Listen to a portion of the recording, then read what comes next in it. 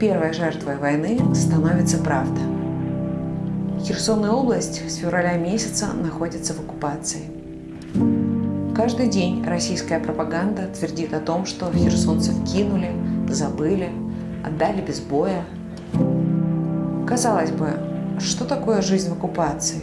Сидишь тихо, ждешь освобождения. Тихий террор. Именно так можно охарактеризовать жизнь жителей этого региона. Исчезновение людей, пытки, угрозы, запугивания. В селах ситуация хуже. Бомбежки, мародерство, насилие. Ты в заложниках в собственном доме. Перекрыт доступ к информации, свободе слова, связи. Жизнь вернулась в начало 90-х. Деньги не значат ничего. Люди умирают от недостатка лекарств. С каждым днем в оккупации все сложнее верить в чудо. Именно этого и добивается враг. Сопротивление в Херсоне было, есть и будет. Херсон – це Україна. Сейчас и навсегда. Домой! Домой! Домой! Домой!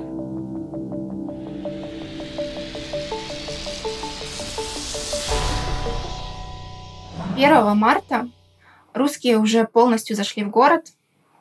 Они проехались по всем районам, дабы обозначить, кто есть кто здесь и кого нам теперь стоит слушать, чья власть здесь будет. А в этот день они обстреляли дом, где находилась моя семья, на Таврическом. Обстреляли они примерно 8 раз. Это то, что успела посчитать моя мама, пока она пряталась в ванной и судорожно искала, чем накрыть голову.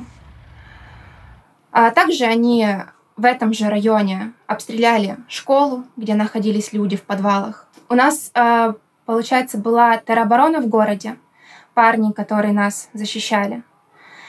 Это событие, оно одно из самых ужасных, я считаю, в жизни Херсона за время войны.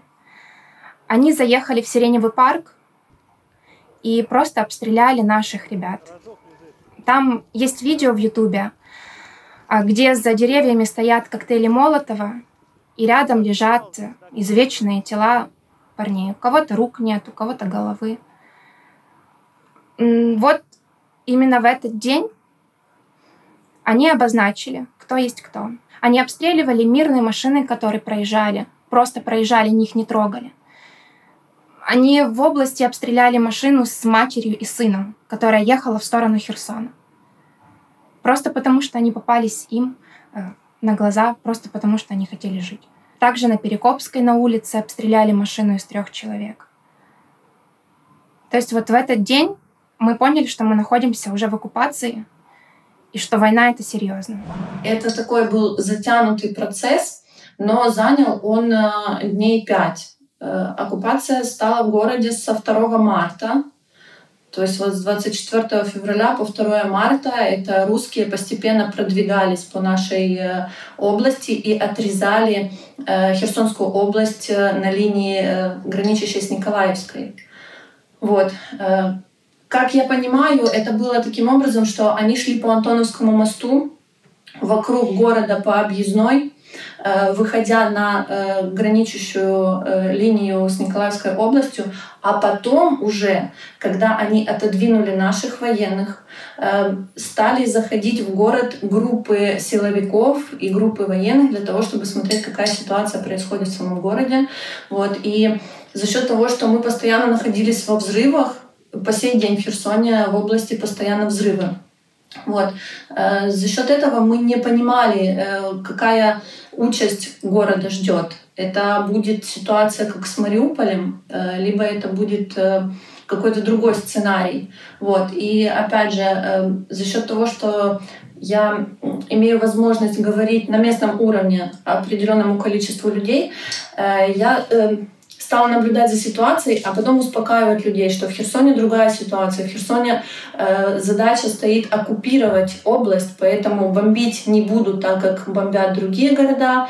Вот. Мы стали постепенно выходить за продуктами, но это все было очень рискованно. А когда они заходили, естественно, было сопротивление не только со стороны армии, было сопротивление со стороны теробороны, со стороны некоторых отрядов полиции. Этих ребят убили. Местные жители Херсона знают, где, в каких местах происходили эти массовые убийства. Они убивали еще обычных людей. Они стреляли в дома, стреляли из танков. Проходили такие, как массовые события на запугивание людей, чтобы не оказывали сопротивления. Есть видео в интернете, ходит с нашего микрорайона Таврический, где русские военные с танка стрельнули в 8-9 этаж обычной 9-этажки. Там сразу же на месте был разорван парень, который жил в одной из этих квартир. Вот. На улице Перекопской 2 дома. У меня там муж еще снимал квартиру, когда мы с ним встречались. Мы приехали на то место, это страшное место. Тоже есть этому видео. Значит, из этого дома кто-то из ребят, из жильцов бросил коктейль Молотова. Потому что тогда шла волна по соцсетям и по новостям о том, что вот все готовят коктейли Молотова, там Бендера смузи. Вот. В Херсоне оказалось, что нельзя было пользоваться таким видом защиты, потому что ребята бросили из 3-го этажа смузи. Впоследствии этот дом, эта квартира были расстреляны, дом горел. У меня рядом находились друзья, которые в соседних домах жили, и мне писали, что там горит дом, находится девушка беременная на 3-м этаже, там есть люди, почему скорая не приезжает. Писали о том, что орки стояли под подъездом и не давали мирным людям спасаться, эвакуироваться из этого горячего дома. Вот. Количество погибших там неизвестно, но когда я была на месте, дом выглядит очень страшно. Под этим же домом была расстреляна машина с обычными мирными людьми. На соседнем перекрестке были расстреляны молодые ребята, которые выходили из магазина, и они с поднятыми руками были. Была активная борьба, нацелена на то, чтобы запугать людей. А то, что вы находитесь рядом с оккупированным Крымом, не настораживало как-то местное население, что, возможно, следующий Херсон? Я вам скажу даже больше. У меня за несколько дней до войны был клиент из высокопоставленных в нашем городе, и он в процессе разговаривал со своими коллегами о том, что будет война, собирают ли они вещи. И я, слушая это, все равно не верила в то, что может произойти такое в современном мире. Потому что сейчас как-то все договариваются, а тут вдруг такие дикие разрушения, такие атаки, такие бомбежки. Даже среди мирного населения, в частности со своими клиентами на сеансах, я не слышала, чтобы кто-то что-то говорил подобного. Мы все жили, все у всех было нормально, все строили планы, занимались своими делами, и тут вдруг война ворвалась в наш дом. У россиян есть списки людей, которые проживают в Херсоне. Откуда у них эти списки? Они от госслужащих, потому что не все остались верны своему делу, своей стране. Кто-то побоялся, кому-то угрожали, кому-то просто хотелось великую Россию. Кто-то вот был пророссийским изначально. Есть подруга, которая служит в полиции следователем. Я не буду называть ее имя, фамилию, потому что ее родные все еще там. Она выехала, я смогла с ней спокойно поговорить. Значит, как было с полицией, вот по поводу списков, то, что вы говорили. В 5 утра 24-го их собрали всех на собрание, в общем. И дали распоряжение, чтобы они убирались. Девушек сразу освободили, стерли все сведения о них, фотографии заставили удалить с соцсетей, вообще, чтобы никаких не было, что там девушки служили. Мужчины еще некоторые оставались. Те, кто находился по сторону моста, где находится город Херсон, по сторону Антоновского моста, тех всех собрали, опять же, по собственному желанию, кто хотел, это такое личное дело, кто мог, имел возможность. И всех вывезли в Николаев, сотрудников полиции. Те, кто был по другую сторону, их рассредоточили по тем участкам, где еще было, не то что безопасно, где еще не было России в таком количестве, более-менее безопасно. К 31 мая всем дали распоряжение сложить обязанности, и полиция прекратила свои действия на территории Херсона, потому что, во-первых, они не могли контролировать, кто мог перейти на сторону русских, и, в принципе, СБУ там первые часы они исчезли. И вот в этот первый день, когда их в 5 утра собрали, вот они дали распоряжение, и они погрузили всю документацию в эти бочки, такие жестяные, такие из-под топлива. И вот в этих бочках они сожгли всю документацию, которую успели. Мы протестовали. Первые митинги, они были одни из самых больших в Украине. Мы собрали больше 1000 людей, протестующих. Но они не давали, они разгоняли. И есть очень много раненых с митинга, которых увозили. Кого-то просто ловили, избивали дубинками, одевали мешки на голову и увозили. Если у девочки в косу завязана ленточка с символикой украинской, и неважно, беременная ты, больная ты, здоровая ты, тебе тоже могли одеть мешок на голову и увезти в неизвестном направлении. Они пытались, с нами подружиться. Но мы с ними дружить не хотели. И не хотим до сих пор. Все херсонцы до единого просто вышли на мирный митинг. Было несколько тысяч человек. Они были с флагами, с плакатами. Кричали, что Херсон — это Украина. И на русском, и на украинском. И все было поначалу очень мирно. До тех пор, пока, наверное, мы им не надоели или их не начало это бесить, скорее всего, потому что, может, они не могли понять, как так, мы так каждый день выходим туда и каждый день не устаем вот это вот все кричать и показывать, что мы Херсон никогда не отдадим. И, наверное, скорее всего, их просто это начало раздражать. И сперва они начали просто запугивать какими-то выстрелами в небо. Но даже после этого люди всего лишь немного попятились назад, но не ушли со своих мест, продолжили стоять и приходить на следующие дни. И вот в следующие дни, после этих выстрелов в небо, все-таки они начали стрелять по мирным жителям. А стрелять они начали, потому что мирные жители решили пойти на них, приблизиться к ним, после того, что они написали на памятнике, у нас есть памятник на центральной площади Небесной Сотни, и они на нем написали не маркером, а баллончиком. Я точно не скажу, но что-то типа «Украина убивает детей Донбасса» или как-то так. Вот.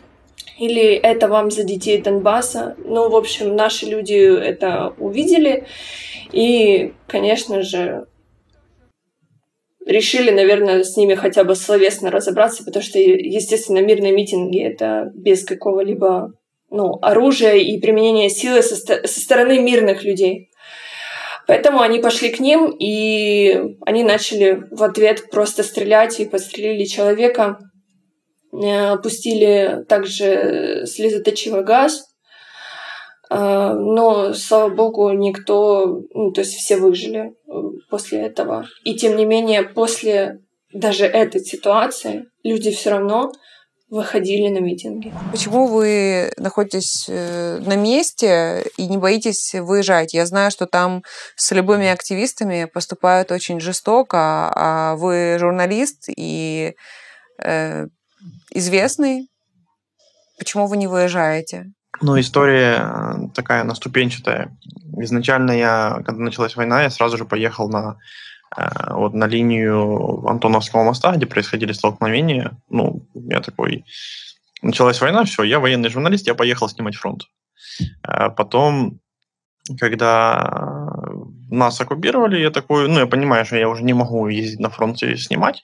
Я занялся волонтерской деятельностью, там сбор информации о том, ну, в целом социально полезной информации, что делать людям, ну, потому что, ну, как-то уехать и бросить город, это было, ну, не то чтобы западло, но как-то, ну, я же патриот города, в конце концов.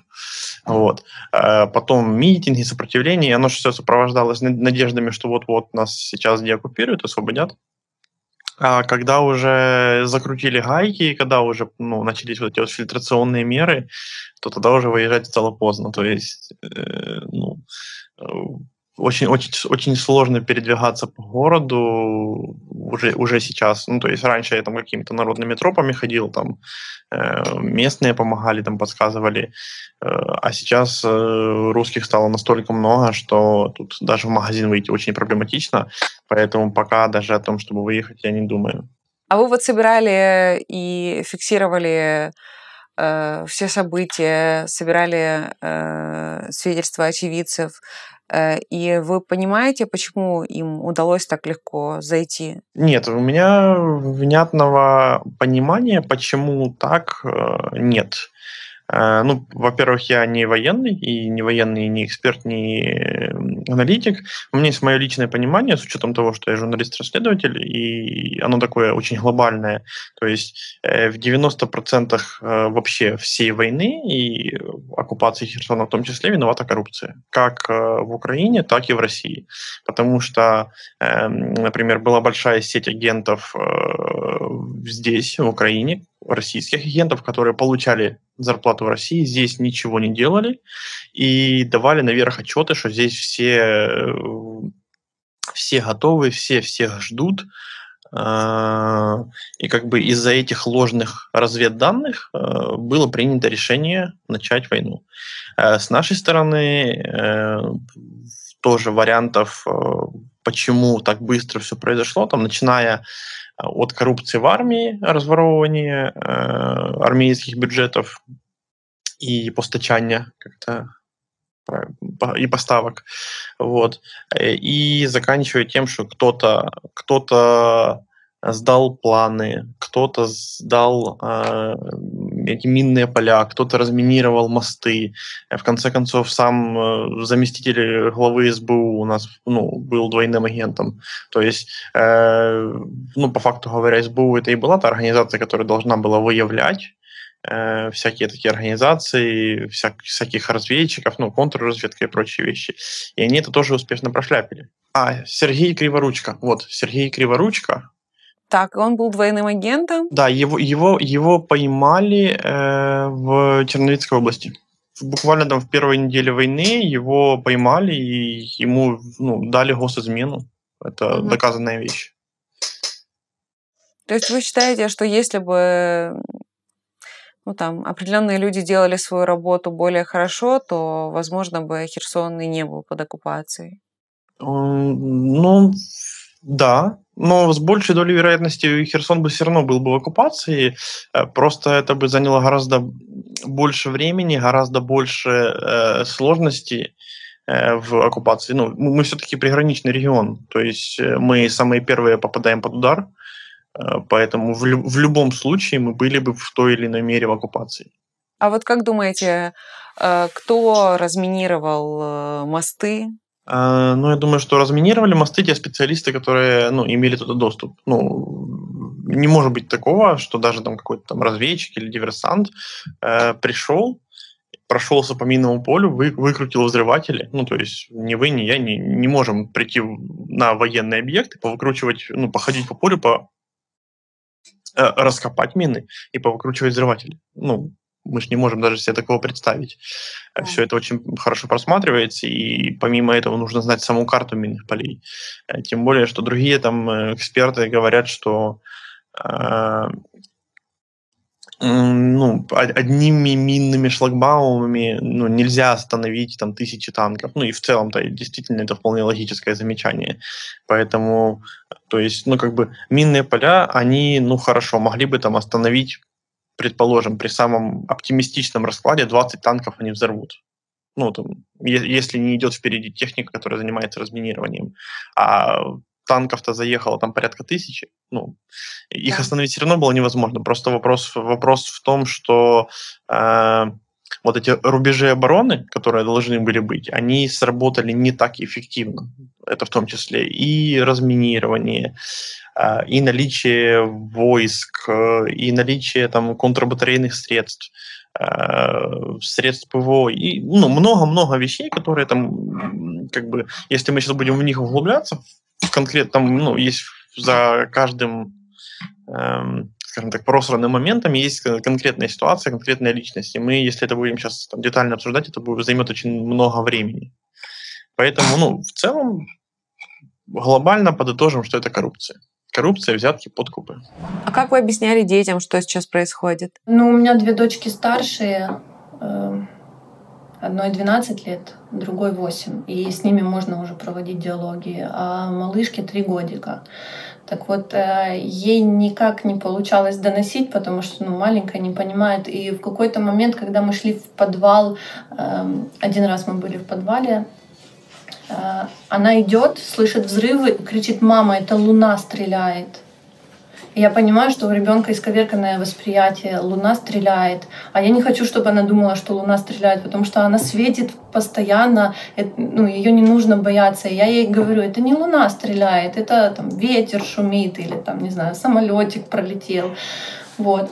А со старшими девчонками мы поговорили. Старшая дочка сложно пережила первую ночь. Когда летели над нами истребители, мы не знали, что это они. И вот казалось, что ракета летит прямо в наш дом. Она лежит у меня на ногах и плачет. Она говорит: «Мама, как так?» А я тоже плачу и говорю ей: «Соня, от нас ничего не зависит. Мы можем либо принять эту ситуацию и надеяться на защиту Бога, либо...» И в этот момент летит этот звук, и мы вот вдвоем с ней, мы потом разговаривали, мы чувствуем, как будто у нас ноги немеют, дыхание останавливается, и вот так вот на одном так... Вот в тот момент, когда этот звук к тебе приближается, мы реально уже попрощались с жизнью, но тут этот звук пролетает мимо, и я понимаю, что это летит истребитель. Я выдыхаю, она встает, вытирает слезы, и после того мы уже перестали бояться, вот резко мы перестали бояться, потому что мы поняли, что от нас зависит ничего. А все, что мы можем сделать, это жить в моменте и стараться находить что-то хорошее и приятное в том, где мы находимся сейчас и с кем мы находимся сейчас. Поэтому с того момента у ребенка тоже все как рукой сняло. Дальше уже были взрывы, она сидит за компьютером. У нас был четкий план действий, что в какой момент дети должны делать. У нас в коридоре всегда стояли сложенные вещи, у нас лежало там 2 матраца. Если по ночам было очень громко, то я ложила детей сразу спать в коридоре. Они даже отличали, где звуки близко, где звуки далеко. И когда были близко, то бежали все в коридор, и мы пересиживали.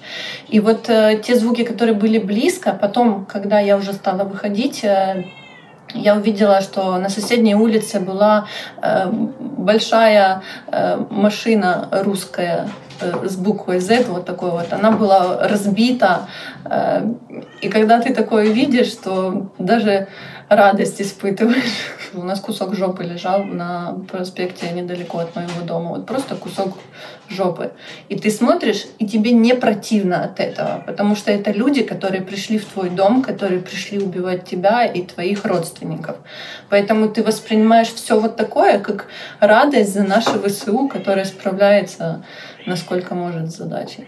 Моя мама, она бывший сотрудник органов, и у нее есть подруга, которая действующий сотрудник, ее брат также действующий сотрудник, и подругу выкрали вместе с ее отцом и с ее 10-летним, по-моему, ребенком, и держали их всю ночь в каком-то холодном кабинете, я не знаю, подвале, допрашивали их по поводу вот ее родного брата. Их очень-очень сильно интересовали вот люди из структур. Также была свидетелем я, когда мы подошли к моей бабушке к подъезду, ждали ее, и в этот момент я услышала огромный, просто какой-то невероятный какие-то звуки, как будто в подъезде что-то ломают, мы не поняли. Я еще запереживала, почему бабушка из этого же подъезда так долго не выходит. Я ей позвонила, она не взяла трубку. Страшно было и заходить, и я просто решила ждать на улице. Потом повернулась, увидела, что недалеко стоит машина их, и рядом солдат на меня смотрит. И тогда уже, когда бабушка вышла, она сказала, что ее там остановили, начали спрашивать насчет соседа, а этому соседу выламывали дверь. И, в общем-то, они добились своего результата, они выломали, там никого не было, но, как она сказала, позабирали носители типа дисков, флешек, еще что-то, и забрали даже его форму. Зачем? Возможно, для своих кинопостановок каких-то, которые они неуспешно, проводят в Херсоне. А он военный, да? Да, он, насколько я знаю, СБУшник. Да, поэтому забрали какую-то форму, которая там была. Как проходили ваши дни в Херсоне? Наверное, только с 15 марта я смогла выйти из дома более-менее нормально. Все это время до 15 марта мы сидели дома, либо максимум выходили во двор. У нас многоэтажка, и я выходила во двор, чтобы выгулять детей. И то это было настолько все волнительно и тревожно. Только какой-то звук, взрыв раздавался, мы сразу бежали обратно в дом, потому что, опять же, мы не знали, что происходит, с каких сторон, и будут расстрелы города или не будут. Потом стало понятно, что проходят боевые действия на линии Херсонской и Николаевской областей, то есть армия между собой воюет, а у нас в городе уже русские солдаты заправляют жизнью. У меня выходил муж за продуктами, я в это время дома с телефоном мониторила, что где открылось, и если он успевал отстоять в очередях, чтобы что-то купить, то он умудрялся зайти еще в несколько магазинов. Чем больше дней проходило, тем больше магазинов стали открываться, магазины стали уже работать там с 8 до утра до 3 дня, уже там очередя стали не такие большие, уже можно было какие-то продукты нормально покупать, но мы понимали, что продукты в области заканчиваются, потому что мы отрезаны от Украины и поставок нет. Русские не давали провозить гуманитарные грузы, продукты питания, медикаменты, они просто блокировали это. Поэтому мы понимали, что рано или поздно будет сложность с питанием. Я даже начала на работу ездить. У меня клиенты стали записываться на патриотические татуировки, находясь в оккупации. И 15 марта я первый раз вышла дальше своего двора. Я вызвала такси, потому что бензина не было. Были только дизельные машины в городе. Был только дизель, и ездили только дизельные машины в городе. Поэтому наша машина с полным баком стояла на всякий случай, если мы вдруг будем вынуждены ехать. И вызвав такси, я ехала на работу, и таксист меня провез мимо облдержадминистрации. Я увидела этих военных, эту кучу техники. У меня испуг от этого, потому что они еще так поворачиваются и автоматом провожают машину такси, а мне таксист говорит: да нормально, я с первого дня езжу, людей вожу, нормально. А люди, получается, не боялись бить патриотичные татуировки в оккупированном городе? Опять же, за счет того, что мы думали, что нас быстро освободят, город быстро спасут, и еще не сложилось четкого понимания, что это оккупация прям на какой-то длительный срок, то люди делали патриотические татуировки. А в дальнейшем оказалось, что это крайне опасно, потому что русские военные ищут военные татуировки, следы от синяков, от приклада, и патриотические. Сейчас, находясь в городе, даже девушек с татуировками животных, птичек, либо какие-то орнаменты, уже даже их стали спрашивать о том, что это, а где, а зачем, а почему. Но благо моим ребятам, которым я сделала эти татуировки, им удалось выехать еще в начале, и у них все хорошо. Сейчас как выглядит жизнь в оккупированном городе? Что себе позволяют делать рашисты? Да, что хотят, то и позволяют. Ну, то есть, в принципе, у них каких-либо ограничений нет. Они ограничиваются там какими-то своими собственными соображениями. Ну, то есть, я не могу сказать, что здесь там аж такая буча публичная, как это было в Киеве. Вот. Но они могут забрать кого угодно. Они могут приехать там, с дома, с квартиры кого-то вытащить по каким-то своим соображениям. Могут с маршрутки человека вытащить. Им может какой-то чат не понравиться, какой-то телеграм-канал, на который ты подписан. Они с телефона проверяют. Но вместе с этим они пытаются создавать какую-то иллюзию радужной жизни. То есть, что в Херсоне все хорошо. Вот как-то... скажем так, те вещи, которые находятся в публичной плоскости, они относительно нормальные. Вот. Все, что находится в тени, там может быть все что угодно. И Мариуполь, и Буча, и что похуже. А что находится в тени? Вот вы, скорее всего, знаете. Я знаю уже про села, то, что там... Села в тени, левая сторона реки в тени. То есть мы практически не получаем информации о том, что находится в Олешках, в Каховке, в Новой Каховке, Геническ, Скадовск, Латурная. Вот чем дальше от самого Херсона, тем меньше известно, что там происходит, тем меньше понятно. Оно как бы и понятно в связи с тем, что там гораздо меньше людей, больше выехало, легче взять под контроль. И там более приоритетное стратегическое направление у них. В тени то, что происходит с теми людьми, которые пропали. Вот. Буквально недавно нашли там одного теробороновца, которого забрали с дому с проломленным черепом, с гирей на ногах в Херсонском порту. То есть и все, и никто никак это не комментирует. С русской стороны есть много публикаций там в наших медиа, что был такой человек, за ним приехали, потом обнаружилось так, и все, и тишина с их стороны. Они это демонстративно игнорируют. И по каждому человеку, за которым приехали, который пропал, он находится в тени. То есть ты абсолютно не знаешь, что с ним будет. Либо он там через какое-то время вернется, скажет, там били, там заставляли подписывать, но в целом живой. Или тебе просто в какой-то момент там позвонят, скажут, мы тут руку нашли, и на ней наколка, как у вашего близкого. Вас еще не ловили? За мной приходили, но мне удалось просто... мне повезло... что я успел, скажем так, буквально за минут 5 выбежать, схватить самые нужные вещи и свалить. Просто когда нас оккупировали в первые же дни, еще было относительно возможно передвигаться по городу. Со мной связались знакомые журналисты из России, которые как бы оппозиционные. Они говорят, что мы видим, что вы в оккупации, лучше не живи по своему месту жительства обычному.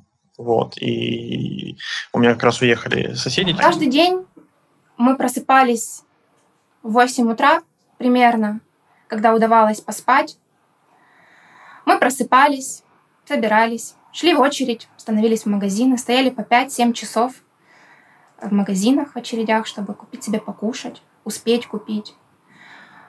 Потом мы стояли еще 7 в банкомате с надеждой снять себе наличные деньги, потому что они заканчиваются. Когда-то вместо банкомата мы ездили, стояли по 8 часов за бензином, если заправки открывались какие-то. И то 8 часов ради 20 литров, чтобы просто был бензин, чтобы уехать в случае чего из города. Мы первое время волонтерили, и нам нужен был бензин для того, чтобы возить ребятам пораненным лекарства. А потом потом заправки начали закрываться. У нас многие люди перепродавали бензин по 85 за литр, потому что они знают, людям нужно выезжать. И спекулировали на этом. И все наши дни, они были одинаковые. День сурка. Отстоять за хлебом, пойти развести родным этот хлеб, где-то успеть картошку купить, деньги снять наличные. А потом ты приходишь домой, и примерно около 10, с 8 до 10 начинались выстрелы. Они каждый день бомбили и бомбят Чернобаевку. А Чернобаевка к нам очень близко находится, к нашему району. И каждый день мы это слышали. Где-то были автоматные очереди. Свет нам включать нельзя было дома, потому что они ездили фонарями, светили в окна, выключи. Чтобы выбежать с бункера, нам нужно было перебежками до первого поворота посмотреть, есть ли там русские, чтобы, не дай бог, не попасть вне комендантского часа к себе домой, успеть добежать. Каждый день у нас русская техника патрулировала город. Каждый день.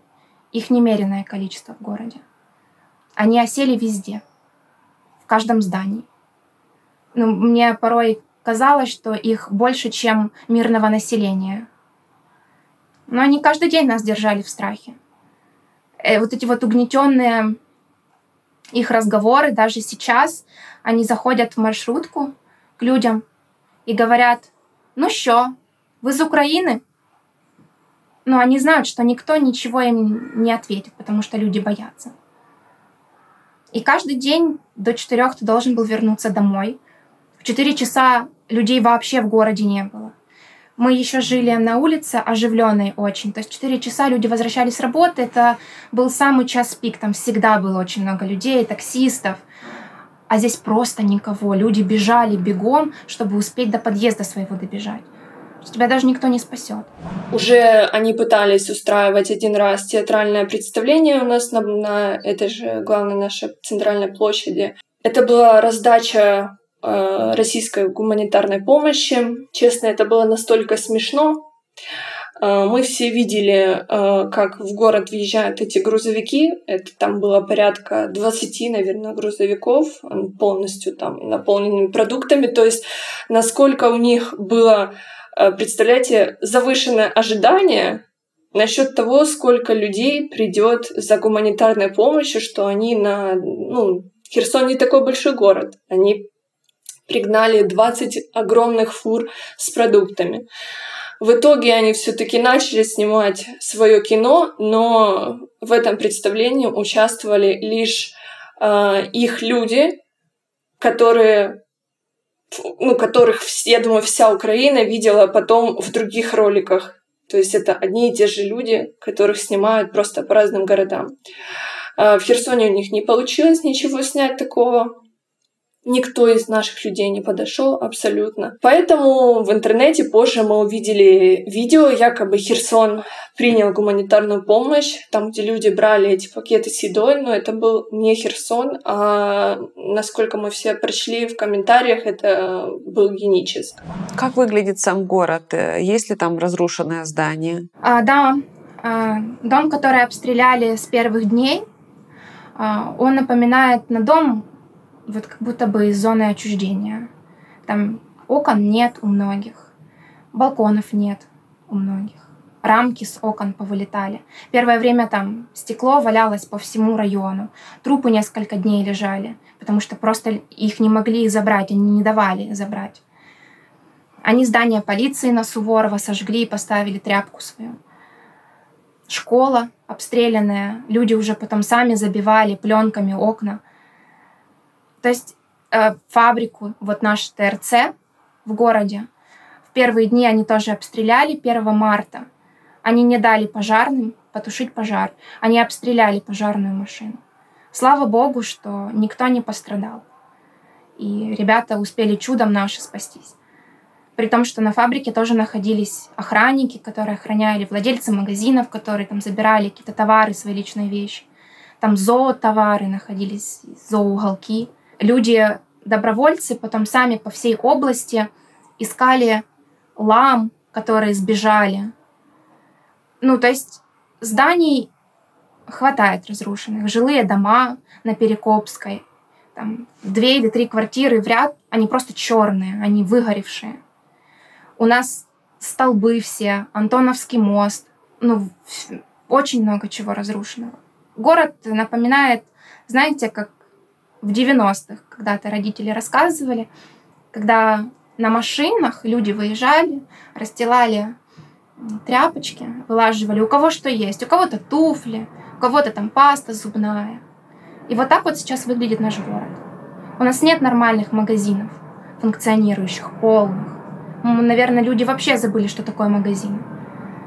Цены у нас в 3-4 раза больше. Женские средства гигиены стоят по 400 гривен. А где людям брать деньги? У нас нет рабочих мест. Людям приходится на оптовой базе закупать товар, который остался, и перепродавать с наценкой. Просто чтобы как-то кормить свои семьи. У кого-то нет возможности выехать, у кого-то транспорта нет.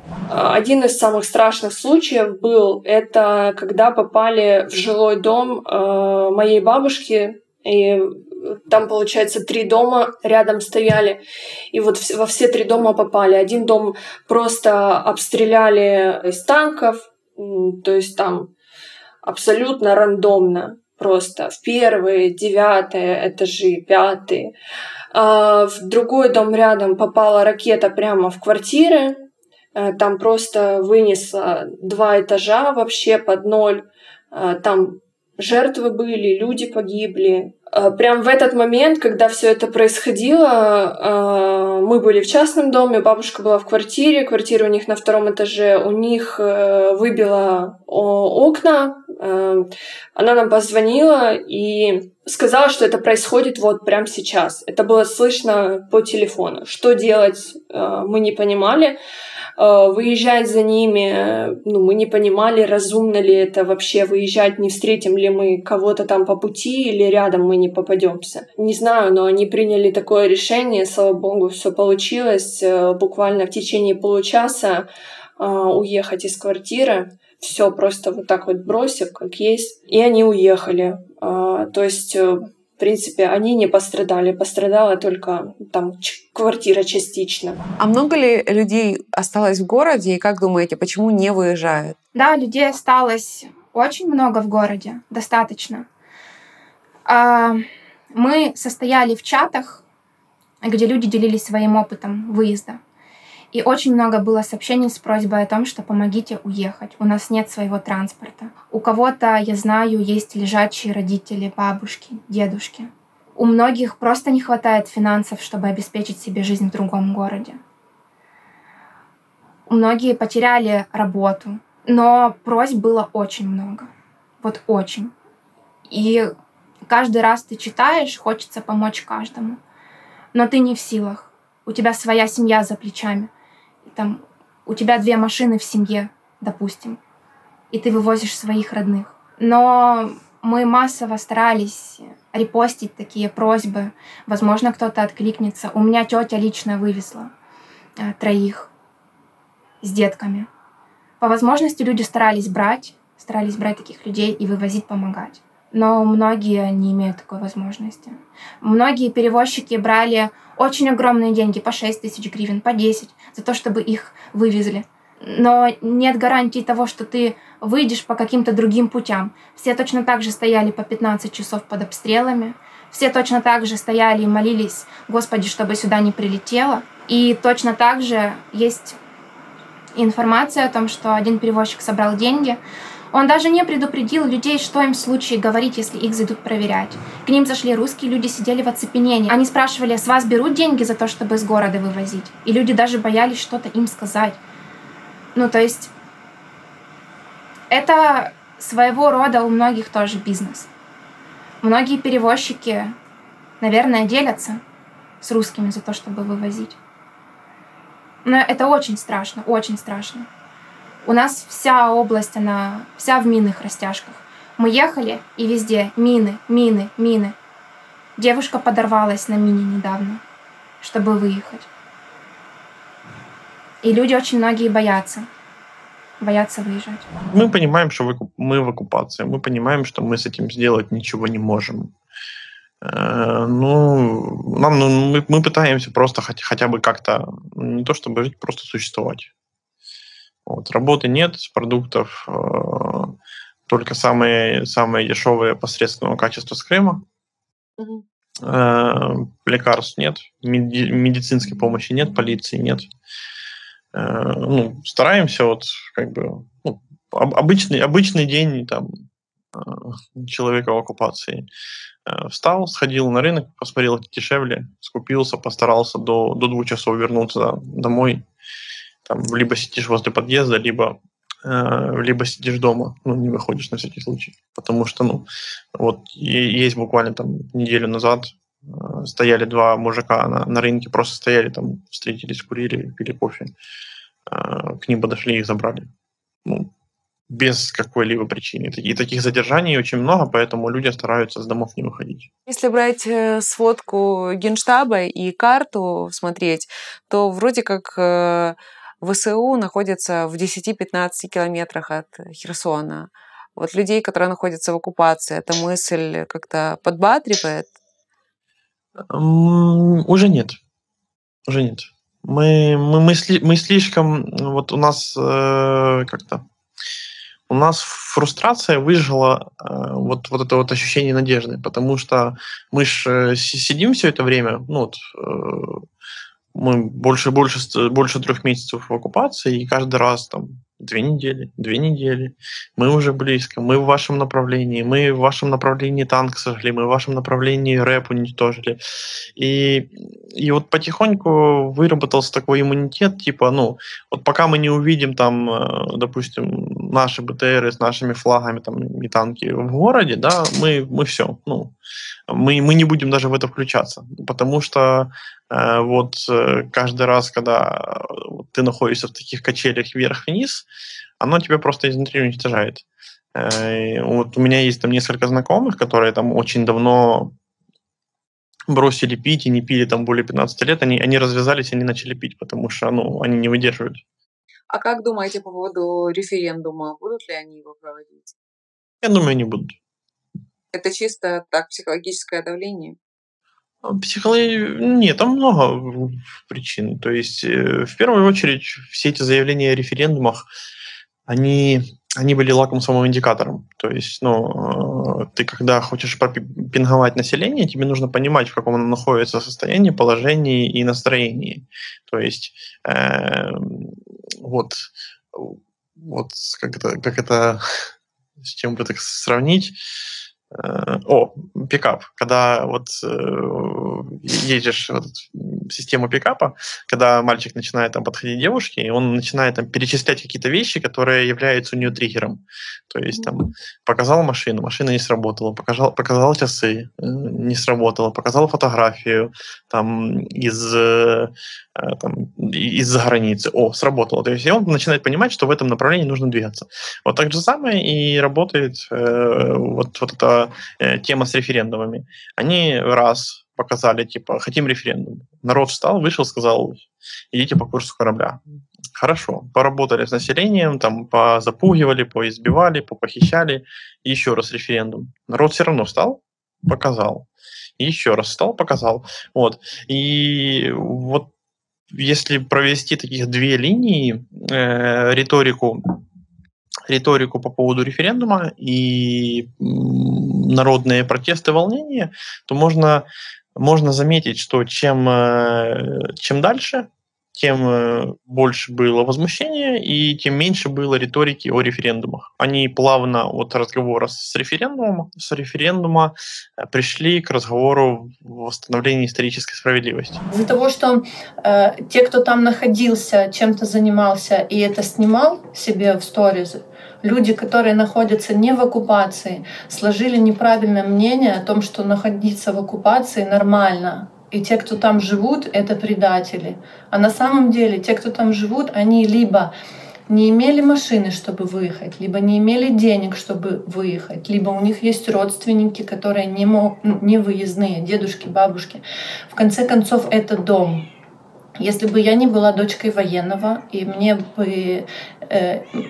и жизни моих детей ничего бы не угрожало, я бы тоже оставалась в Херсоне, потому что я не нуждаюсь в каких-то специфических лекарствах. И иметь свой дом лучше, чем ехать и где-то бомжевать. То есть многие люди, которые там остаются, выбрали оставаться дома, чем жить в каких-то спортзалах школьных. Если бы, конечно, была в городе ситуация другая, то есть бомбежка, конечно, все бы собрались и дружно бы выехали. А так люди адаптируются к тем условиям, но это не значит, что они рады тому, что там происходит. А что говорят люди, как они сейчас живут? В городе нет работы, в области я вообще об этом молчу. Очень многие лишились работы. Нет налички, ее не возят. Люди, многие, которые зависели от социальных выплат, пенсионеры, мамы-одиночки, инвалиды, они все лишились возможности обналичивать деньги. У людей с переменным успехом вот эти эмоциональные качели.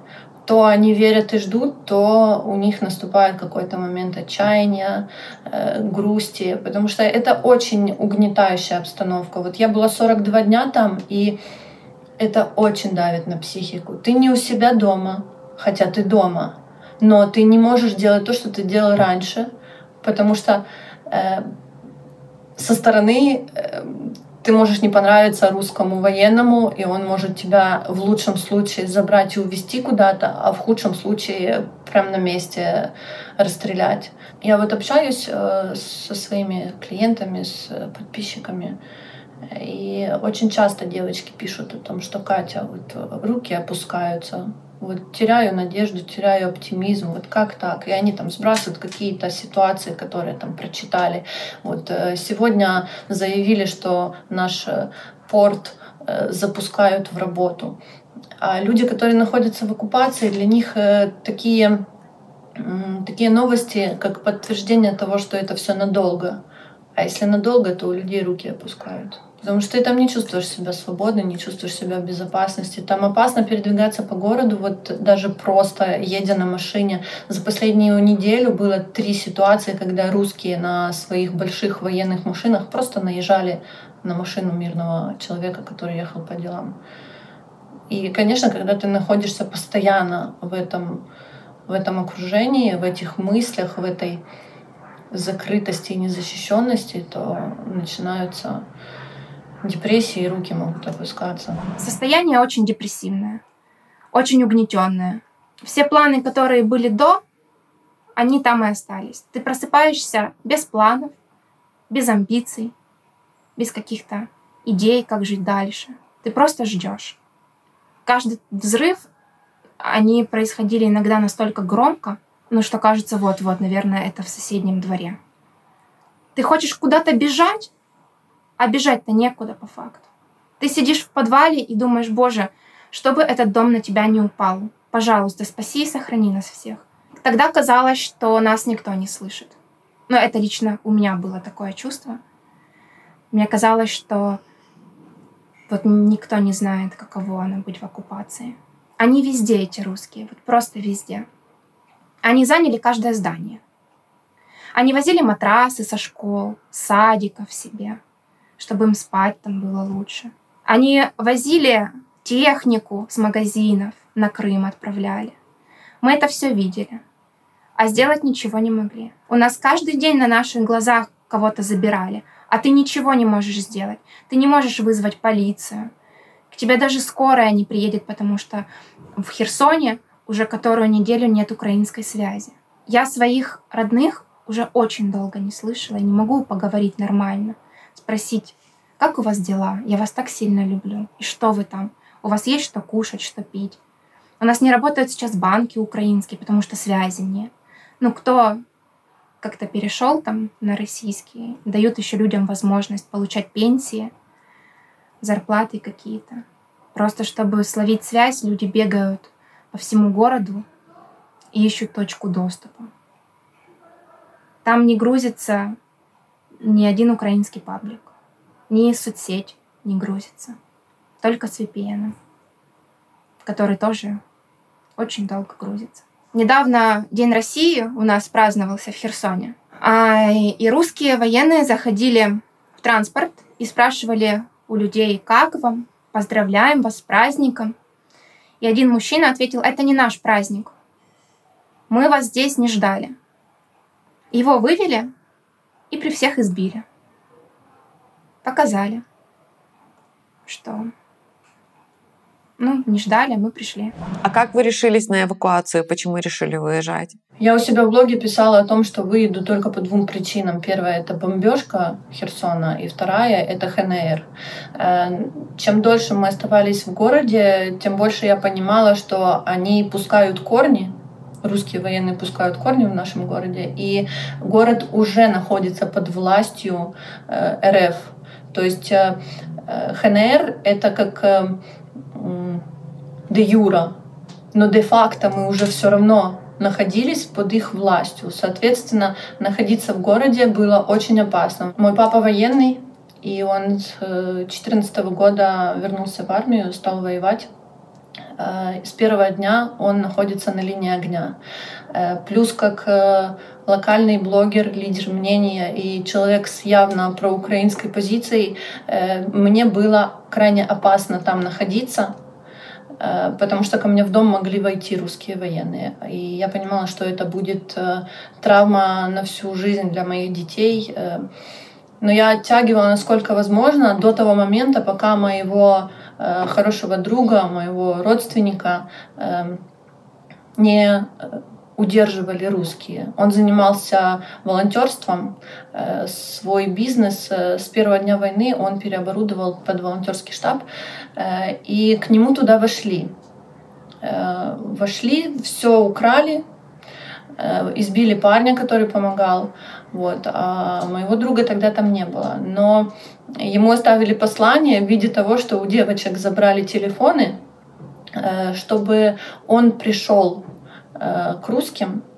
Русские оккупировали все городские управленческие здания, то есть СБУ, здания полиции, здания там, прокуратуры. Вот. И русские сказали, чтобы он пришел к ним в СБУ на следующий день, в назначенное время. Он пришел, а его папа тоже военный. Его папа тоже нашу область защищает. Но ему одели мешок на голову, его допытывали. Он не вдавался в подробности, как мужчина, он не посвящал это все, но он сказал, что ему одели мешок на голову, КГБшники задавали вопрос, но на вопрос, кто твои родители, он сказал, что папа строитель. На том его и отпустили. И когда его отпустили, я поняла, что через него все равно они имели там данные, доступ к его телефону, это все было забрано. Я понимала, что через него могут потом выйти и на меня. Лёша, друг, выехал буквально в течение очень короткого времени после того, как его отпустили. И я выехала за несколько дней до его выезда. Мы очень долго мониторили группы, очень долго. Мы читали опыт всех людей. У каждого человека еще разный уровень страха. И просто в один день, я помню, как сейчас, всю ночь бомбили. Мы только собрали чемодан и думали, ну вот все, завтра выезжаем. Мы договорились с друзьями ехать в одной колонке, держаться друг за друга. И всю ночь очень сильно бомбили. Мы проснулись около 4 утра на такое семейное совещание. Просто говорим, давайте попробуем хотя бы. Мы попробовали. Слава Богу, что мы живые и здоровые. Многие русские проверяли телефоны, просили выворачивать людей чемоданы, мужчин выводили, раздевали до пояса, татуировки какие-то искали. Нам как бы не то чтобы сказать повезло, но мы стояли в середине колонны, то есть они в основном выпускали там по 10 машин примерно и проверяли всегда первого водителя. Но все русские, они патрулировали, ходили по колонне, смотрели, что у кого, заглядывали, спрашивали, а кто тебе эти люди, которые с тобой сидят, служил ты или не служил. Они очень удивляются, что каждый говорит, нет, я не служил. Они говорят, а у вас тут вообще кто-то служит? Почему вы никто не служите? Многие даже агрессируют по этому поводу. Мы удаляли с чатов все смски, просто все. Мы чистили телефон, под 0. Там оставалось, как дела? Нормально. Хорошо. Опять, как дела? Нормально. Тебе что-то купить? То есть вот такое. Нам запрещено было что-то иметь в телефоне, какую-то картинку с флагом. Нам запрещено было общаться с родными о том, как они себя чувствуют, и что тебе отвечают, сегодня бомбили, у меня там сердце болит, я не могу. Они, это тебя могли убить там на месте. К моим знакомым они пристали, потому что девочка якобы в своем паспорте на себя не похожа. И, мол, дай мне настоящий паспорт, мы вам прострелим колеса. А где человек будет тебе паспорт брать другой? Он у меня один-единственный. Мимо нас проходил снайпер. Он так за плечом снайперку держал. Открывал мешок и говорил, дайте хоть что-нибудь. И вот так по всем машинам. И страшно сказать нет.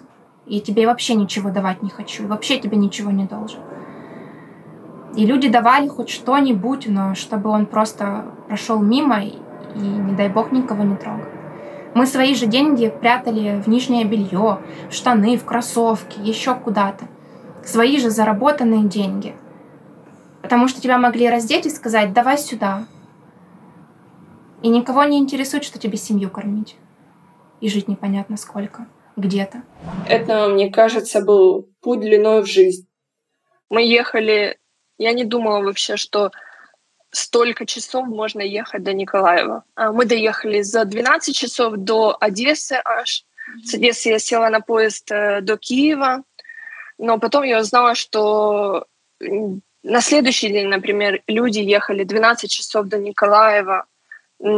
Позже, в другие дни, возможно, кого-то даже не выпускали. Абсолютно вот были непредвиденные какие-то ситуации, колонну могли развернуть, были какие-то списки у них, каких-то людей, сотрудников. Не знаю, правда это или нет, но лично знаю ситуацию, когда девушка с ребенком села в машину к друзьям, а у нее муж служащий. И просто, когда проверяли машину, их просто высадили на блокпосте и машину с друзьями отправили дальше, потому что ты не можешь остановиться и подождать. В принципе, что вот и колонны тоже. Когда люди собираются ехать колоннами, невозможно кого-то ждать, потому что они не разрешают. И ты просто двигаешься дальше, и ты вот во время этой эвакуации должен рассчитывать только сам на себя. Какие фейки вы читали про Херсон либо про область? Самый ключевой фейк — это то, что Херсон бросила Украину, Херсон сдали, Херсон никому не нужен. Второй фейк — это Херсон... Все, кто остались в Херсоне, коллаборанты, потому что вы едите русские продукты, вы там получаете эти выплаты в рублях. Ну, действительно, есть там какие-то выплаты в рублях, какая-то помощь. Вот. И типа, если Херсон освободят, вам же будет только хуже. Вот. Еще там фейк, типа, рассказывали, что Украина настолько отказалась от Херсона, что во всех банках закрыли счета херсонцев и их обнулили. Ну и стандартный фейк: ВСУ обстреливает Херсон. Угу. Куда же без этого? Ну, там каждый день заходишь, там что-нибудь такое интересное прилетает. Вот. Мы просто, вот есть баннерная слепота, у нас уже есть слепота на фейки. То есть читаешь так, видишь, что нет, давайте мимо. Что говорят родители? Они бы выехали, если бы маме не нужны были жизненно важные лекарства, или сидели бы там? Ой, с моими родными очень тяжелая история. Я очень долго их умоляла, я плакала, я рыдала, умоляла их уехать. Мои родные не хотели покидать свой дом. Очень страшно им было вообще все оставить. Что они там смогли погрузить в машину? Пару чемоданов и оставить всю свою жизнь. Дом, который они много лет строили. Ну, я не могу описать. Они не хотели уезжать. Просто дошло до того, что там оставалась моя сестра с племянником еще. Муж ее моряк, он был в рейсе, слава богу, на тот момент. То есть она одна с ребенком 12 лет. Ну, то есть, если бы, наверное, сестры там не было, они бы не уехали. Потому что я настояла, говорю: ладно, вы упертые, прилипли, приросли корнями к своему дому. Не подумайте, говорю, о Марине с моим племянником. Пожалуйста, помогите выехать. Она сама не проделает такой путь. Это более 3000 километров на машине через Россию, и еще неизвестно, как они будут там ехать. Потому что, когда они уже приехали на место, там они встретились с мариупольцами, которые также выезжали через Крым. Если мои родные поехали там под Москвой, вот, то есть они достаточно большой крюк сделали, они ехали по платным дорогам, по автострадам, ну, то есть по хорошей дороге, то те поехали путем, который наиболее короткий, то есть вдоль границы. И то, что происходило там, то есть я не знаю, к сожалению, подробностей, я буду уже на месте, я узнаю. но они сказали, что они просто... Это был ад, и слава богу, что они живы, потому что они ехали вот над линией фронта. И было прям максимально жарко. Выстрелы, ракеты, вот это все летало над головами. Было очень страшно. Родители ехали через Крым. Были к ним какие-то вопросы? Там, предлагали паспорт российский? Насколько я знаю сейчас, они еще выехали по собственной воле спокойно, без проблем. Сейчас это стоит от $600, которые многие херсонцы, которые уже на мели, не могут себе позволить. Это первое. Второе, шмонали изначально с первого дня очень сильно. Раздевали до трусов, особенно мужчин. Очереди неимоверные. То есть они 1,5 суток провели просто на границе с Крымом. Сейчас еще хуже, потому что изначально тебя сначала вас по очереди загоняют в кабинет по одному. Вас там допрашивают, вы там показываете документы, каждому задают вопросы, цель поездки, куда едете, что с собой везете, сколько у вас с собой денег. Раздевают, разбывают, особенно мужчин там до трусов, ищут на татуировки. Ну и вещи, всю машину перерывают. У нас близкие люди выезжали как-то к родителям в область. Они ехали с детьми своими, ну и как дети не все почистили с телефона. Сбежалась куча военных на одну машину со всех блокпостов, которые они там понаставили. Оцепили их кругом и говорят: да как вы тут детей своих воспитываете? Этих ублюдков малолетних нужно забирать на перевоспитание. Мы сейчас их заберем, чтобы они в следующий раз знали, что в своих телефонах хранить. Люди вообще боятся телефоны на улице брать. Во всей Херсонской области концлагеря, где избивают. У моей сотрудницы брата забрали. Тоже что-то в телефоне нашли. Ему отбили почти все органы. Сказали, нужна госпитализация срочная. Посоветовали полечиться. Парень молодой. Он в чем виноват? В чем виноваты люди, которые ехали на зеленый свет светофора? Они не соблюдают правил дорожного движения, их нет. Они переехали машину моего знакомого на его зеленый свет. Другой несся 180 км в час по оживленной дороге, пьяный. А другие его товарищи приехали и забрали его, когда он вылез с машины, русские, и оставили людей умирать. И они говорят, что Херсон процветает. Они снимают видео с Херсона, оказывается, что это не Херсон, а какая-то российская область. Херсон не процветает. Херсоне детям выдали аттестаты заблаговременно, просто чтобы уже детям повыдавать аттестаты и закончить учебный год. В Херсоне заставляют учителей переходить на русский язык и сотрудничать с русской властью. Говорят, что с 1 сентября в Херсоне будут русские школы. Чтобы добиться, где люди, которых они забирают, ты не добьешься. Ты не можешь пойти к ним в полицию. Ты можешь пойти, но тебе никто не даст ответ, где сидит твой муж, брат, сын, друг. Они говорят, мы его не забирали. Его там нет. А где он есть? Сколько братских могил у нас по области? Просто людей скидывают. Был случай, это еще было в первые месяца, я не помню уже когда, остановили мужа с женой на дороге. Мужа забрали, жену отпустили, сказали ехать дальше. Он пришел через несколько недель домой и говорит, я рыл могилы людям. Они привозят своих же в область раненых, добивают и скидывают вот там вот у нас в области, русичи. А туда же потом и наших бросают. Похоронить человека у нас нельзя. У нас не работает ни одна организация государственная, где можно какой-то документ получить. Ни пенсионный фонд не работает. Ничего не работает. В Херсоне происходит террор. Тихий, скрытый террор.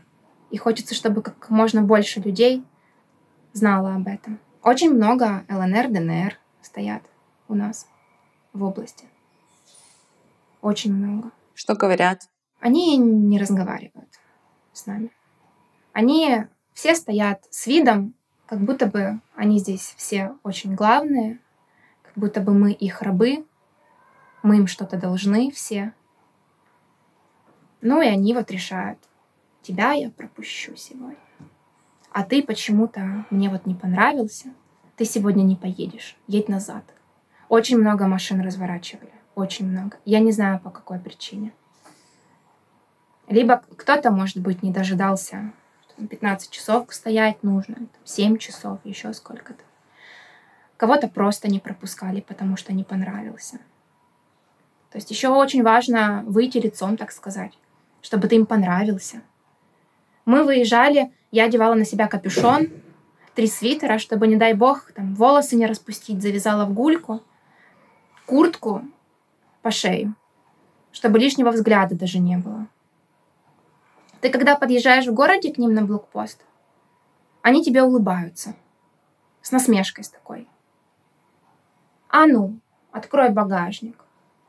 Он открывает сам машину, бардачок, все, что ему нужно, он открывает. Тебя никто не спрашивает там. За то, что у тебя нет техпаспорта или доверенности на машину, просто потому что ты не успел ее оформить. Тебя могут высадить и сказать, ну, давай, машина теперь моя. Они к людям в дома вламывались в поисках кого-то. Они могли выломать дверь, ошибиться этажом и сказать, извините, не туда попали. Могли выволочь кого-то, тоже не того. То есть у себя дома мы не чувствовали себя защищенными. Херсон держался и сейчас еще постольку держится благодаря просто невероятным ребятам из Николаева и Одессы. Я их лично знаю. Мы вместе пытались найти способы пути в первые дни войны, когда там первые недели, когда был Херсон закрыт абсолютно, а люди просто умирали. Вот, во-первых, начался вот этот вот кипиш, паника, и люди стали сгребать все, что могут. А во-вторых, у нас максимально быстро не стало медикаментов и там каких-то средств первой необходимости. И они вот стремительно заканчивались вместе с платежеспособностью людей, потому что цены росли на этом ажиотаже и на дефиците. И цены просто были нереальные.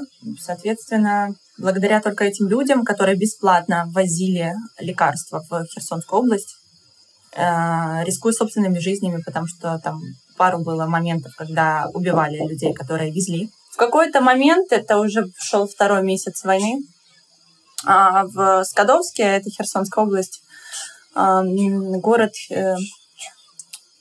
полон, там, по-моему, 2 или 1, есть реабилитационные центры для детей с особенными потребностями. То есть там есть онкобольные дети, дети с ДЦП и с эпилептики. Ну, в общем, детки, которым нужны лекарства постоянно. Соответственно, дети нуждались в медикаментах, те, которые изначально были в дефиците. Это эутирокс, эльтироксин, которые было очень сложно достать в принципе по Украине, а не то, что в Херсоне. И были моменты, когда мы что-то доставали, Коля с Николаевым мне звонит, говорит, Лена, есть пачка эутирокса, что там, кому что отправлять, потому что мы паковали посылки на этих детей в Скадовск. Говорю, давай по пластинкам делите, говорю, они там на месте разберутся, потому что вообще нет ничего. В какой-то момент онкобольным детям не было чем колоть обезбол. Можете себе такое представить? Вот у вас болит голова, вам неприятно. Это боль в 1000-кратном размере, и это ребенок, которому ты не объяснишь. А еще усложняло ситуацию то, что только 30% из семей, в которых такие дети, платежеспособны. Потому что поначалу мы там за свои деньги выкупали, кто-то там нам отправлял, мы за их деньги. Мы не сразу, мне на помощь пришел этот Николай с фондом из Николаева, который был готов с фонда оплачивать эти лекарства. И изначально мы там что-то платили с собственных денег, там еще девчонки из Херсона помогали, которые там находились. А потом у нас просто деньги закончились. И эти люди не могут платить. Ну, то есть это был капец. Но в итоге удалось вывести? Кто-то смог выехать. Я вам скажу честно, прямо большинство поехали через Крым, включая моих родных. Другого выхода просто не было. Это был самый безопасный путь.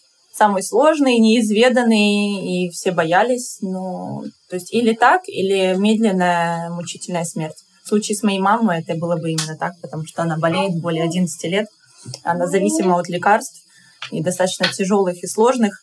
Самые ярые люди на блокпостах, самые жестокие и злые, это ЛНРовцы, ДЛНРовцы. И вот когда мы провозили лекарства, можно было еще как-то проехать через русских военных, как-то там договориться. Давали им сигареты, чтобы провести лекарства. Но это с русскими так работало. С ЛНРовцами, ДЛНРовцами можно было лишиться жизни. И так, собственно, и происходило. А как вы их отличали? Ну, это ребята, которые там постоянно ездили, они же каждый день возили по несколько раз лекарства, то есть они уже какое-то понятие имели, кто есть кто. Наверное, по говору, по акценту, потому что русские имеют определенный акцент. А что ЛНР, ДНР, они не просили ни сигареты, ничего? Деньги там? Нет, они просто безапелляционно разворачивали в лучшем случае и не пускали. Иногда просто полили по машинам. Забрали, ну, это известная достаточно история, но везли ребята, волонтеры с Николаева, лекарств на порядка 7 тысяч евро. Все забрали. Просто себе или что? Просто забрали и развернули их. Была история, когда и тоже наши ребята везли, водителя убили. Его напарник, который ехал с ним там в одной из, в ближайшем селе, просто они перегрузили с одной машины расстрелянной в другую, и он поехал дальше и довез эти лекарства до Херсона. Вот, ну, представляете, это с какими, извините, яйцами этот человек. Его напарника на его глазах убили, но он понимал, что там умирают люди. Как бы это цинично не звучало, я вам скажу так. Там мариупольцы умирали от выстрела, от взрыва. Это была быстрая смерть. Ну, в большинстве случаев. Херсон умирает медленно и мучительно от недостатка лекарств. Это медленная и очень-очень мучительная смерть, растянутая на месяцы. И очень-очень больно, страдая в мучениях. Я понимаю, что это одно и то же, и несопоставимо, и это как сейчас. Это война, но так не должно быть. Как житель Херсона мне очень не хватает внятной коммуникации власти с Херсоном. У нас это вот проблема, которая привела к большим жертвам. Вот этот расстрел там теробороны, который был, это тоже большая вина того, что власть ничего не сказала. Большая вина власти в том, что они не давали понимания ничего, и она и продолжается. То есть мы сидим, и тут просто внезапно власть такая: выезжайте. Месяц молчали такие: выезжайте. Потом до этого месяц тоже молчали такие: не, ну вы красавцы. Вот. Почему красавцы? Ну, потому что вы не выезжаете, вы сопротивляетесь. Ты сидишь такой, у тебя очень мало внятных сообщений о том, кто ты, в каком ты статусе находишься, что тебе делать. Есть просто такие противоречивые сообщения, там: вы красавцы, что не выехали, сопротивляетесь, но выезжайте. Вот. Нет понимания там, как получить статус ВПО, как получить выплаты, как получить аттестаты, как получить свидетельство о рождении, свидетельство о смерти, расписаться, развестись, какие шаги делаются там для того, чтобы, может быть, там через DIY функции добавляются. Даже, вот как минимум было бы сейчас актуально хотя бы от власти иметь какой-то колл-центр, который бы там принимал звонки или сообщения о проблемах жителей Херсонской области, и потом аналитики могли бы провести статистический срез и понять, какие проблемы там, допустим, раз в неделю бы они проводили срез и понимали, что больше всего там жителей Херсона беспокоят такие вещи, и они нужны, и их нужно проговорить, и эти вещи нужно реализовать. Но этого ничего нет. Вот. И вот этой информации больше всего и не хватает. Коммуникационной, такой социально-бытовой.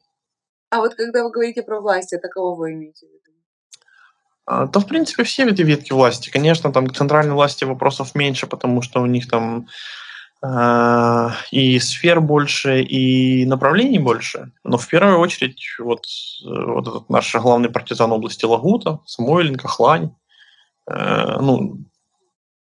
У них очень, очень такие странные вещи, да, то есть человек говорит: я тут сижу в подполье партизаню, выступает на всех телеканалах, которые только может. Но при этом его подчиненные не могут получить 2 месяца зарплату. То есть это очень странная и сомнительная система приоритетов.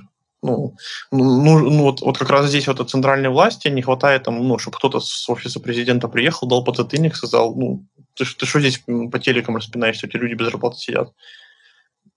То есть фактически своим молчанием, бездействием он толкает людей к тому, чтобы не шли к русским и говорили, дайте хотя бы какую-то работу, у меня дети без голода загибаются. Не может человек патриотично с голода умирать. Давайте так, чтобы российские паблики не перекрутили эту информацию. Вы же не говорите, что там президент вас кинул. Нет, мы не говорим, что президент нас кинул. Мы говорим о проблематике, которая существует в коммуникации с властью. То есть я вижу, как министерство, кабинет министров, как профильные комитеты Верховной Рады пытаются искать различные решения для оккупированных территорий. Проблема в том, что они не коммуницируют. Вот на что я делаю акцент. На том, что даже когда они пытаются оценить и проанализировать проблематику, у них нет вот этого вот среза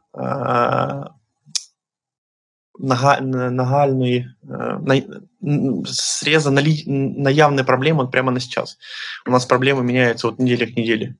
То есть там неделю назад у нас была проблема, не было связи интернета. Сейчас проблема решилась, пускай и за счет российских провайдеров, но она решилась. Стала другая проблема. Проблема с теми же выплатами. То есть месяц назад нам пообещали, что все решилось, и действительно Верховная Рада и Кабинет министров дали все инструменты для этого. Вот. Сейчас все зависло на уровне областной військовой администрации. То есть не хватает, чтобы кто-то дал леща от Лагути и сказал, что займись наконец-то зарплатами. Вот таких вот вещей не хватает. То есть нету вот этого вот человека с кнутом по Херсонской области, который бы гонял здесь местных чиновников и говорил, делайте в конце концов что-нибудь. Ваши прогнозы по Херсону? Усиление фильтраций, глубокий мониторинг звонков и трафика в сети. Вот. Я думаю, они подключат сейчас большую группу аналитиков Big Data по выявлению настроений херсонцев. То есть, это что-то из серии Google Тренда, только более глубоко. Они же знают, какой вы сайт посетили, что читали, что слушали, что смотрели. И они будут уже работать с вот этим вот массовым бессознательным. То есть, я думаю, что тоже будут новая переструктуризация группы ПСО, какие месседжи внедрять в головы херсонцам.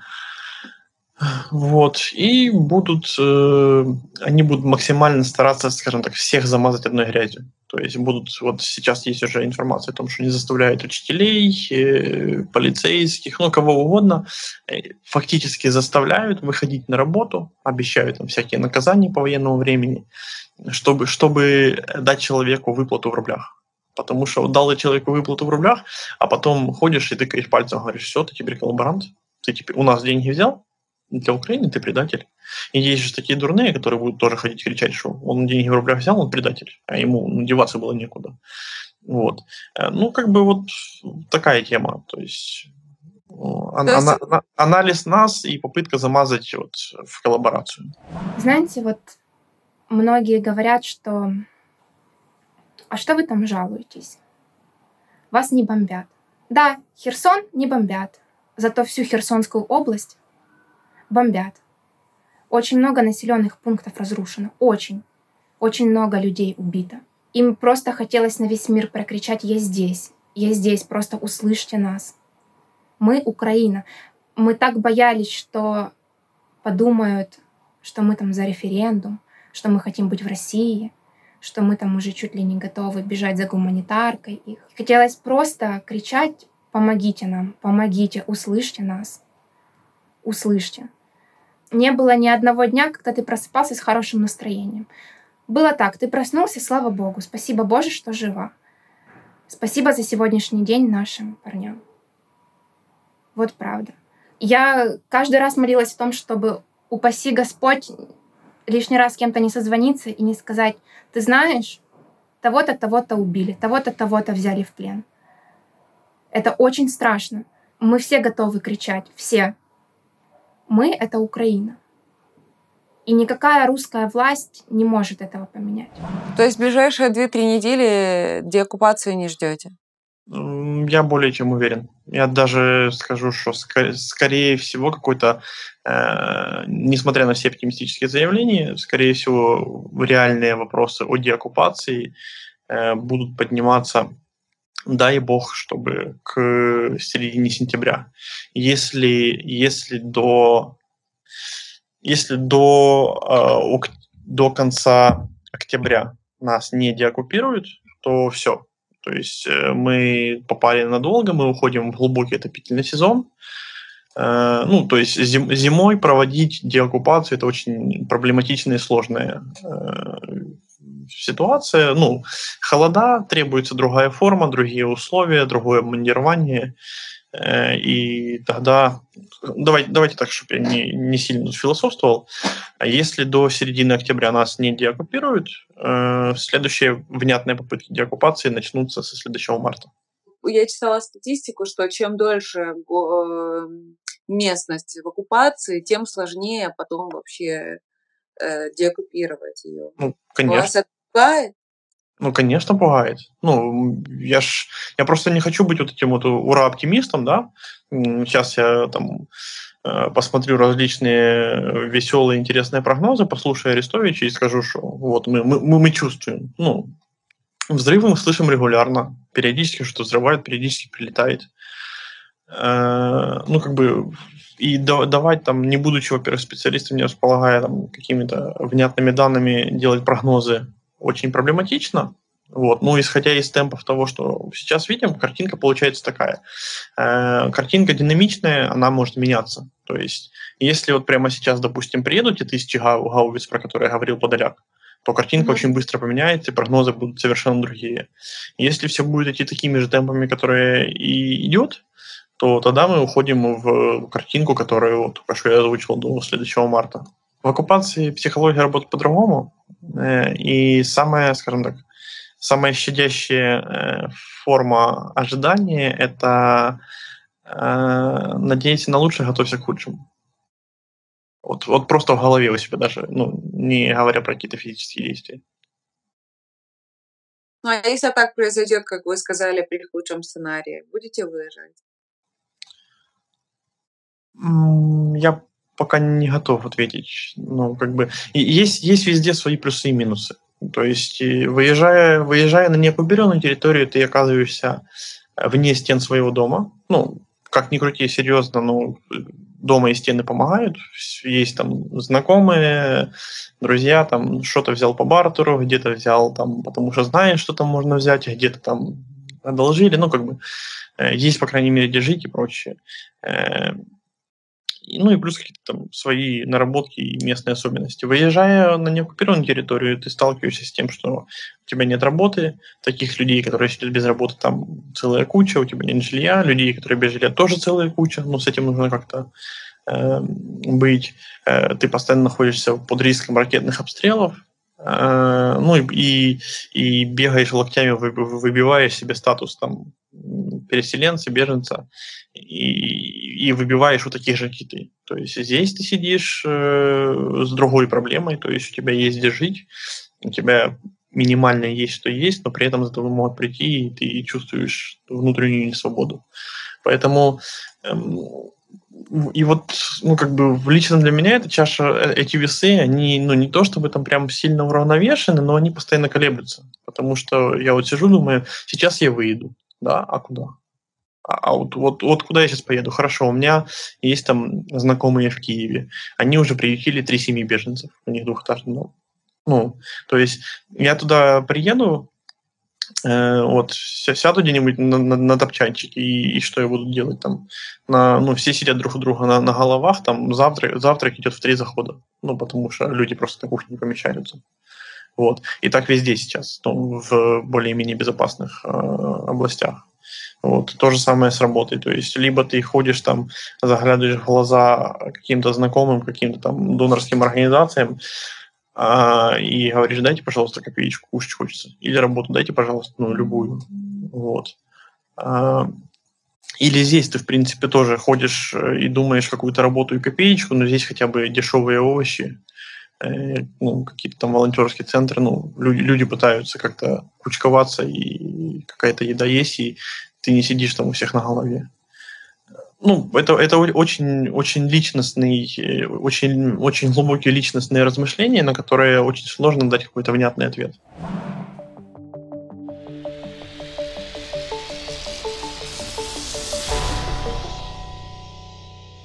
Вы находились в Чернобаевке. Расскажите, как долго вы там находились и когда зашли российские войска? Находилась я там 2 месяца. И войска зашли 1 марта, когда они пробились на мосту на Антоновском и сразу поехали по объездной на Николаев. То есть эта объездная находится в Чернобаевке. То есть они проезжали как бы по одну сторону Чернобаевки. Мы живем в этом районе. Нам было очень прекрасно слышно эти колонны машин, которые просто часами ехали. Это был такой гул, как в пчелином гнезде.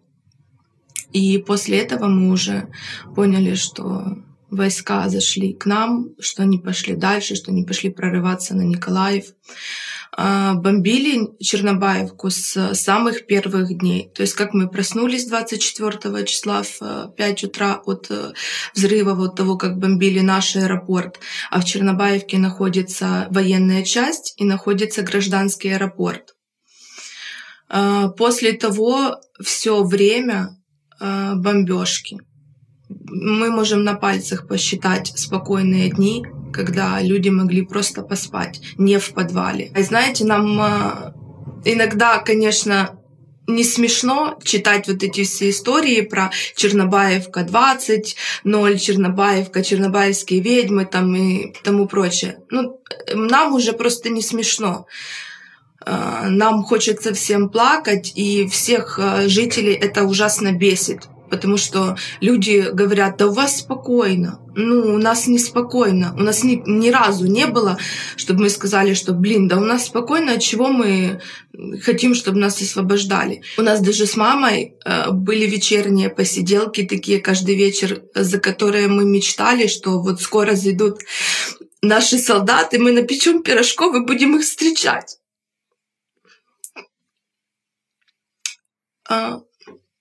Потому что просто все устали. Устали от постоянной бомбежки, устали от того, что люди боятся выйти. Боятся выйти в магазин, боятся выйти... Девочки боятся выйти накрашенными, одетыми как-то, потому что они не знают, чего им ожидать. Поначалу, конечно, было более-менее. Солдаты были такие чемни. Они подходили, спрашивали: а как у вас дела? А все ли у вас есть? Люди, конечно же, реагировали на это очень агрессивно. То есть стоим в очереди 5 часов, -11 под магазином, чтобы купить продукты. Потому что на всю Чернобаевку, на 12 тысяч населения, работает всего 2 магазина. Они подъезжают и спрашивают: а у вас сахар есть? А может, вам сигареты нужны? А может, вам там что-то нужно? И мы отвечаем, что нет, нам ничего не нужно, и пока вы к нам не приехали, у нас тоже все было. То есть люди не боялись поначалу говорить в глаза, они подходили к военным, они с ними разговаривали. Они спрашивали, что почему вы сюда приехали, нас не нужно освобождать. Они пытались что-то донести. И некоторые солдаты действительно говорили, что мы не знаем, почему мы приехали, мы не хотим здесь находиться. Солдаты были разные, были буряты, были разные национальности. Буряты тоже подходили к людям, спрашивали, где асфальт, дорога. Потому что в Чернобаевке у нас очень много улиц асфальтированных. И они как-то так вот реагировали на то, что у нас в селе асфальт. Удивленно, я бы так сказала. С каждым днем становилось все хуже. Бомбежки усиливались, они становились более наглее, они лезли в дома, То есть их в аэропорту разбомбили, они сразу бегут, потому что там вот часть, аэропорт и сразу жилые дома. И они бегут к людям в подвалы прятаться. Лезут в дома, то есть некоторые дома они позанимали и там жили, те, которые люди выехали. Они обносили магазины, которые закрылись, например, не работали. У нас была АТБ, которая только недавно открылась, то есть красивый новый магазин, его обнесли и поставили там растяжку, чтобы никто не смог залезть. Еще там магазины тоже, они обносят и ставят растяжки. И причем настолько это поставлено, что человек может просто проходить мимо и подорваться на ней. Они у людей забирали продукты. У нас есть одна семья, у которой возле фермы там есть огород. И они заехали туда своей техникой, выгнали эту семью и, грубо говоря, остались там жить.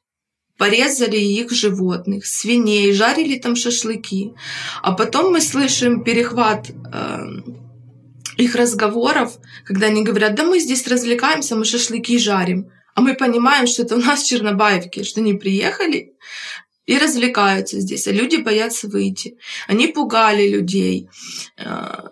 То есть ездили специальной техникой, пугали детей. У детей потом были истерики, потому что они убегают, а за ними едет БТР, и люди, на котором просто смеются. Им весело.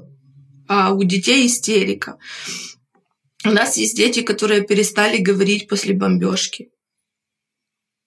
Просто от того, что там в соседний дом попал снаряд, и дети испугались и перестали говорить. А что происходит вот с жителями тех домов, которые находятся непосредственно возле этих складов, аэродромов, которые бомбят регулярно? Многие люди, конечно, выехали оттуда, потому что находиться там — это нереально. Некоторые, конечно, остались. Просто людям некуда ехать, они не хотят оставлять свои дома. Они спят в подвалах. Прямо с февраля месяца, да? Да, то есть люди постоянно спят в подвалах. Сейчас ситуация намного ухудшилась, потому что русские стали обстреливать непосредственно дома людей, запугивая их, потому что у многих проукраинская позиция, очень у многих. И они не боятся это говорить, они высказывают. Беличук Максим, мой одноклассник бывший, его украли. Где он сейчас находится, никто не знает. Семья его ищет, информации никакой нет.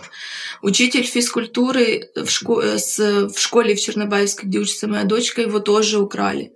И многих-многих людей. Их воруют просто за то, что они говорят о Украине, за то, что они говорят, что хотят жить в Украине.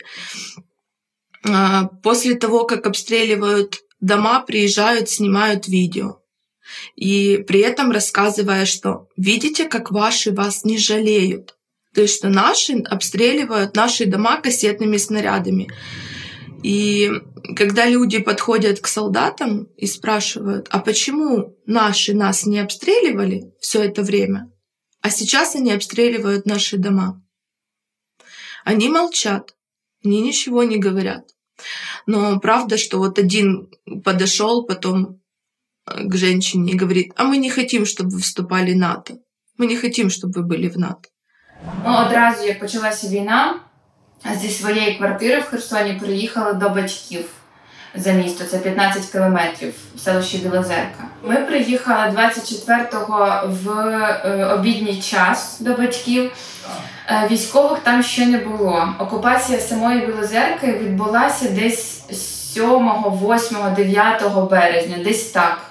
Я так приблизно в датах. Тоді вони зайшли і вже почали ходити по домівках в Білозерці, щоб люди боялися, щоб ніякі про їхні позиції ніхто нікому не казав. І заходили по домівках, щоб показати, що вони тут головні, що захистити нас нема кому, тому те, що буде тут, треба з ними змиритися. А от в селі був супротив чи ні? Так, супротив був. З початку війни наші активісти в селі зробили таку типу кучу при в'їзді в село. Там вона реально була дуже велика, як дуже велика вантажівка, і там було навалено куча металолому, варили ці противотанкові їжі. Їх люди варили. І так понаставляли, типу барикада якась була, але вона не допомогла, бо зайшли з іншої сторони села. Скільки у вас в селі десь хат або скільки людей живе? Хат не знаю, а жило в селі 10 тисяч людей. Спочатку ми думали, що вони просто приїхали пересидіти, бо ми думали, що їм ця місцевість стратегічно не треба. Але вже потім ми зрозуміли, що, звичайно, ми перші між границею на Миколаївську область, вони почали окопуватися, там свалка є в Білозерці, вони почали окопуватися на свалки. І окопувати свої саме ці там машини, які випускають ракети. І от спочатку повної окупації Білозерки почався запуск ракет на Миколаїв, і він був, поки ми не поїхали, і зараз він, звичайно, є. Тобто постійно ми чули більше запуски, ніж прильоти. Прильотів взагалі не було? Їх було дуже мало, це типу Чорнобаївка була, і прильоти були саме де де йшли бої, це Олександрівка, це 30 кілометрів від Білозерки. Там були, ми чули ці бої, хоч і 30 кілометрів, але чутно було дуже сильно. Вони просто прилетели, высадились, окопались и уже ждали, получается, наших, которые должны были отходить. Какие-то ребята отошли, даже мы в Херсоне, там мой брат встречал этих военных, которые каким-то там чудом прорвались через этот мост, потому что это фактически вот высота и открытое пространство, попробуй это все пройти. Я даже не знаю, как они прорвались. Вот, брат говорит, даже поехал к этому мосту, у нас там получается даже, много людей выехали к этому мосту, и там есть место, где можно просто наблюдать, что происходит. То там валялись, РПГ валялись, там, то есть какой-то боезапас, можно было подойти, оружие взять, положить в машину и уехать. Какой-то вообще такой сюрреализм был. Мост не был взорван, в принципе, вообще никакой мост не был взорван. С той стороны Днепра, там много мостов, там каналов много. Даже тот мост, который со стороны Геническа, тоже там, где героически погиб солдат, который хотел его взорвать. Но это тоже мост, это уже перед Геническом. Чтобы доехать до Геническа, это достаточно много времени нужно потратить. Там большой участок вообще нет дороги, просто песок. Видимо, они же должны были знать, что уже едут по этой дороге. В общем, получается такое ощущение, что то ли им помогали, то ли прям готовили для них дорогу, потому что они очень легко зашли. Никаких препятствий они фактически, получается, не испытали, потому что даже тот Генический мост, насколько я понимаю, не полностью взорвали. Наш мост чем-то тоже ударили, кусок обвалился, насколько я понимаю, но это вообще не препятствует тому, чтобы через него проходить. Вот. И они несколько дней фактически боялись зайти в Херсон. Я не знаю, то ли боялись, то ли у них такая задумка была. Но вот они уже подошли в Херсон, и можно было заходить, но нет, они пошли по объездной. То есть вот как раз со стороны, не зашли в Херсон, а поехали таким радиусом по объездной. Но вот на объездной были какие-то бои были. То есть кто-то какое-то сопротивление создавал. Насколько я понимаю, это им не помешало. Мы проснулись с утра, начали собираться. Понятно было, что нужно уезжать отсюда. Вот. Но мы еще где-то на третий день только выехали. Первые 2 дня соображали, что делать. Немножко в шоке. Или первый день я там сделал из подвала своего бункер, обустроил его, соседи пришли, у кого не было подвала. Потом мой друг, который там возле моста жил, говорит, там страшно было очень. У нас только такие отдаленный грохот был. Слышно было, как пошла техника где-то первый-второй день. Непонятно, чья техника, но я как бы так достаточно далеко от дороги живу, но было слышно, что идет техника. Один из районов, это называется Шуменский район, последние дома этого района фактически выходят на аэропорт. И то место, где они там пытались вот закрепиться. То есть с домов было все прекрасно видно. И, скорее всего, люди из этих домов и давали наводку. Поэтому и столько было прилетов. Но я думаю, что это как бы, ну, в новостях это всегда радостная такая весть. Но я точно знаю, что они искали по этому дому. И я думаю, что как-то через телефоны находили тех, кто давал наводки. Я точно знаю, и в соседнем селе, это Степановка, люди давали наводки, и их все-таки вычислили, и они погибли. Я знаю, что девушку какую-то... Ну, это то, что я знаю, то, что там как-то там дошло. На самом деле, я думаю, что там, наверное, намного посерьезнее. Они явно как-то вычисляли, кто дает наводку. Ну, я не знаю, как это технически делается. У меня вот друзья ездили, которые уже... Ну, туда-сюда возили лекарства, там, гуманитарку из Херсона в Николаев. То несколько друзей, так сказать, они вроде бы все удалили, но там что-то забыли. Один просидел с неделю, наверное, если не больше. Другого iPhone отобрали. Просто, по-моему, ну, я не помню, что, ну, не такое, что там преступное что-то. Просто вони знайшли повод придраться і все. Мітинг у нас в Озерці був тільки один. Ми, типу, його зробили спеціально не до їх заїзду, а коли вони вже заїхали, бо, ну, так ми думали, ми покажемо, що ми проти них, що ми не хочемо в Росію, що ми взагалі ніколи не хотіли там бути. І, типу, так ми покажемо своє волевиявлення. Мітинг був реально мирний, абсолютно не агресивний. Ми співали гімн, співали червону калину, всі були з прапорами і тільки що кричали там окупанти геть і типу, постійно кричали «Домой, домой, домой». Отак от. Спочатку вони дозволили типу, піти нам з центра села до початку села. А якраз на початку села була їхня головна місце дислокації, де вони прям жили, оселилися, окупувалися. От, і ми так собі подумали, що можна піти до них прям ближче, щоб показати наш настрій. Але нам не вдалося це зробити, ми трохи пройшлися. І великими машинами російська армія разом з Нацгвардією, вони почали нас стискати з обох сторін. Ми все одно не розходилися, потім вони почали стріляти в повітря, ми все одно не розходилися, а потім вже як почали хватати чоловіків і забирати до себе в машини, то вже люди боялись, і ми вже тоді теж побігли. Чи входили вони по домівкам, шукали активістів, забирали когось, може? Як тільки вони заїхали в село, вони одразу почали ходити по домівках. Це були перевірки типу там «Здравствуйте, хто тут живе, а хто прописан, а что есть, а что имеете, а что это за машина, чиї машина, а є документи на машину, наприклад.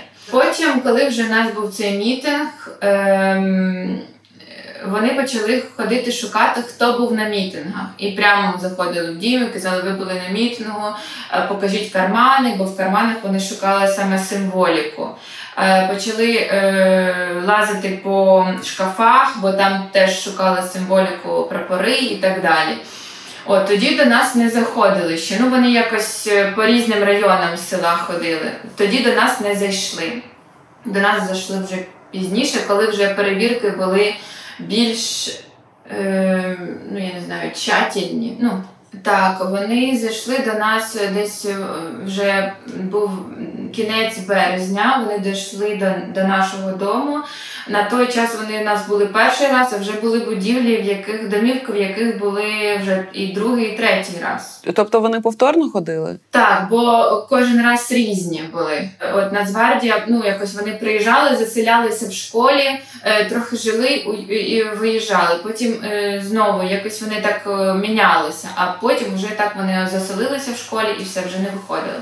Вони зайшли до нас, представилися Росгвардією, сказали, чи можна зайти в дім. Ми сказали, краще не треба, бо там дитина, вона вас дуже боїться. А мій малий постійно казав, мама, дядя прийшов к нам в дом, я дуже боюсь дядю, дядя прийшов к нам в дом. І до нас в будинок зайшов тільки один, через малого, що він боявся. Він зайшов, там намагався навіть шуткувати, і був не агресивний, бо, напевно, була дитина, і він так пройшовся по всім кімнатам, спитав, чи є у нас оружие, чи хто тут живе, ким ми являємося, спитав, чи служили. Ответила ні, і вони кажуть, я так розумію, у вас тут ніхто не служить. Подивилися вони в хаті недовго, десь, може, реально хвилин 3-5 вони були в самій хаті, а по дворі ходили довше і більш агресивні були і повністю заглядали в підвал, в машини, перевіряли бардачки в машинах, багажник. А в мене якраз в багажнику ми тоді почали займатися гуманітаркою. Мій брат, він в Франції живе давно, він нам присилав кошти, і ми з чоловіком залишали дитину у батьків і їздили в місто закуплятися. Ми закупляли суміш, памперси, бо в селі взагалі нічого не було. Тобто, якщо дитина носить 5 памперс, а є 3, то це твої проблеми, заматуй якось. Отак було спочатку. І ми почали займатися гуманітаркою, а фінансував нас мій брат, який збирав гроші там в Парижі. І вони відкривають, а це що? Ми кажемо, роздаємо людям. Окей, закрив багажник. Бо вони не дозволяли гуманітарки взагалі. Російська армія не дозволяла повністю заїжджати гуманітаркам не в місто, не в селище, не в область, прям зовсім не пропускали навіть маленьких волонтерів спочатку. Сейчас солдаты абсолютно по-другому стали себя вести, агрессивно. Когда ты проезжаешь блокпосты, чтобы добраться в город, многие работают, обязательно нужно проехать блокпост, на котором проверяют телефоны, все по стандарту. Там спрашивают тебя что-то, а кем вы работаете, куда вы едете. Берут мой телефон, а можно, а пожалуйста, мы посмотрим, а что вы читаете? То есть он смотрит, что я читаю. То есть они смотрят везде. В фотографии, в контакты, задерживают мужчин просто за то, что у них есть в телефоне переписки с какими-то там перевозчиками, которые просто возят куда-то людей. Ситуации очень такие стали страшные. Моя мама уже неоднократно попадала под обстрелы, идя домой из центра, купив продукты. У меня погибло очень много соседей. Просто человек вышел после обстрела, присел возле дома, обстрел продолжился, ему осколок попал в голову, и он сразу умер. В дом соседний попал снаряд, 2 человека погибли, 1 очень сильно ранен. Дома нет. То есть домов пострадало очень много. Мой дом точно так же пострадал. 2 причем. 1 раз кассетный снаряд попал во двор, он разбил все окна, вырвал двери.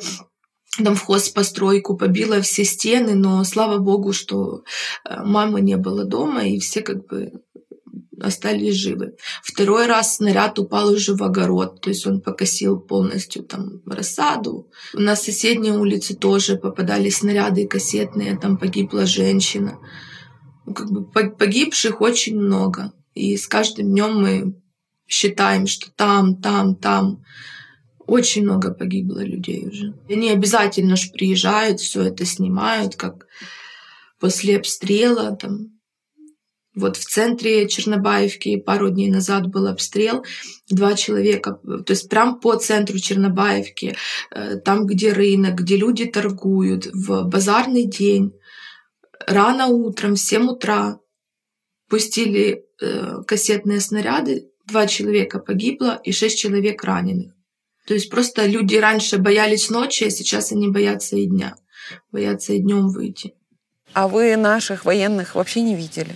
Нет, мы... Ну вот когда был бой на Антоновском мосту, то есть мы это слышали, но мы не видели. Первого нашего военного я увидела, когда выезжала. То есть первый наш блокпост, мы плакали. Это такие вот чувства, которые нельзя передать словами. Вы выехали, потому что там вообще невозможно уже находиться? Да, мы выехали, мы понимали, что линия фронта, она подходит все ближе и ближе к Чернобаевке. И плюс эти обстрелы, которые уже не случайные, а намеренные. Намеренные там в наш район, намеренные по центру, что ты боишься выйти. У нас нет подвала. Мы 2 месяца просто сидели в одной из комнат, в которой забаррикадировали окно. У меня маленькая дочь. То есть оставаться дальше уже было реально небезопасно. Поэтому мы приняли такое решение выехать. И у нас осталось очень мало людей в Чернобаевке. Если брать нашу улицу, через дом люди выехали. Остались только пожилые, работники больниц, ДСНС, то есть которые просто не могут уехать, и люди, которые не хотят оставлять свой дом. Выехать было очень сложно. Люди подрывались, выезжая. На минах люди попадали под обстрелы. То есть у нас человек на соседней улице, волонтер, он вывозил людей. Он подорвался на мине. Его машина подорвалась на мине при вывозе в сторону Николаева. То есть люди выезжали на свой страх и риск. И оставаться опасно, и выїжджати опасно. Кожен приймав для себе якесь рішення. З початку війни, реально, пройшло десь тиждень, нам повністю відключили телебачення українське. Було тільки російські канали, Крим, і почали вже глушити мобільний зв'язок. Але його глушили, коли їм треба було. Там приїхала гуманітарка з Криму, великі фури, приїхали в центр міста, вони відключили зв'язок, щоб ніхто з людей, з мешканців, не зміг зняти прямий ефір і кинути одразу в Інстаграм чи там в Фейсбук, бо треба було прийти додому, підключитися до домашнього інтернету і тоді тільки скидуєш ти це відео. Домашні інтернети тоді працювали. Це вони робили для того, щоб зняти своє кіно, і їм ніхто не заважав. Потім вони хотіли зробити цей псевдореферендум. Теж відключали зв'язок, щоб люди не могли передавати інформацію. Коли вже було далі і далі, вже десь місяць пройшов війни повномасштабної, вже було реально дуже тяжко знаходитися в місті. Вони повністю построїли свої порядки, видавали свої якісь псевдозакони, могли зупинити на вулицях, перевірити телефон. Ми, наприклад, з дому не могли вийти. Ми взагалі не виходили з початку війни толком. А коли вже це затягувалося, то телефони потрібно було повністю чистити, всі переписки, нічого, прям зовсім не могло бути те, що їх збентежить. Бо одразу ти йдеш в підвал до них, якщо щось не так, тебе знаходять. І скільки вони тримають в підвалах? Людей по-різному. От, наприклад, з нашого мітингу в Білозерці одразу відпустили людей в цей же день ввечері. Деяких дуже сильно побили, поламали ребра, а деяких не дуже сильно били, там запугували. Це ті, хто були такі літні люди, 70 і більше років. Бо вони крали з мітингу абсолютно всіх, не дивилися, хто там. одного нашого активіста. Його забрали на початку дня в 7 ранку в день мітингу. Що, по типу, він організатор мітингу, хоча ні, це люди були, ми всі захотіли його зробити, цей мітинг. Його забрали, дуже сильно побили, і після побиття вони не дозволяють звертатися в лікарні зовсім. А як вони пояснюють це? Просто, типа, если мы узнаем, что ты был в больнице, то второй раз ты отсюда не выйдешь. Или второй раз выйдешь без почки, или там, что-то такое, или без ноги, или отрежем ногу. Люди реально не зверталися до лікарів, просто як в селі можна було, що всі друг друга знають, можна було просто подзвонити лікарю, і він прийде до тебе додому, і там подивиться, що можна з цим зробити, але там прям ребра були поламані в цього чоловіка дуже сильно, його дуже сильно побили. У моєї подружки померла мама у війну, коли на початку, коли це все почалося, в неї просто не витримало серце. Абсолютно здорова жінка, просто не витримало серце. І я дуже сильно переживала за бабусю з дідусем. Кожен раз, як були дуже сильні обстріли, ми їздили до них, просто щоб заспокоїти. Бо це було щось нереальне. І через те ми теж захотіли, бабуся одразу хотіла виїжджати, вона навіть вильоти не могла чути. Вона каже, я не можу, ми сидимо, ми тут обстрілюють Миколаїв, ми сидимо, нічого не робимо, робити нічого не можемо. Чисто морально важко, що з того міста обстрілюють сусідів. Так, було дуже, дуже важко. Просто нереально. І вони після кожного обстрілу їх позиції ходили по хатам, перевіряли ці чат-боти, чи ми в них щось запускали. Казали нам, якщо бачили в когось дію, казали видаляти дію. Не знаю, якось вона на них агресивно діє.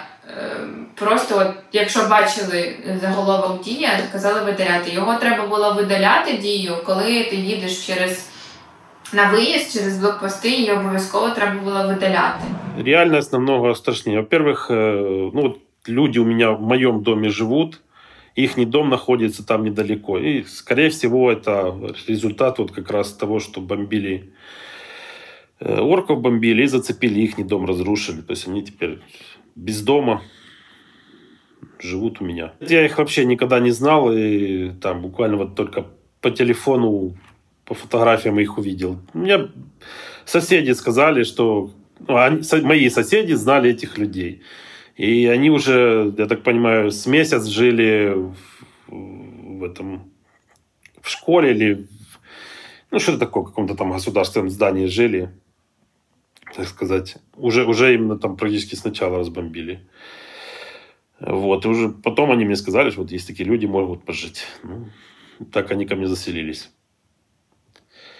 И как раз теща уехала. У меня теща сначала не захотела уезжать, осталась. Потом поняла, что нужно уезжать. При первой же возможности она уехала. То есть то, что она рассказывает, военные, когда уже зашли, во-первых, они пьют там очень сильно. И лучшие друзья у них это наши местные алкоголики. То есть они там вместе с нашими местными алкоголиками бухают по полной программе. Рассказывал, все ограбили все магазины, кроме одного. Я не знаю, как-то договорились, может, хозяева, или поняли, что надо хоть один магазин оставить, потому что уже еще транспорт даже не ходил. Все-таки с Чернобаевки до какого-то магазина в Херсоне дойти, это все-таки там километров 8 надо пройти, наверное. Для пожилых это вообще невозможно. То этот один магазин оставили.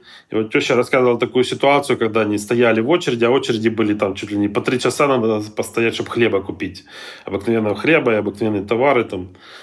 То стояли в одни в очереди, подошли несколько этих орков и давай на них водить автоматами, показывать. Все сразу замолчали. Они так, издевались, просто запугивают, издеваются. У них это, не знаю, наверное, все их низменные чувства и инстинкты, которые есть, они там себе позволяют им вылезти. Наверное, за всю жизнь, сколько их угнетали, теперь они получили возможность угнетать кого-то другого. Вот, говорит, каким-то образом сразу же появились цыгане, которые привозили продукты. То есть непонятно как. Из Крыма? Непонятно откуда. Наверное, с Крыма. У этих цыган можно было купить, в принципе, все, что нужно. Естественно, за большую цену и тому подобное. Но они это какие-то предприниматели, да? Да, вот это вот предприниматели, у которых была свобода для бизнеса. И они этим бизнесом там благополучно занимаются. Они приезжают к людям, которые высказываются просто. Вот когда на соседней улице снаряд попал прямо в дом, вот погибло 2 человека, соседи быстро прибежали помогать разбирать завалы, чтобы достать этих людей. После этого приехал наш новый якобы голова сельской рады, начал все это снимать, рассматривать. Люди начали высказываться. То есть очень яро. После этого, через пару дней, к ним начали приезжать домой, уваливать их просто лицом в пол и начинать допрашивать, что «А какая у вас позиция? Почему вы так высказываетесь? А что вы не хотите жить в России? А что вам там плохо?» Вот, то есть больше стали людей пугать вот этим, что вы не можете ничего сказать. А какой сейчас настрой у людей, которые находятся в Чернобаевке? Люди очень устали. Многие уже теряют надежду, что вот что-то как-то будет по-другому. Люди покупают симки. Чуть упал настрой. Но мы, люди, которые находятся в данный момент на подконтрольной территории, мы рассказываем им, что происходит, мы рассказываем, что наши близко. То есть это их мотивирует. Они рассказывают друг другу. То есть я говорю маме, мама рассказывает соседям. Потому что связи нет, то есть они стали ходить друг к другу в гости, стали искать, где есть точки Wi-Fi, чтобы позвонить близким, чтобы узнать хотя бы какие-то новости.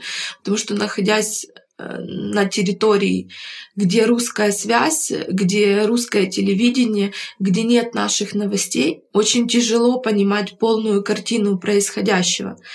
То есть люди, у которых нет знакомых, они думают, что их кинули, они не понимают, что их специально загоняют в такие рамки, их специально загоняют в отсутствие информации, чтобы они быстрее принимали этот русский мир. Мы знаем всех своих коллаборантов, мы знаем всех в Чернобаевке, кто сотрудничает, и мы знаем, что когда придет наше ЗСУ, эти люди будут наказаны. Их мало, но они есть, да. И это очень радует, что люди не хотят идти на сотрудничество, работники школы не хотят идти на сотрудничество, работники сельского совета не пошли на сотрудничество. Они просто встали и вышли. И они все равно ведут свою работу, но дистанционно. То есть люди ждут, что их освободят. Возможно, уже не так яро, как в начале, но они ждут. Просто страшно. Их нужно понимать, что страшно сейчас что-то сказать, страшно сейчас что-то где-то лишнего про Украину, потому что просто тебя могут приехать, забрать, вывести, і ніхто не буде знати, де ти і як тебе знайти. Я впевнена, що у нас дуже багато випадків в області і зґвалтувань, і прямо насильницьких смертей. Просто як в Бучі, вони вийдуть, на жаль, тільки коли буде деокупація. Але я впевнена в цьому. Просто особливо в тих містах, в селищах, де були бої. Бо у окупантів якась така... Вони, якщо їх розбомбили, або їх побратими, чи як вони там називають, вони загинули, то в них агресія йде на людей. Тобто, там розбили трохи у нас на свалки. Звичайно, що кожна людина знала, де вони знаходяться. Звичайно, що ми всі чат-боти подавали інформацію ще тоді. Зараз взагалі ніхто нічого не подає, бо зараз взагалі навіть між сім'єю спілкування йде там, типа, яка погода, щось таке. Нічого вже ніхто не каже. І коли були таке, що їхні позиції ЗСУ знала і бомбила, ті, що були далі від людей, ці позиції, то потім ми знали, що на наступний день буде капець, будуть ходити по хатам, будуть шукати не знаю що, будуть дуже агресивні. Це прям, у них було так, вони всю агресію на наших ЗСУ скидали на людей. І зараз так скидають. Вы предприниматель, у вас свое производство. Я делаю вяленые помидоры. Торговая марка «Украинские вяленые помидоры». Насколько мне известно, то вот в Херсоне же с предпринимателями уже оккупанты разговаривают, что либо мы сотрудничаем, либо будем отжимать ваш бизнес. Ну да, разговаривает. А что людям делать? Люди ходят на работу, там рестораны работают. То есть у меня даже один ресторан там приобрел уже, я выехал То есть они уже после этого приобретали у меня продукцию. Вот. Что делать людям? Люди живут, как могут. Конечно, там фактически 90-е вернулись. То есть люди приезжают, те фермеры, которые там... фактически очень много фермеров, которые занимаются теплицами, это ранние овощи, да и, в принципе, остальные овощи. Они живут на той стороне Днепра, там более благоприятные условия для выращивания. Они все фактически попали очень сильно. Потому что продать они нормально не могут. Тут они приезжают в этот Херсон, там разлаживают эти овощи, как 90-е на... не только овощи, там все разлаживают просто на пол и вот так вот продают, как когда-то было. Так а что с вашим бизнесом? Пока ничего. Пока стоит. Что будет, не знаю. Уже прилеты там недалеко были. Чернобаевка, в принципе, не так, чтобы разрушена, но уже и грады прилетали, и с той стороны, где как раз орки пытались закрепиться, там тоже много разрушений. И, в принципе, где-то в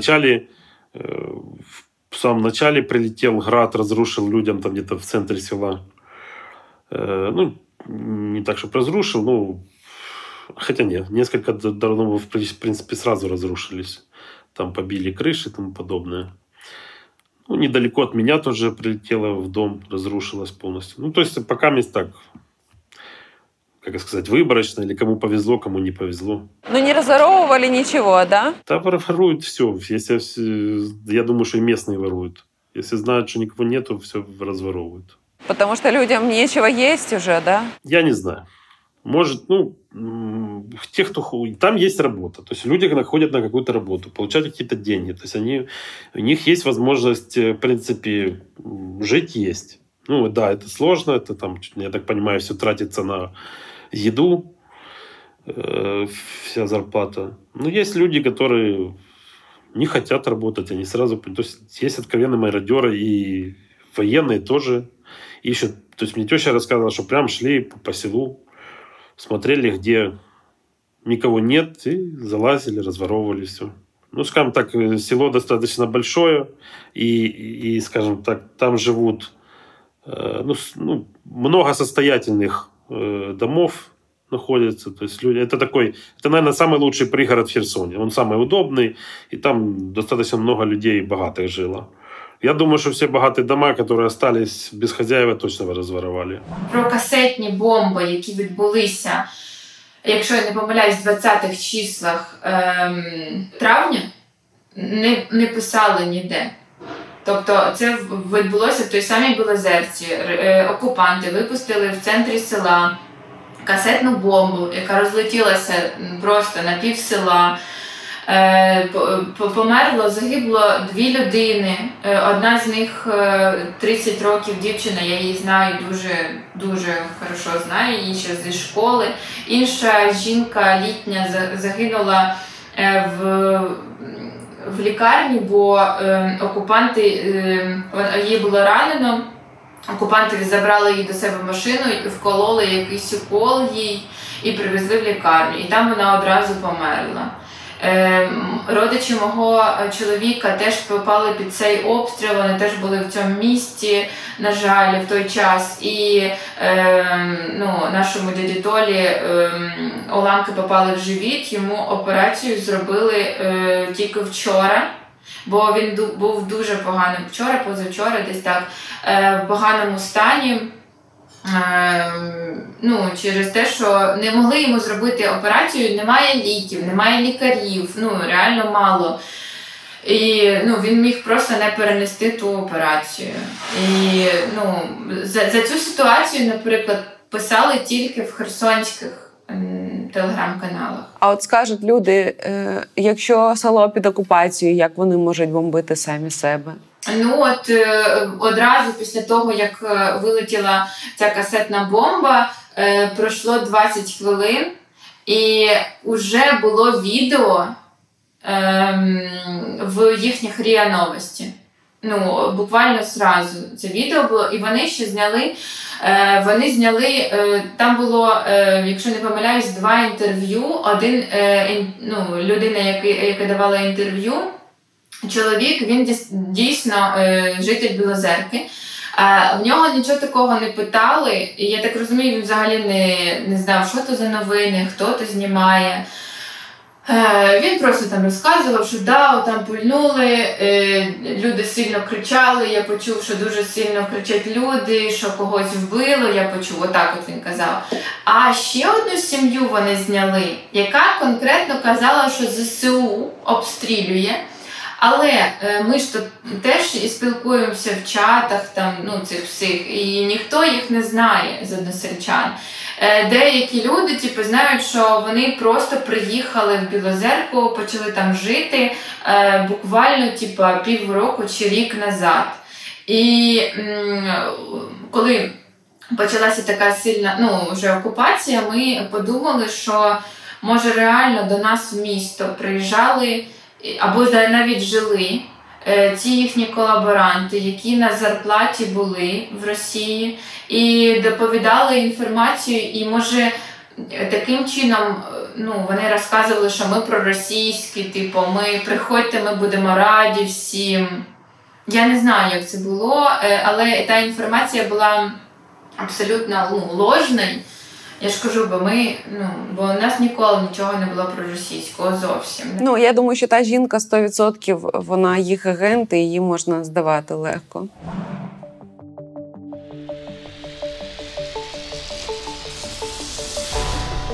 Це було спокійно з 24 по 12.03. Ми просто сиділи і чекали на щось.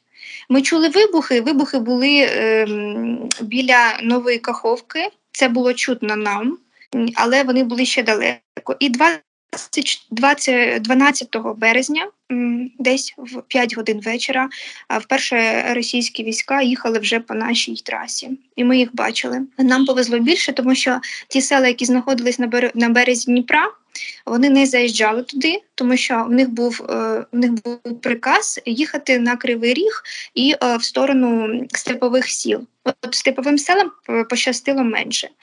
12.03 вони туди заїхали, вони розбомбили блокпост, який був на в'їзді в СМТ Нововоронцовка. Але вони не заїхали в Нововоронцовку, а повернули наліво в сторону степових сіл, в сторону міста Високопілля і сел Любимівка, Трудолюбівка.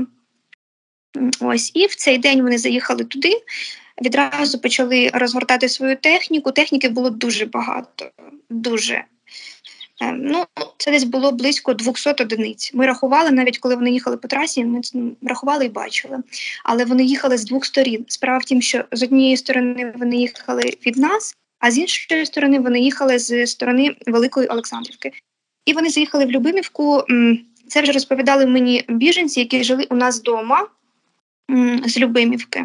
Вони жили з нами, тому що пройшло 4 дні. Вони почали відразу ж 13.03 вони почали гатити і бити гради на Високопілля, на Зеленодольськ. і на сторону Кривого Рогу. І уявіть собі, люди, які там жили, їхні гради стояли прямо у них в городах. І це було без перестанку 4 дні. І жінка, з якою я познайомилася вже пізніше, яка евакуювалася до нас, сказала, вона підійшла до їхнього командира і сказала, що вона сказала, можна мені вашого командира, хто у вас головний? Вони сказали так. Командир підійшов до неї, російської армії, вона сказала, що нам потрібно уїхати. Він сказав, хорошо, у вас є 20 минут. Пройшло 4 дні, і 60% людей з міста Любимівка, можливо, навіть більше, можливо, 70% виїхало. Всі, хто могли, всі, у кого був транспорт, всі виїхали. Це в першу чергу жінки з дітьми маленькими. Вони всі виїхали до сел, які знаходяться на березі Дніпра. Спочатку ми їх поселили в школі, але пройшло декілька днів, і нам сказали, що їх потрібно виселити, тому що, можливо, можуть бути диверсії. Прильоти. Ми забрали їх додому, хто скільки міг людей брав, ми взяли 2 жінки, тому що більше ми не могли брати, тому що у нас в будинку жила я з мамою, бабуся наша і мій чоловік. Ми взяли ще 2 жінки.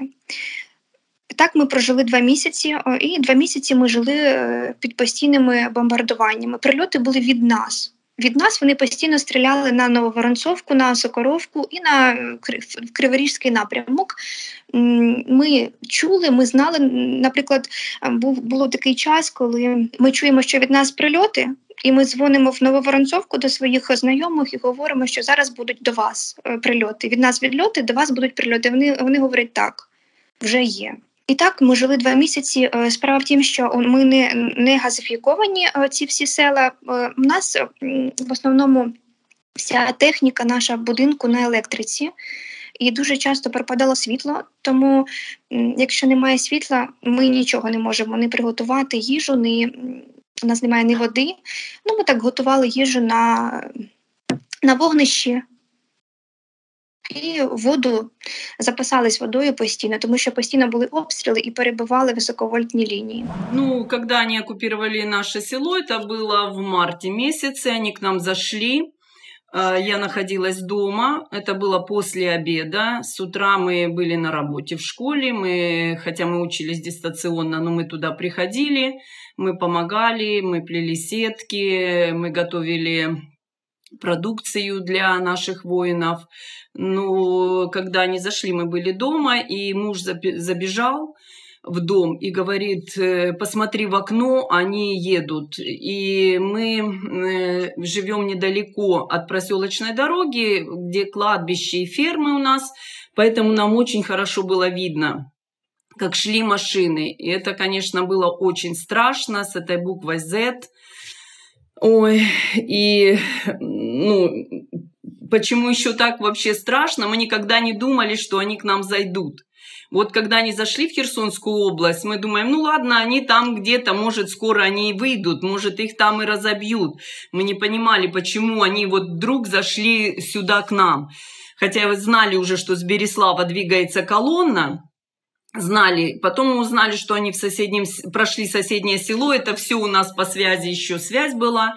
И Беляевка, потом они в Любимовку, это все рядом с нами. И в Крещеновку вот пришли. Я потерялась в этих днях, вообще не только в днях, и вообще 11, 10 число, когда было вообще 8 марта, мы были на работе. То есть, вот не помню, в какой день именно зашли они. И очень страшно было, когда они этими колоннами зашли, мы все позакрывались, потом нам сказали идти в убежище. У нас очень далеко погреб, мы, конечно, бегом соорудили и ушли туда на ночь, вот единственную ночь, но никто в первую ночь не стрелял, поэтому мы вернулись, посидели, вернулись, и потом уже со следующего дня все началось. Сначала они ходили по улице, они говорили, что они не трогают, нас не тронут, если вы нас не будете трогать, чтобы не приближались к этой ферме.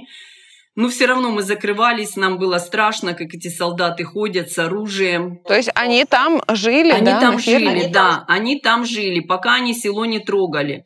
Потом, когда началась бомбежка, уже все ночи мы спали, ну, мы даже и практически не спали, но мы не бегали в погреб, потому что это далеко, это даже не около дома, чтобы перебежать через дорогу, это нам нужно было, ну, наверное, метров 100 это точно бежать. Поэтому мы соорудили себе между, там у нас кладовочка такая, между ванной и кочегаркой, где такой, чтобы не было окон хотя бы.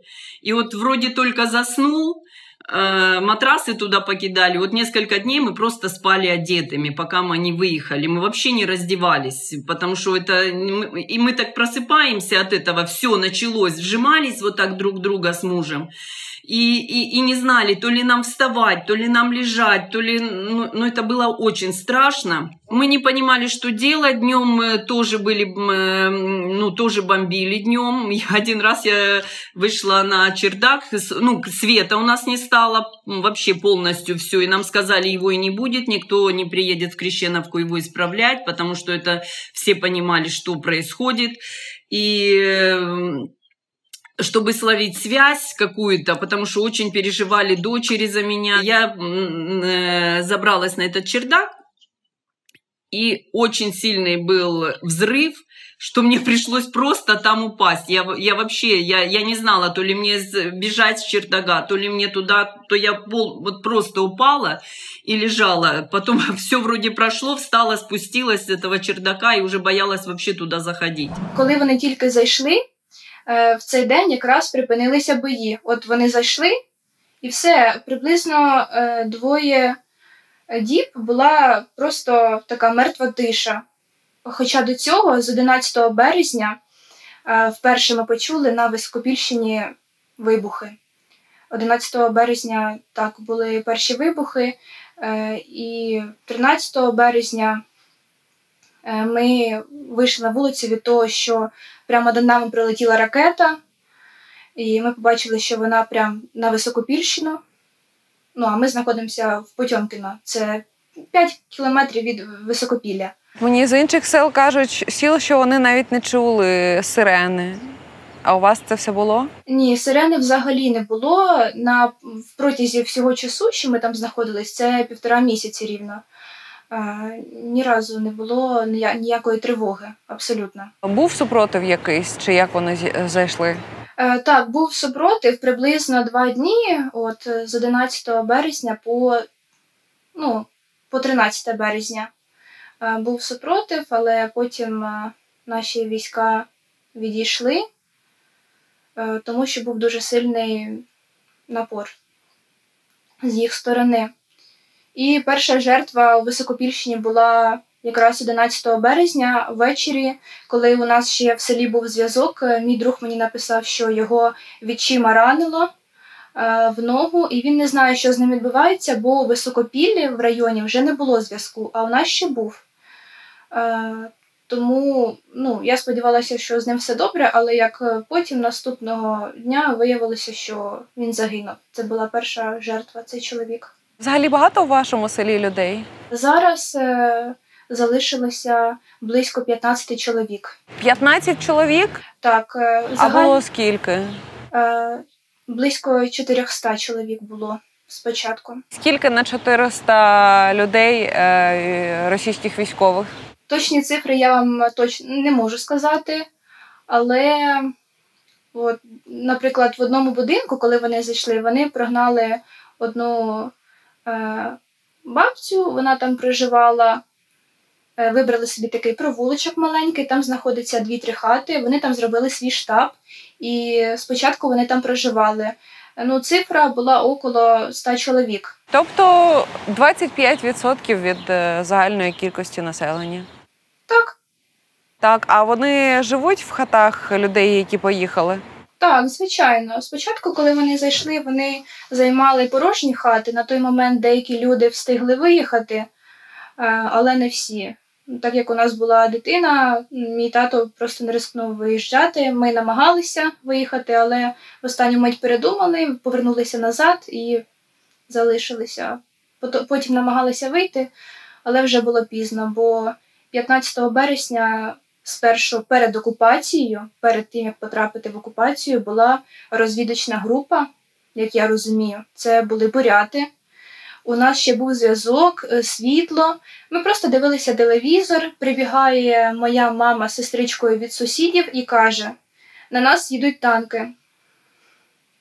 І в цей мить, ми нічого не зрозуміли, просто я, тато і мій хлопець, ми почали бігати, метушитися, як танки. Можливо, це наші, намагаються тут стати, створити якусь оборону. Але через хвилину ми бачимо, як заїжджають один БМП, другий БТР з позначками Z. Я зрозуміла, що це все, мабуть, це наші останні хвилини на той момент, як мені здавалося.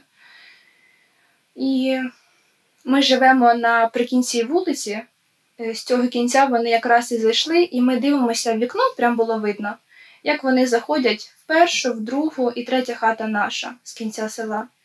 І ми дивимося, як під'їжджає БМП, виходить 4 бурят. Я говорю, тато, піди і відкрий ворота, щоб вони там нічого не вибивали. І він одягає курточку, а в нього така курточка була в рябчику, це така військова, з військовою символікою. Я кажу йому, зніми, будь ласка, а то невідомо, що відбудеться просто. І добре, що я йому сказала, бо як потім виявилося, хлопців, які були в подібних речах з символікою воєнною, їх жорстоко били та деяких хотіли навіть вбити. І він вийшов, відкрив їм, 4 бурят кажуть, «Сколько вас человек, вы ходите все по очереди, мы выходим, поднимаем руки, я, мама, парень, папа и моя сестричка». Этот момент я не особо помню. Я помню, что они начали бегать по нашему двору, я так понимаю, і шукати військових. Звісно, нічого вони не зайшли.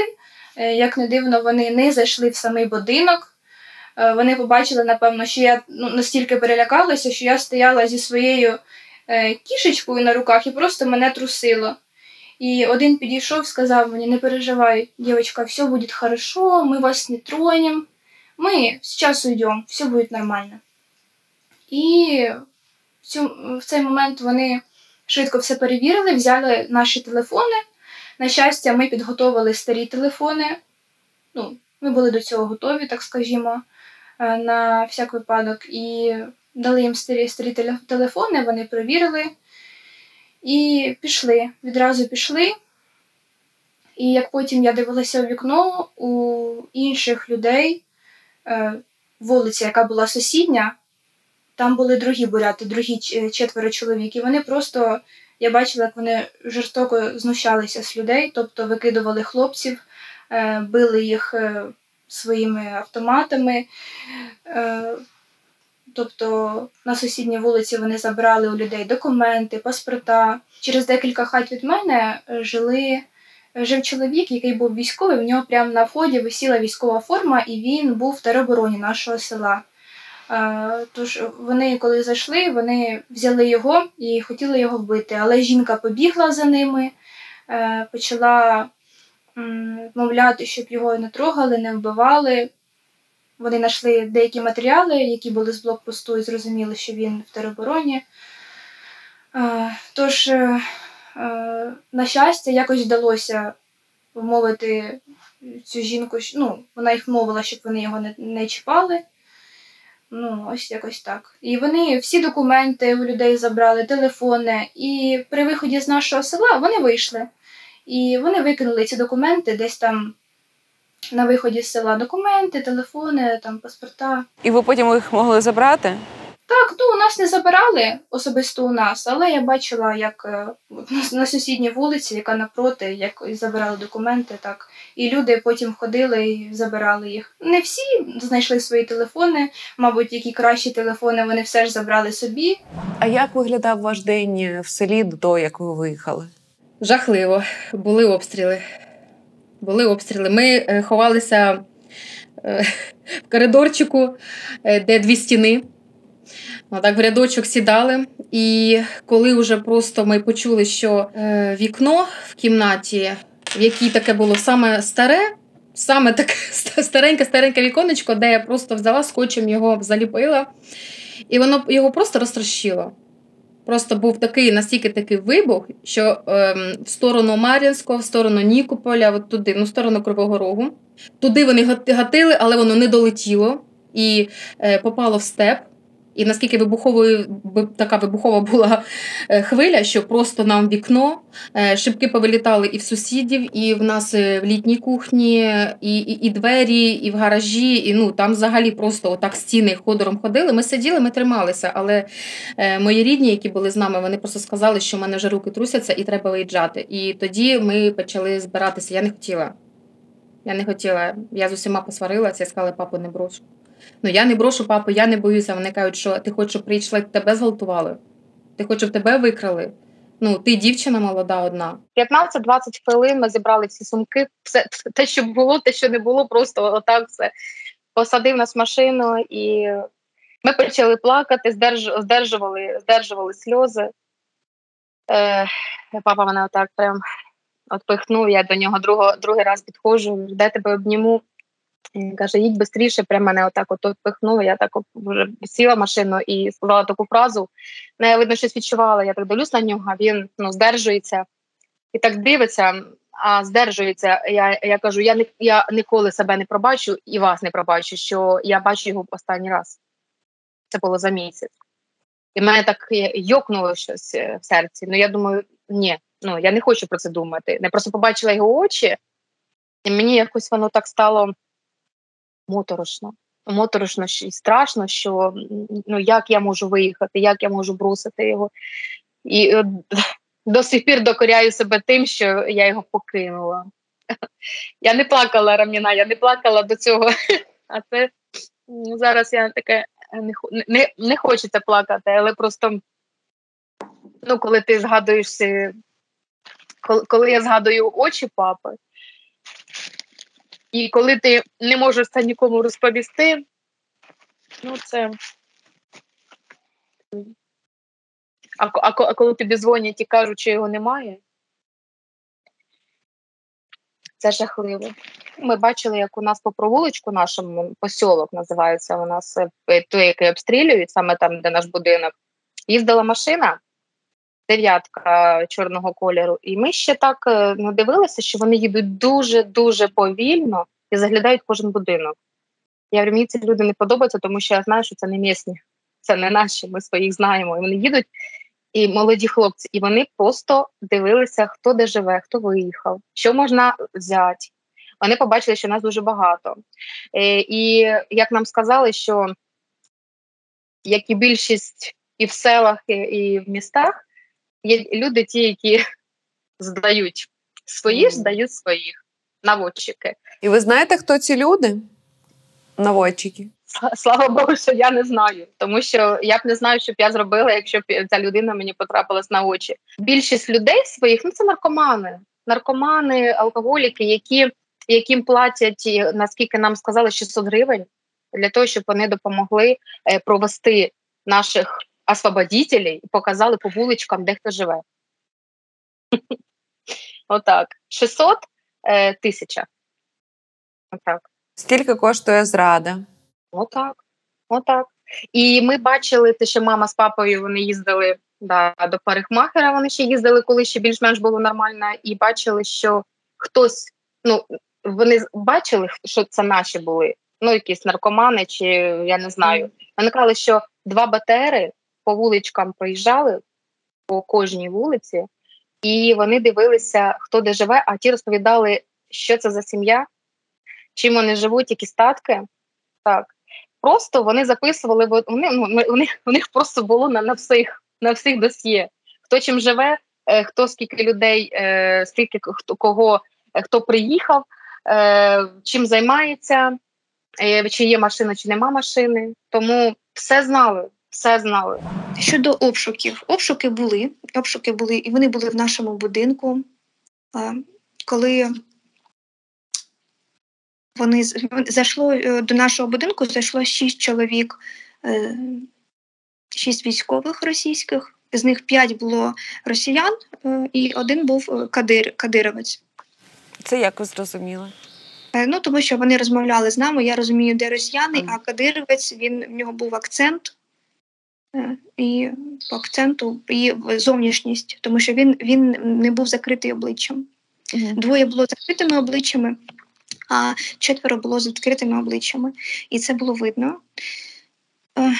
Нас вони вистроїли в нашому дворі і почали перевіряти документи. Почали придиратися, наприклад, чому в 2 жінок з Любимівки немає прописки. Ми їм говорили, що в людей, що вони тільки приїхали, вони біженці з Любимівки. Вони не можуть так швидко зробити тут прописку, тому що на це потрібен трошки час. Ось. Далі вони почали придиратися до мене і до мого чоловіка, тому що ми відносно такі молоді і почали дивитися наші телефони. Але у мене було 2 телефони, 1 я заховала, а один показувала завжди. І в моєму телефоні не було нічого цікавого, а в телефоні чоловіка була переписка. Він написав своєму другу, це було дуже давно, що російська армія зайшла до нас. Але це було написано на французькій мові, тому що він іноземець. І там було написано слово «русо». І коли він прочитав «русо», він почав запитувати, що тут написано, що ти написав. Він сказав, я написав, що російська армія зайшла к нам. Він сказав, зайшла к вам? І сказав, парень, тебе повезло, що прийшли ми. Сказав, давай сим-карту, і все. І сказав, тебе просто повезло, що ми прийшли, іменно ми. Забрали сим-карту, почали потім дивитися наш будинок, всі кімнати передивилися. І я спитала в них, скажіть, будь ласка, нам можна якось звідси виїхати? Мені сказав той, хто був з акцентом, я так розумію, що він був кадировець, він сказав, ти думаєш, що мені здесь хочеться сидіти? І все. І вони вийшли. І почали обшуки наступних будинків, але нам повезло. Дякувати Богу, що нас вони не трогали і що так обійшлося, тому що в інших будинках вони переривали. Якщо їм щось не сподобалось, вони могли переривати всі речі. Вони знали, тому що вони знали прекрасно прізвища і тих людей, які воювали в АТО. І ці будинки, де проживали ті люди, повністю розбивали. Якщо вони заходили всередину, наприклад, якщо це була ванна кімната, вони повністю вибивали всю плитку, вибивали всі речі, все ламали. І це якщо стосувалося тих людей, які воювали в АТО.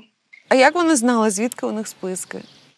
Списки були в самого початку, тому що в перші ж дні був комендант, і комендант почав керувати. Він зайшов в нашу адмінбудівлю, де стояли всі ноутбуки, а в ноутбуках та інформація.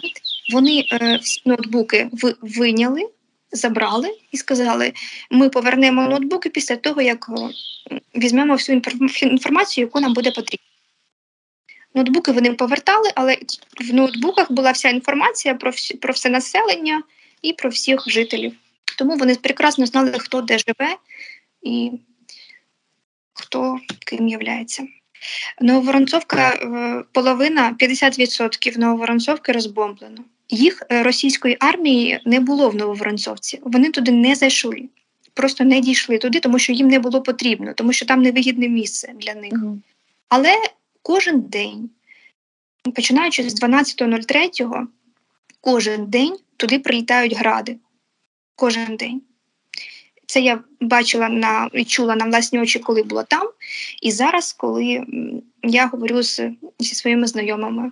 які живуть там. Всі будинки, які знаходяться на в'їзді, всі були розбомблені ще 2 місяці тому.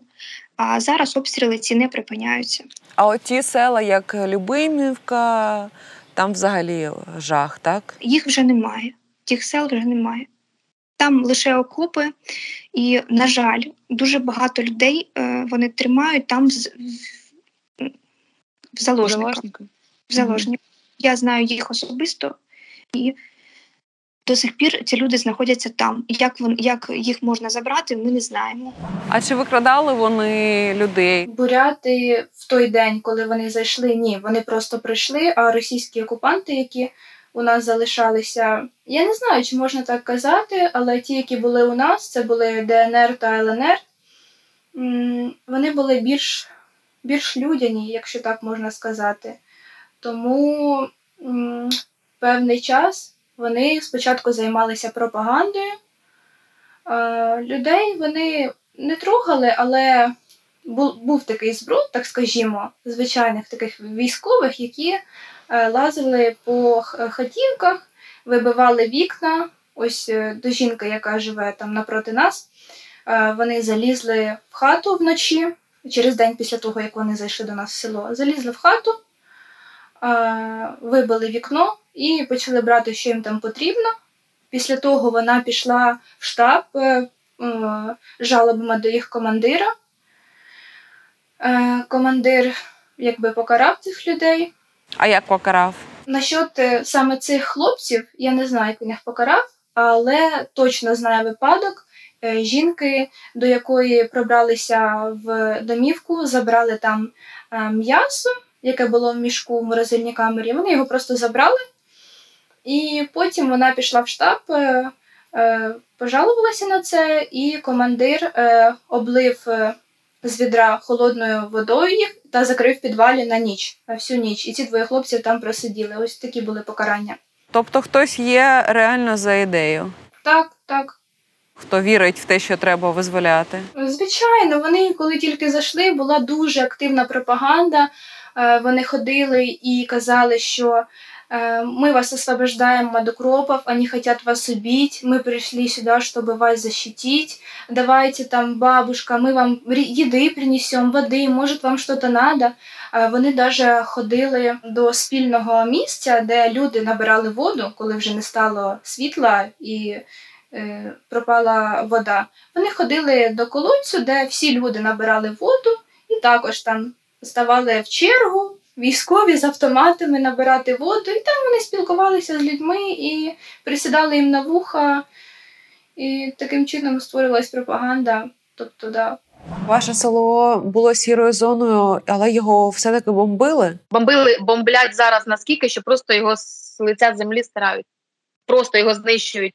2 дні назад розбомбили повністю наш автовокзал. А нащо їм ваше село? А вони просто гатять. Просто. Вони не знають, куди цілиться, вони навіть іноді не знають, де вони знаходяться. Високопілля – той самий Маріуполь. Просто про нього не розповідають. Це селище, вони себе там відчувають настільки хазяївами, вони настільки просто там, ми там живемо, ми що хочемо, те робимо. Навіть рідні вже до них приїжджають. І в Херсон, і в селище. Відбирають будинки, ті, які люди, люди все життя намагалися що зробити для свого будинку, закупляли. А вони просто заїжджають сім'ями. Діти приїжджають, жінки приїжджають. Вони реально очманіли? Так. І вони кажуть, що ми тут будемо жити, а ви будете робити те, що скажемо ми. І той, хто не хоче цього робити, вони просто стріляють. Вони просто, іде відмова, застрелили. Де ці люди ділися, ніхто не знає. Це таке освобождення від квартири, а від дому. Так.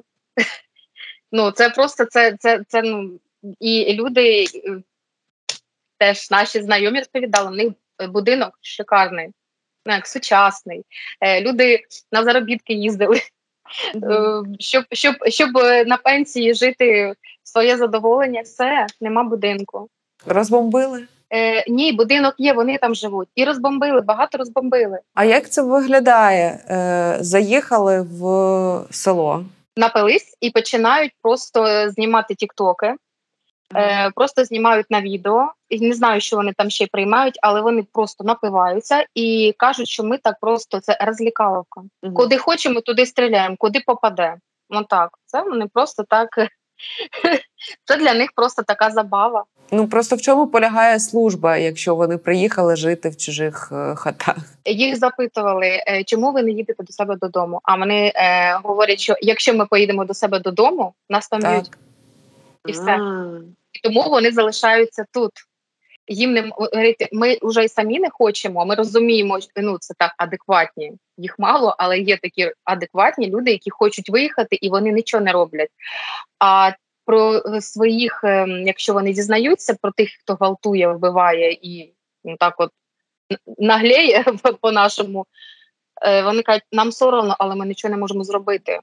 Тому що ми такі, а вони такі. Бидло приїхало, просто от в селах заселилося і роблять, що хочуть. І вони з ними самі не можуть нічого зробити. Вони просто кажуть, що не пийте, не гвалтуйте, вони так, але вони роблять те, що їм хочеться. Вони говорять, нам сказали, робіть, що хочете. Хочете, гвалтуйте, хочете, напивайтеся, хочете, крадіть, забирайте те, що вам сподобалось. Їм дали зелений коридор. Робіть, що хочете.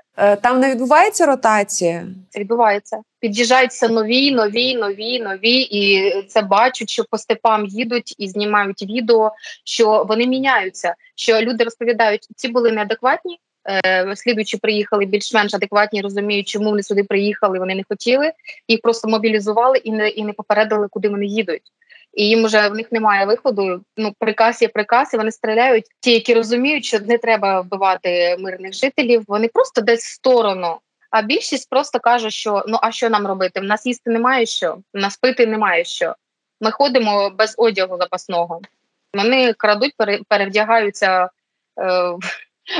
що знайдуть, ходять до магазинів, і сідають в легкові автомобілі і хочуть виїжджати. Але, слава Богу, наше ЗСУ їх поколове, тому що, слава Богу, але вони вже просто знахабніли. Прошло вот так несколько дней, нас не трогали пока никто, и предложили нам выехать с села, сказали, выезжайте, мы вам даем зеленый коридор, но нас не пустили в сторону, так скажем, как украинская, где Украина, Воронцовки, в сторону Воронцовки не пустили колонны, просто в сторону Каховки.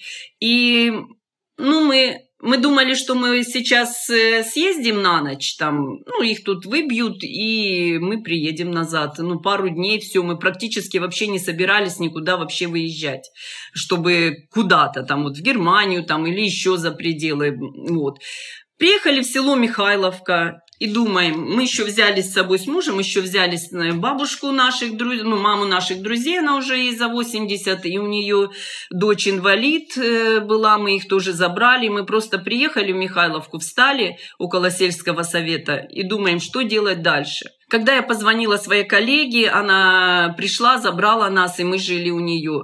Факт тот, что когда мы ехали, эти были блокпосты, у нас был наш украинский флажок. У нас он всегда был. Это мы его не сейчас там, поставили. На машине украинский флажок, все. И когда мы проезжали к блокпост, подошел к нам, целая колонна была, подошел к нам товарищ один, и он, совсем нам не товарищ, скажем, мужчина, и он представился, сказал, что он с ДНР, и что такой весь холеный, с кольцом на пальце, как будто он приехал не воевать сюда, а вот он тут, и он нам говорит, он сказал, чтобы мы убрали этот флажок, потому что впереди, где сам блокпост, потом очередь была, что вам может быть из-за этого очень плохо, уберите. Мы убрали его, мы даже не заметили, мы, может, убрали бы сразу, но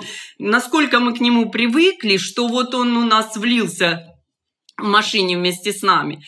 И он говорит такие слова нам: не переживайте, мы вас скоро освободим. Вот я это слово вообще, мы зажмем их вот так в кольцо, вот так, и мы вас освободим. И я такая думаю, Боже мой, вы нас освобождаете, от чего вы нас тут освобождаете, зачем вы нас освобождаете, это очень больно. Мы, конечно, промолчали, мы в ответ, потому что это нереально что-то говорить, и мы уехали. Уехали в Михайловку, но назад мы уже не вернулись. Все села вот были оккупированы, Золотая Балка, все оттуда дальше оккупировано. Единственное, мы знали, что в Осокоровке еще они как бы стоят там около Осокоровки, но в самой Осокоровке их не было. Ну, они, в принципе, и в Михайловку, они только заезжали. Но люди, конечно, тоже боялись, но некоторые выходили и говорили им. Они заезжали в магазины, все села оккупированы, но в селах их там не было. Вот сейчас я знаю, что в Золотой Балке есть они, и в Михайловке заезжают и правят там базы, там уже у них все свои. Поэтому особенно там дальше в Новоалександровке и дальше на Херсон. Вот. Ну, вот так мы пожили неделю и решили мы все-таки выезжать. У нас осталось, что осталось, это машина. И в чем мы были? В чем мы выехали буквально на 1 день, может, на 2. Заехать мы в Крещеновку уже не смогли. Нам сказали, что там идет полный обыск, и людей раздевают, особенно мужчины, забирають телефони. Наші будинки, ті, які, просто як гарненькі, всі ухожені, їх просто немає. Ти просто бачиш відео, які люди присилають, ти бачиш, і ти не, це не Воронцовка, це не наша Воронцовка, це якесь звалище. Нічого немає. Вирви просто, ні забора, ні вікон, ні криші. Ти не знаєш, де вже чий будинок. Тому що воно таке все, там згоріло, свині бігають, собачки, котики. В нашому дворі ми приїхали, у нас дуже багато було і котів, і собачок. Ми привезли багато корму, щоб сусід, який там залишився, він всіх кормив. Просто багато людей позалишало і так, виїхали.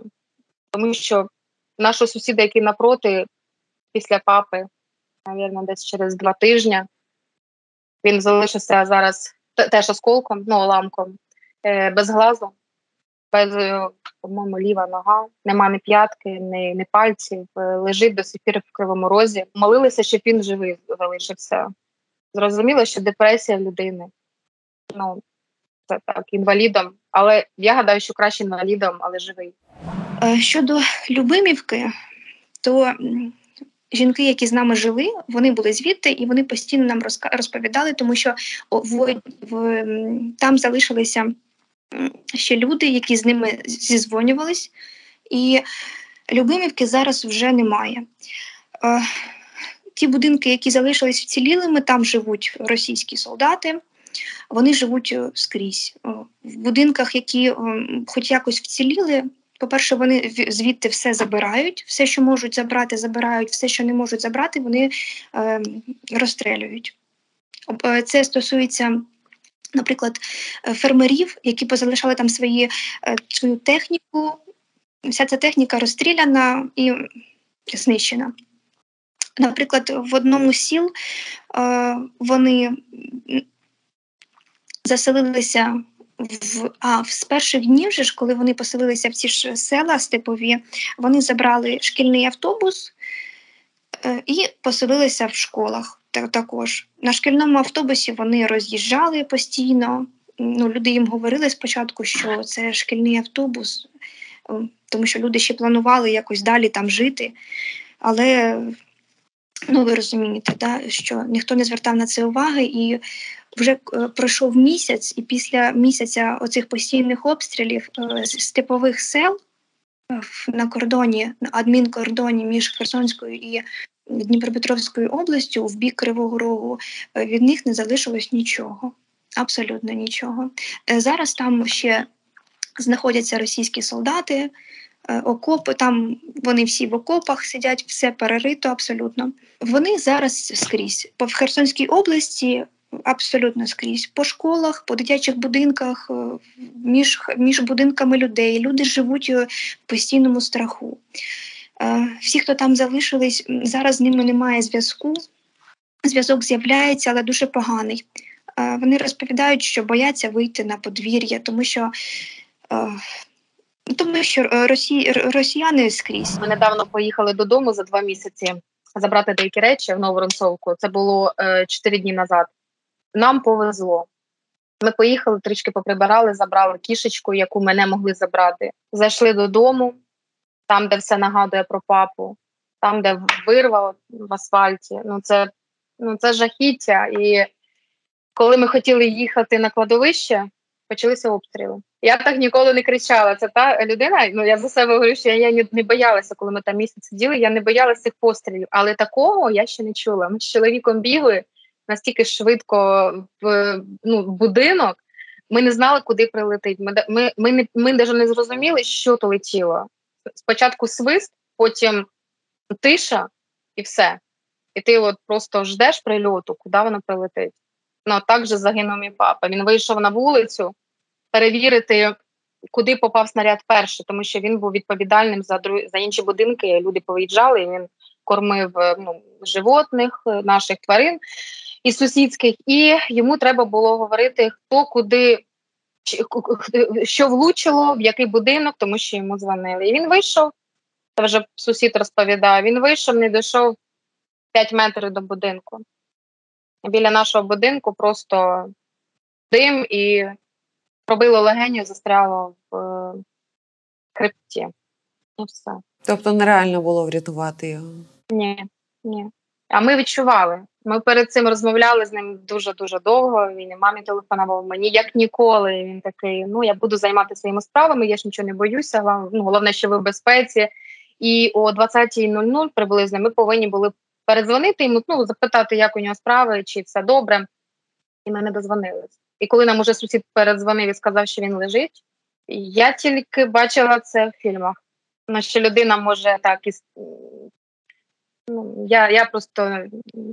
Я просто зараз не хочу плакати, тому що я взагалі стараюсь не плакати. Папа не любив, але коли ти не їдеш на кладовище, тому що ти не хочеш бачити його померлим, це страшно. Мій папа перша людина, яка в Нововоронцовці загинула. Одна, перша. Раміна, ви розумієте, що ніхто не сказав, так як він був близький з нашим мером. Ніхто не написав. Це просто він скільки всього для чорнобильців зробив і пам'ятники поставив. Він сам у нас чорнобилець, він, знаєте, такий по совісті, за справедливість. І жодна людина навіть не згадала, що Дубров Борис Васильович загинув при таких обставинах. Оце мені образливо, тому я хочу, щоб про нього пам'ятали не тільки ми, а і нововоронцовці. Розумієте, що це боляче. Це справді боляче, що його всі знали і мовчать. Ми живі і добре. Він помер. Так у нас в селі кажуть. Той помер, но ми живі. Я це коли почула, тому хіба так можно казать? Когда назад ехали, мы увидели этого мужчину. Опять он подходил около Золотой Балки. Мы заезжали в Золотую Балку, завозили женщину со своей дочерью, потому что у нее там был родной брат, и мы решили так, посоветовавшись с своими друзьями, мы решили, что лучше будет ее завести к брату, к родному, и куда мы ее повезем, непонятно. Так мы и сделали. То мы этого мужчину увидели, он такой узнал нас, потому что помнит, и говорит такой, я говорю, мы будем ехать в сторону Воронцовки, сейчас, Нововоронцовки, мы сейчас завезем женщину, говорит, там не наши стоят, и такая думаю, а кто ж там не ваши стоят, там стоят, говорит, русские, говорю, а вы кто? А мы украинцы, мы защищаем свою землю. Защищают они землю, понимаю, в его понятии, он нас защищает, только от кого он нас защищает? От наших же украинцев. Мне вообще странно. Я не сказала, что мы, говорю, хотим съездить в Воронцовку. Он говорит, хорошо, только там не наши стоят. Привезите нам что-то с Воронцовки, может, что-то сладенькое, так хочется на этом блокпосте, не хватает нам еды тут и все. Я говорю, да, конечно, думаю, привезем обязательно, думаю, да. Когда возвращались с Золотой Балки, у мужа брат ехал впереди машина, и он нас заметил и остановился. И, ну, остановились, быстро они поздоровались, переговорили и до блокпоста. Когда мы подъехали уже к блокпосту на Нововоронцовку поворачивать, он же опять подошел к нам и сказал, что хорошо, что я уже, ну, чуть ли он нас знает, вот вообще, наверное, прям вообще говорит, хорошо, что я вас знаю. Сейчас, если бы вы так никогда не делаете, 2 машины рядом, вас хотели сейчас просто расстрелять. Мы остановились недалеко от блокпоста. Так не делайте. Я говорю, хорошо, не будем. Я, говорит, сказал им, что я этих людей знаю, он узнал машину. Говорю, как будто дружим там сколько лет, да, с ним. Вот, и они нас пропустили, вот, ну, где около Арбуза мы уже... Там досконально нас все проверяли, и багажник, и все. И потом они нас уговаривали не ехать в Нововоронцовку. Они сказали, что там скоро будут бомбить. Зачем вам туда? Ну, я говорю, мне нужно в больницу, к врачу. У меня семейный врач, я уже так не могу. Там лекарства и все. Мы, говорю, вернемся. Еще у нас машина Лада Гранта. Мы ее покупали 10 лет назад, еще до 2014 года. И они очень удивились и позвали всех. Позвали своих, вот кто на блокпосте, посмотреть на нашу машину. Представляете, наша, мол, русская машина. Ой, я так запереживала, что они, ну, думаю, сейчас отнимут нас машину, и мы вообще останемся вообще без ничего. И они нас пропустили, сказали, хорошо, возвращайтесь назад. А если вам нужно в больницу, вы и в Каховку съездите. Поэтому мы в Воронцовке только приехали. Действительно, они начали обстрел уже в Воронцовке, и мы буквально 3 дня побыли, мы ждали еще друга, который волонтер, и он привозил в Нововоронцовку волонтерский груз и забирал оттуда людей. И мы его ждали, чтобы он нас до границы провез. Ну, когда мы выехали уже, да, за Маринское, и он остановился и сказал, говорит, вот тут вот простреливают вот это место, поэтому сейчас мы гоним 100 километров, не останавливаясь, пока я не остановлюсь. И вот это мы за ним. Я, конечно, я просто сидела вот так. Я молилась. Наде говорю, Отче наш читай, а я буду вот в небеса, что Божья Матерь нас закрыла, и все. Это было очень страшно.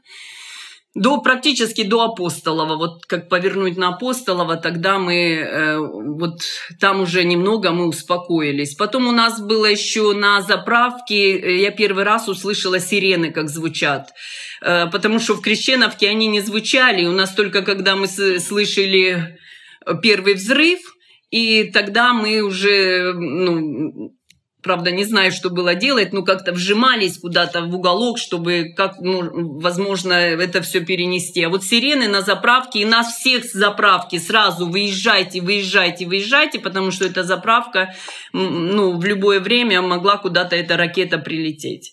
К нашему дому подогнали уже, сказали, 3-й раз КАМАЗ, вывезли все, остался... Он не смог и не может совсем выехать, потому что его с отцом побили, забрали все деньги, которые у него были, выбили, забрали телефон. И он где-то там нашел старенький еще кнопочный, возобновили, зарядили. И вот как-то еще что-то мы где-то можем. Он сказал, что в нашем доме ужасно все. Он заходил, все перевернуто, забраны все вещи. Я еще ремонт же начала делать. Это все закупила на кухню, кухню вынесла, все новое закупила.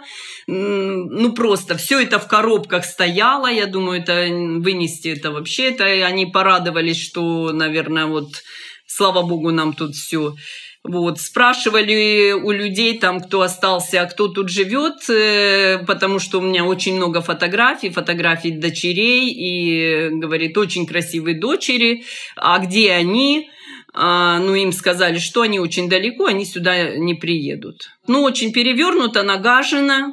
Просто нагажено. Люди со зла, наверное, от того, что так хорошо живут другие, вот просто нагадили в этот дом. Забрали, вывезли диваны, кровати, я не знаю, вывезли, ну все, вывезли, что там, говорит, компьютер разбитый, у нас и видеокамеры были, то есть мы устанавливали себе на улице. Ну, вообще ничего. У нас осталась машина. У меня муж занимался бизнесом. У нас осталась большая машина.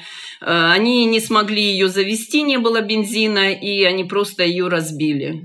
Забрали трактор, забрали на прицеп. Маленький у нас такой тоже. Муж вообще, он очень это тяжело переносит, как мужчины, потому что он на этот трактор брал кредит, покупал новенький трактор, чтобы обрабатывать около дома гектар.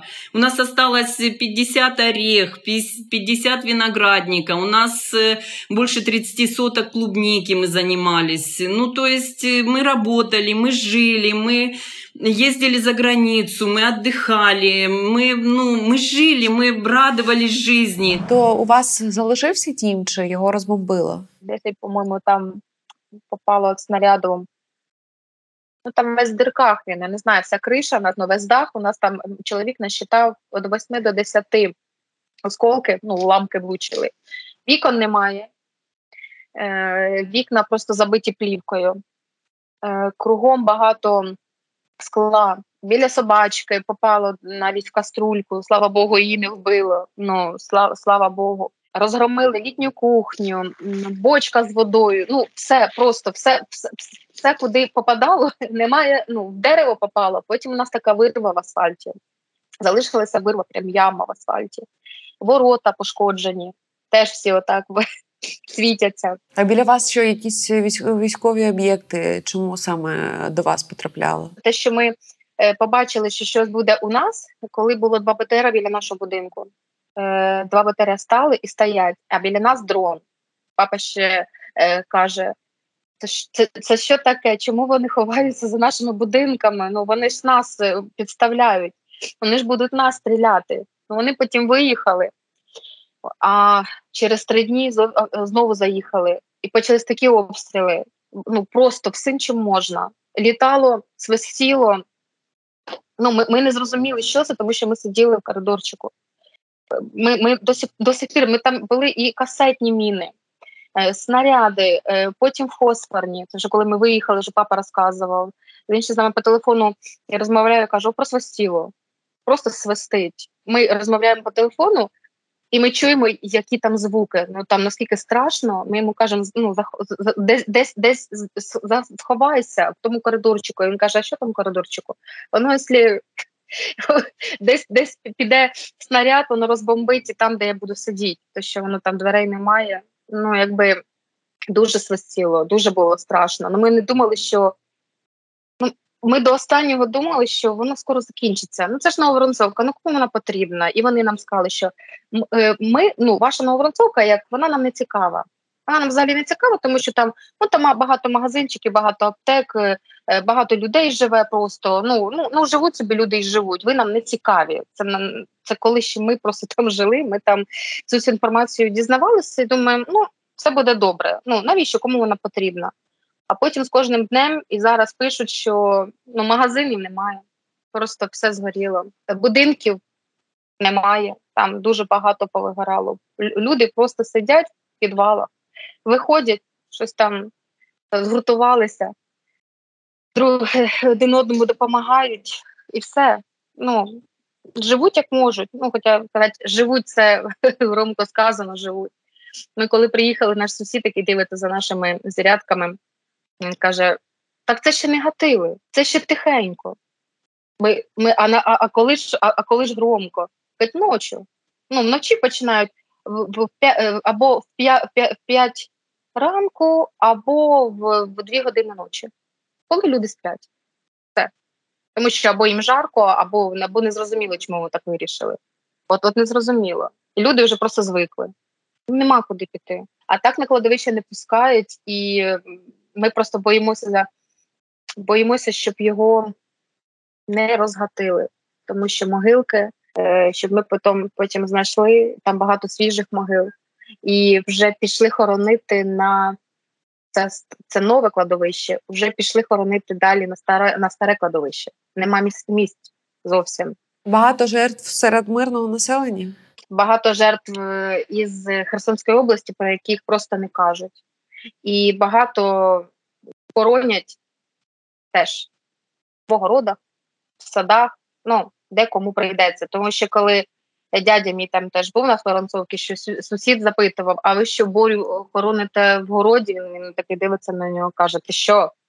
В якому, куди? Каже, це собачка.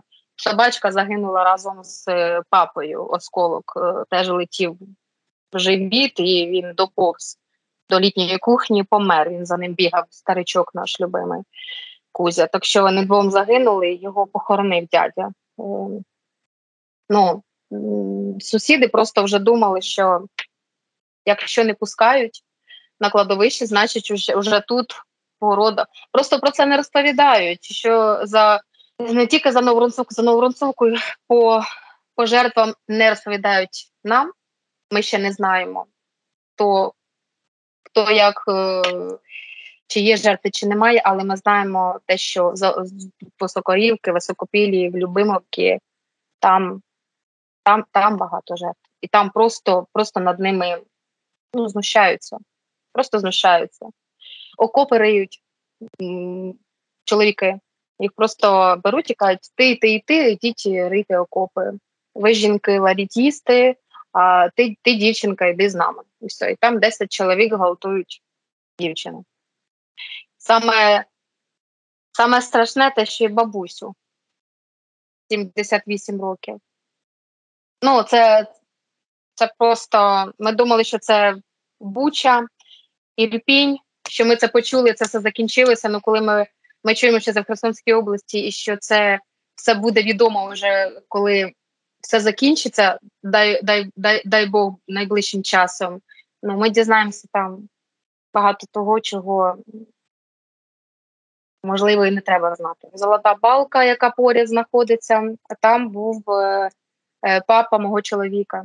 Він не міг виїхати. Там були орки. Вони там все викрадали, вони там просто напивалися, просто стріляли заради розваги. Просто тому, що їм захотілося.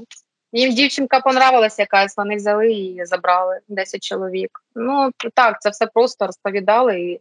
Тобто в Херсонській області також будуть відомі після деокупації випадки про зґвалтування? Вони вже є, їх дуже багато. Їх дуже багато, і це ми знаємо. Це ми знаємо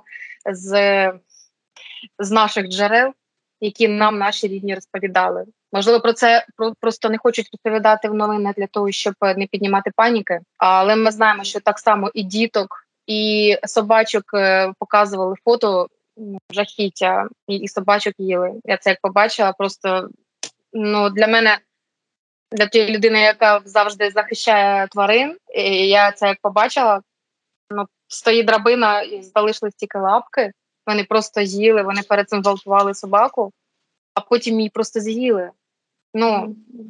Це такого не покажуть, але ти ці фото, відео бачиш, і їх відразу просто беруть і видаляють, тому що це нікому не потрібно, щоб вони не потрапили далі. Там у Любимовці до сих пір сидить знайомий мого чоловіка в підвалі, і він не може виїхати, його не відпускають, теж з пораненою ногою. А як він опинився в підвалі? А він жив зі своєю мамою. Маму пожаліли, як сказали, що мама старенька, ми не будемо її трогати, а він почав захищати і почав запитувати, чому ви сюди прийшли. Їм це не сподобалося, і вони просто стрельнули йому в ногу. Казали, сиди тут і вмирай, тобі ніхто не допоможе. Не лікарі, ми нікого. Ми зробимо так, що про тебе ніхто не дізнається. Це коли він там опинився? Він там опинився в квітні десь 25-го. І досі там сидить? Досі там сидить, він не виїхав. Я не знаю, чи він, кажуть, що своїми методами там він щось робить. Угу. А звідки ви знаєте, якщо він в підвалі сидить, що він там? Ні, це сказала його мама. Тому що її потім, мама якось потім втекла, а йому сказали, що ти або тікаєш, а мама хай тікає, а ти залишаєшся тут. Тому що ти молодий хлопець, ми вирішимо, що з тобою робити. І потім в нього телефон, коли не був розряджений, що він позвонив другу, це був єдиний дзвінок. Він просто встиг йому сказати те, що мені стрельнули в ногу, і, можливо, ми більше не побачимось. І все. Ті люди, односельчані, які там залишилися, вони не можуть піти подивитися, де він? Не можуть. Чому? А там оселились орки. Вони живуть в їхніх будинках, вони жінок і дівчат, молодих дівчат вони гвалтують, жінок, бабусь. І вони зробили так, що вони є кухарками для них. Вони стоять, їм варять їсти, роблять всі забаганки. Що вони скажуть, те вони роблять. Вони їх залишили просто тому, що їм так захотілося. Ті, хто встиг виїхати, в кого була можливість, вони виїхали. Ті, хто не встиг, все, вони в окупації, вони не можуть нікуди не піти, не виїхати, немає ні зв'язку, нічого, просто ми не знаємо, що з ними далі. Деякі йшли просто степами. Родичка моєї тітки, вона йшла степами. Вона розповідала, що вона просто йшла степами, тому що в неї не було автомобіля, вона просиділа там 2 місяці, а потім зрозуміла, що у неї вже нервова система її не витримує. І треба щось робити, тому що її просто б'ють, зґвалтують, а потім б'ють. І вона не розповідає до сих пір, як вона вийшла. До сих пір вона боїться. Вона каже, якщо я розповім, де я йшла, якими я полями йшла, скільки часу, скільки кілометрів, просто для неї це буде потім і для її сім'ї щось погане. У вас є підтвердження того, що там гвалтують і, можна сказати, тримають в заручниках людей, тому що після звільнення Денисової мені пишуть росіяни, що ось довели некомпетентність вашого омбудсмена, вибачтеся за те, що ви сказали про гвалтування, це неправда. Отак. Це правда. Я би просто вам не казала цього. Мені воно не потрібно, і це правда, і це продовжується і зараз. У самому Херсоні наразі 14-річну дівчинку зґвалтували.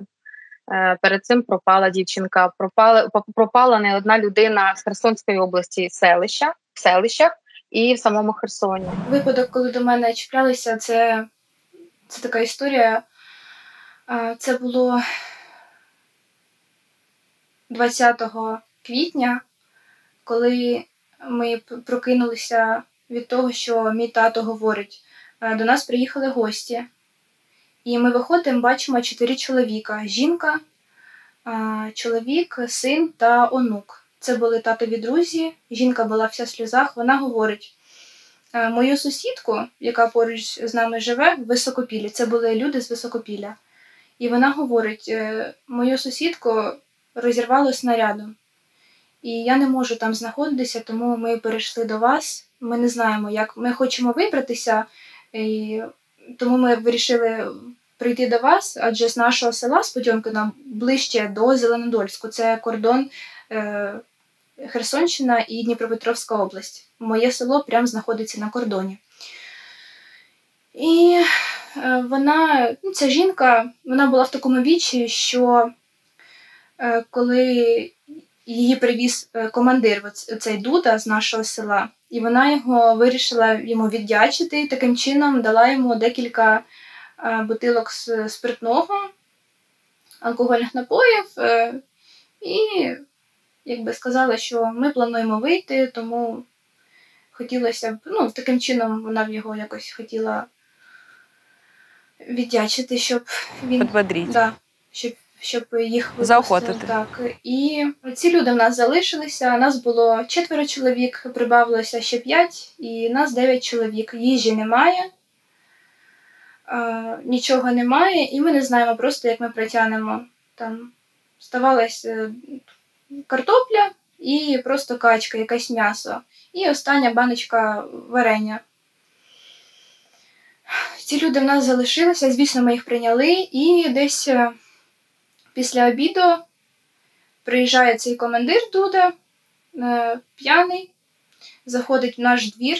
До цього моменту вони ні разу не були за 1,5 місяця в нашому дворі.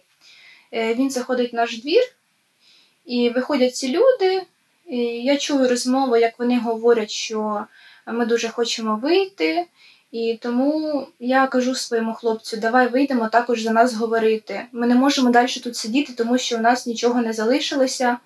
На той момент моїх батьків не було вдома, вони пішли до дідуся віднести йому їжу. І ми вийшли з моїм хлопцем, і я починаю говорити, щоб нас випустили, ми також хотіли би вийти. Він мені говорить, що вряд чи це отримається, бо від нас нічого не залежить. У них є найголовніший, який сказав, що людей ми не маємо випускати, вони у нас як підстраховка, як живий щит, який захищає вас. Тому якщо ви відпустите людей, або 10 років тюрми, або розстріл. І я тоді просто зрозуміла, що у нас не залишилось ніяких шансів вийти. Я починаю плакати, і він в цей момент підходить до мене, починає цей командир поправляти там мої волоси, гладити мене за обличчя, якось обіймати, притуляти до себе, говорити якісь ласкові там потішні слова. І я просто опустила голову, мені настільки було бридко і огидно, що він, тобто це просто не передати словами, що відбувається з психікою в той момент, коли таке відбувається. І я повернула голову, рядом поряд зі мною стоїть мій хлопець, я бачу, як він стіпив зуби і руки в кулак, і стоїть, просто не може нічого зробити, тому що стоїть п'яний, де ще й з автоматом, і з ним стоять ще його підлеглі, так скажем. І він просто починає мене обіймати, щось мені шептати.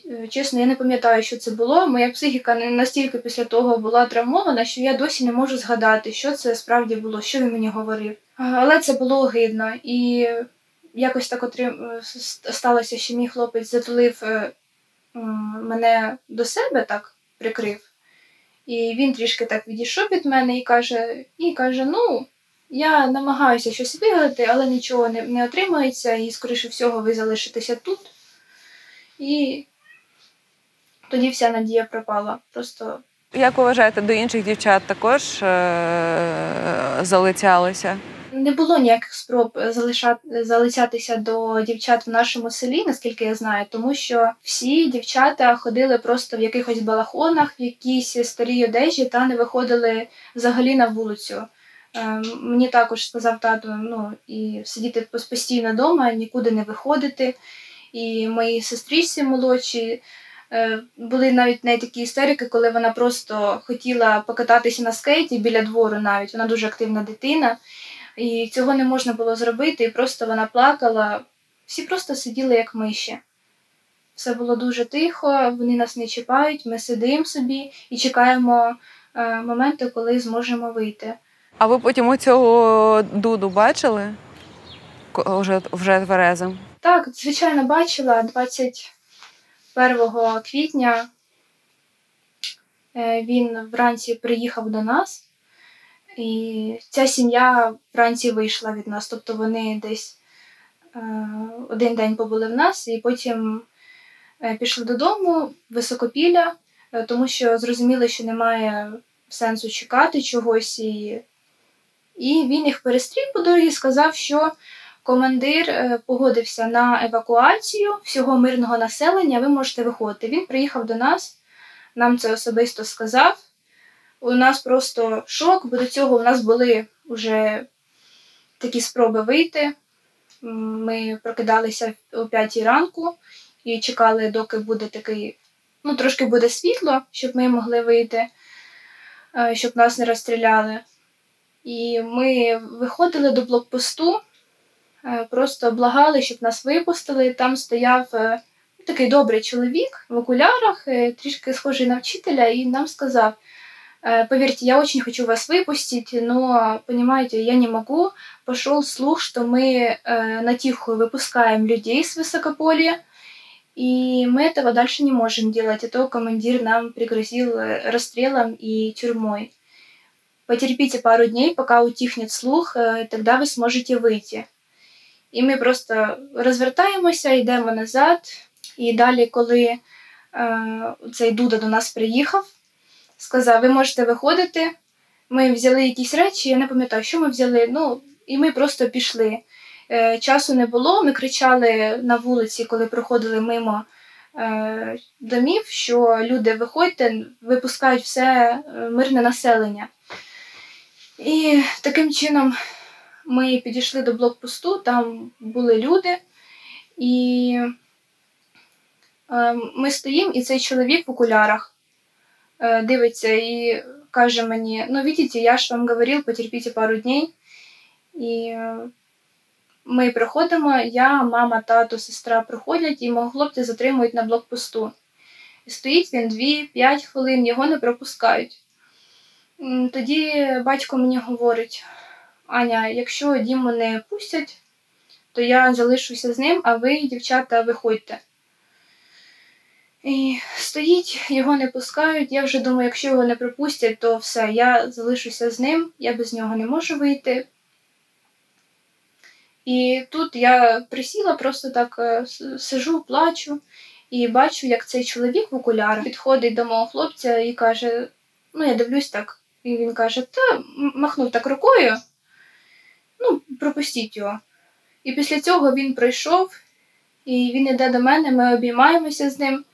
І я просто так назад дивлюся, а цей чоловік в окулярах, який там стояв на посту, він мені, як підмигнув. Я не знаю, чи можна взагалі про таке говорити, але я хочу розпространяти правдиву інформацію, а не фейк. І, знаєте, можна поважати ворога, просто його поважати, але він все ж таки залишається ворогом. Люди з Високопілля і з Золотої Балки виходили пішки.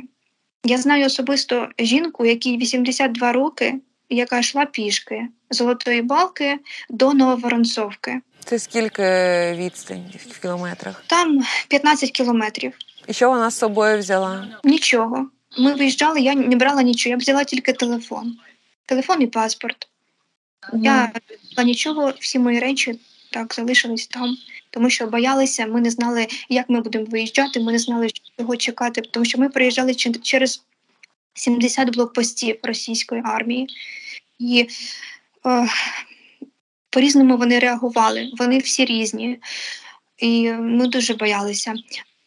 Я вам скажу, що кожен раз, коли, наприклад, війська ДНР приїжджали до нас в село для того, щоб командувати, керувати, розповідати нам, як жити, вони кожен раз говорили: ви нас мучили 8 років, тепер ми вас будемо. Це говорили саме військові з ДНР.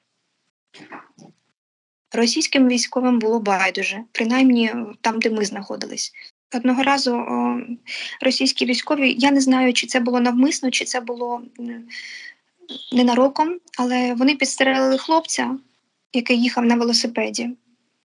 Хлопець помер від першого пострілу, і його мати боялася сказати російському командиру, що це ваші військові його підстрелили, і він помер від цього. Вона боялася, тому що не знала реакції і не знала, що дадуть навіть поховати його. Тому вони сказали, що можна ми поховаємо її сина, бо в нього стався серцевий напад. І вони просто на тачці його відвезли. І його довелося поховати просто біля будинку, тому що до кладовища добратися неможливо. Із-за постійних обстрілів з градів. Люди просто боялися. Уявіть собі, град стоїть 10 метрів від тебе. Для військового це може нормально, але для звичайної жінки це пережити таке дуже складно. Перед нашим селом вони були в сусідньому. І молоді хлопці, їм по 9 років, вони знімали їх на телефон. Вони просто не зрозуміли, можливо. Але вони почали їх знімати на телефон. Коли вони побачили, що їх знімають, вони за ними бігли. Хлопці почали тікати. Ви розумієте, 9 років. І вони застрелили. 9-річних? Так. Хлопці намагались врятувати, його відвезли до лікарні, але не врятували. І це бачив хтось, хто стріляв, так? Так, це бачили люди. І ми знаємо цих людей, батьків. Тому ось так. Боялися знімати щось, або щоб було щось на телефоні, тому що за будь-який неправильний жест можна було втратити життя. Еще я вам скажу, самое для меня что обидное, что у меня родная сестра в России, у меня очень много родственников, у меня все одноклассники там. Я закончила школу в Алтайском крае. И мы общались, они знали, как мы жили, ну все. В 2014 году они мне еще сообщали, что убери русскую литературу, не разговаривай на русском. Ты что, тебя там, вот бандеровцы тебя там убьют. В 2014-м я им показывала, вы что вообще, вы нормальные, вы вот видите, никто меня не трогает, никто не... И все это время, это все-таки 8 лет, да, они живут нормально, ездят везде. И тут буквально вот в войну я им рассказываю, я снимала это видео, я потом это все удаляла, конечно, я им показывала, а они мне вот, говорю, вот идут солдаты ваши, вот. Нет, говорит, это ваши переодетые, что ты нам рассказываешь, это вас там свои уничтожают. Ну, и родная сестра, мы с ней не общаемся в первый день войны. Я прям плакала, говорю, Лариса, говорю, ну, ваши пришли в Херсонскую область, захватывают, вот они уже в Каховке, и вот буквально каждый час я ей там наговаривала голосовыми сообщениями, а реакции никакой. И тут она мне уже в 4 часа дня звонит и говорит, что ты говорила в 14-м, что у вас там и то, я тебе вообще не верю, и все, хватит вот это вот маразм этот вообще, и вообще это все виновата там Америка, ну зомбоящик, просто, говорю, у тебя вместо головы твой зомбоящик, который ты смотришь и все. Вот это мне больше всего обидно, что вроде как бы родная сестра, ну ты должна поверить, а нет. Вот лучше посмотреть телевизор и что там скажут, чем родной сестре. Ну, вот это вот, конечно, очень больно тоже, очень больно. Вы когда попали в Украину? Я приехала в 94 году. И, кстати, я приехала, это, ну, тогда мне так, ну, с России, я тоже учителем работала там, и какие-то у нас там и выплаты были. Мы очень хорошо жили в России, когда в 94 году я приехала, ну, я скажу, что попали в какую-то как вообще нищету, как Украина восстанавливалась, она просто при мне восстанавливалась. Вот это вот, ну... Мы жили, правда, вот не за что было что-то купить. Я как помню, эти на карточки нам переводили какие-то деньги. Я пошла, ребенку годик потом исполнился, в 96-м родилась дочь, а старшая девочка, я с ней приехала сюда, ну, в Украину. И очень сложно все было. Но мы как-то все смогли восстановиться, мы смогли работать, мы зарабатывали, муж пошел работать, то есть у нас вообще было все хорошо, все, к нам приезжали в гости, из России приезжали в гости, у нас есть тут вот в Германии, мы их называем русские немцы, да, тоже они у нас были, сейчас мы не общаемся, они даже ни разу не спросили, как мы там, что мы там. Русские, немцы здесь вообще никак.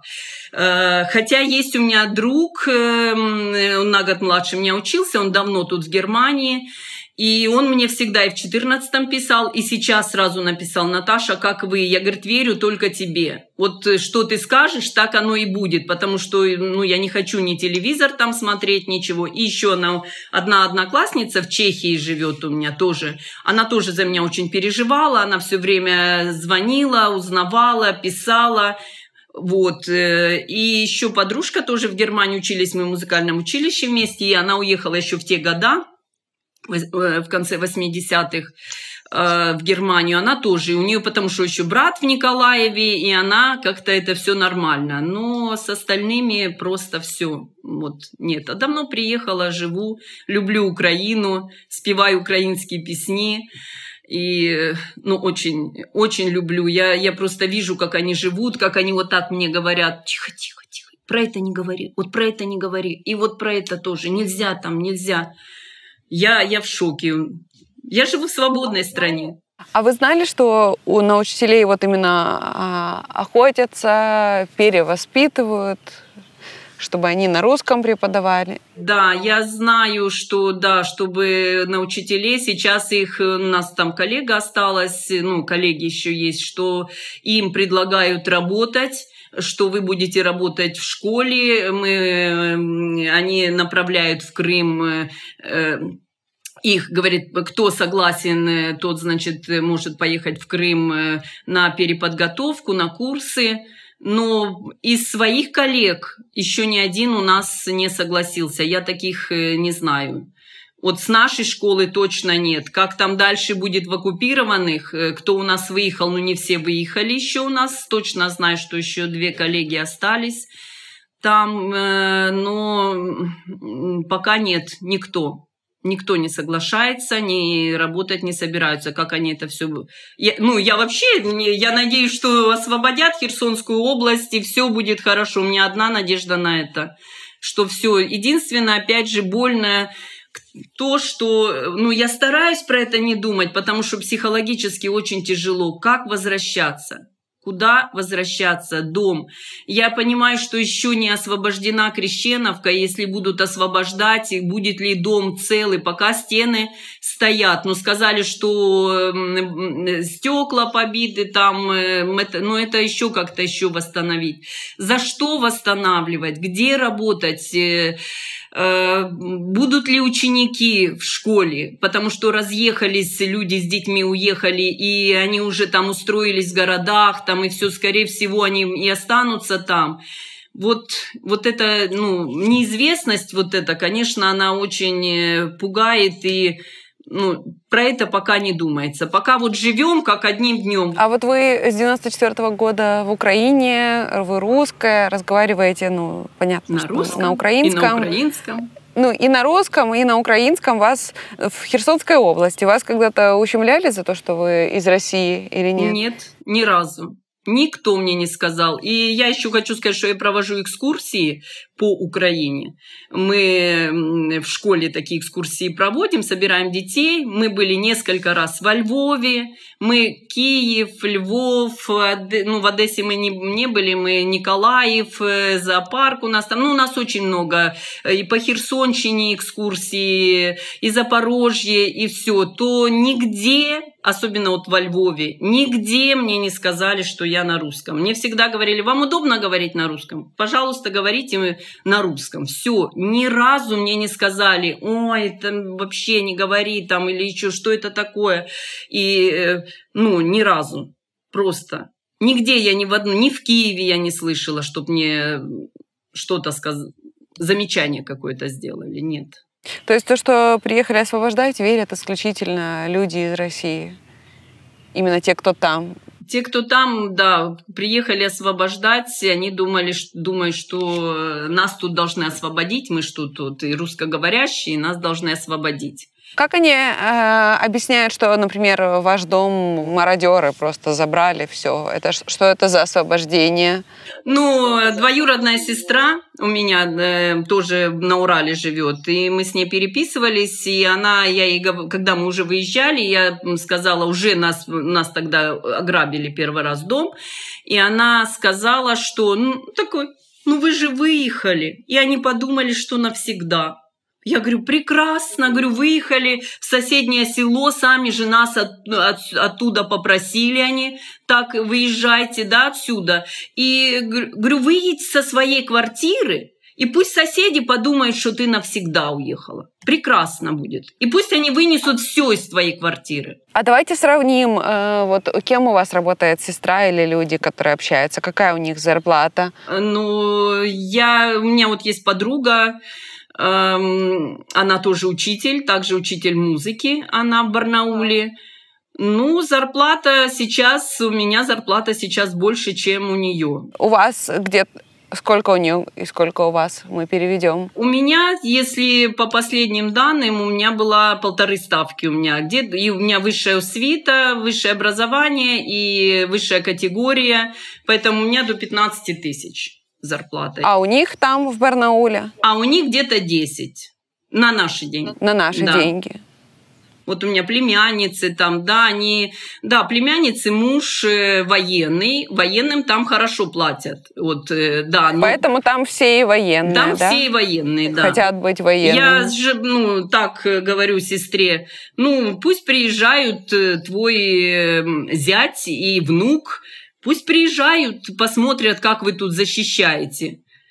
Потому что мародерством, я знаю, не начали давно, как заехали, так и занимались русские мародерством солдаты. И я когда отправляла им какие-то видео, они говорили: это фейк, это фейк.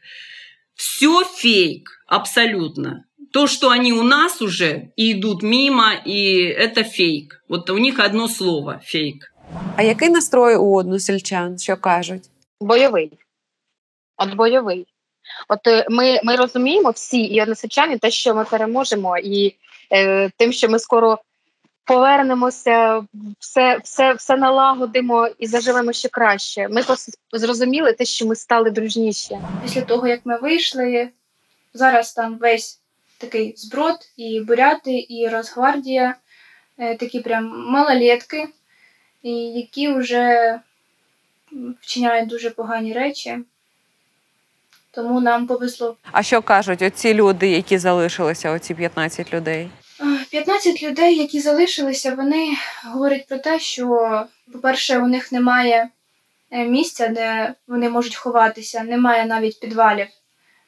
Майже все село зруйноване. Вони ховаються в підвалах, які ще не постраждали.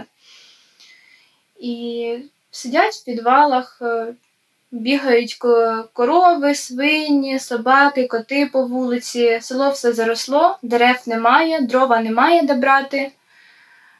Просто не було газу, світла, опалення, нічого. Ми, звичайно, щоб вижити, ми всі дерева вирізали, і просто не було виходу у людей.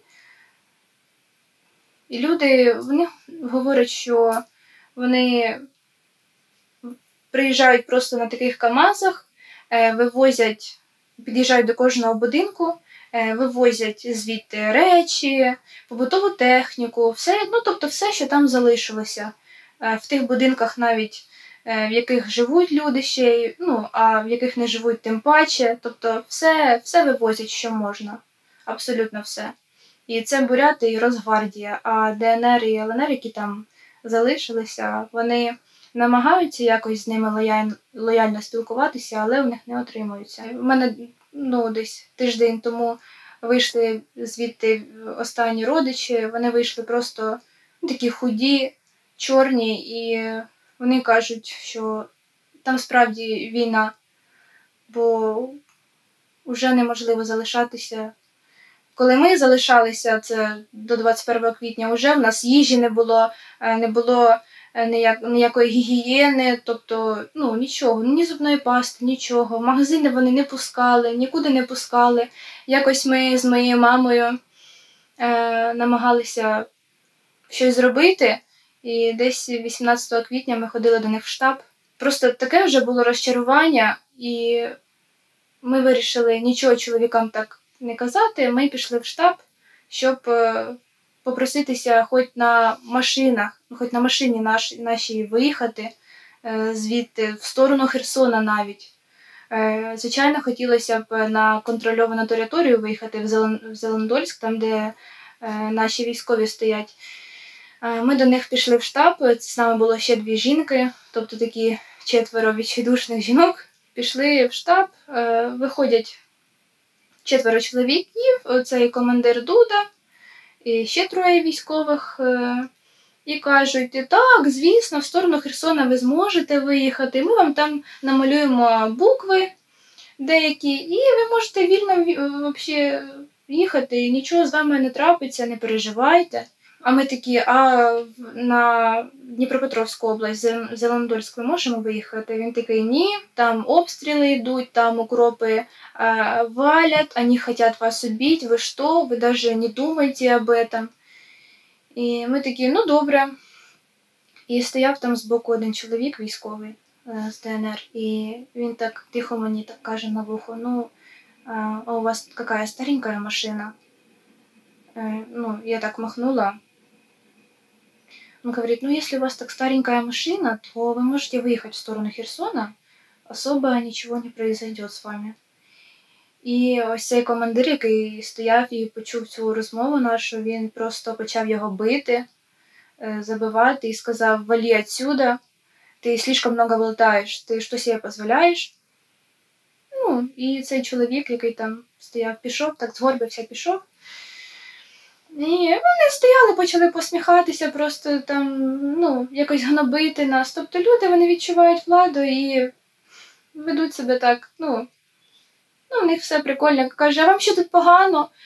У вас поки ще не один будинок не постраждав. Ну, подумаєш, немає їжі, немає світла, немає газу. Ми ж якось жили до цього в Дебальцево так. І ви трішки потерпіть. Трішечки. Скоро України не буде. Потерпіть ще 2-3 дні, України взагалі не буде. Як оцей Дуда сказав. Ты вообще видела, что дядя Вова с Россией сделал? Он с такого дерьма ее поднял. А что этот комик твой сделал? Ну, и все.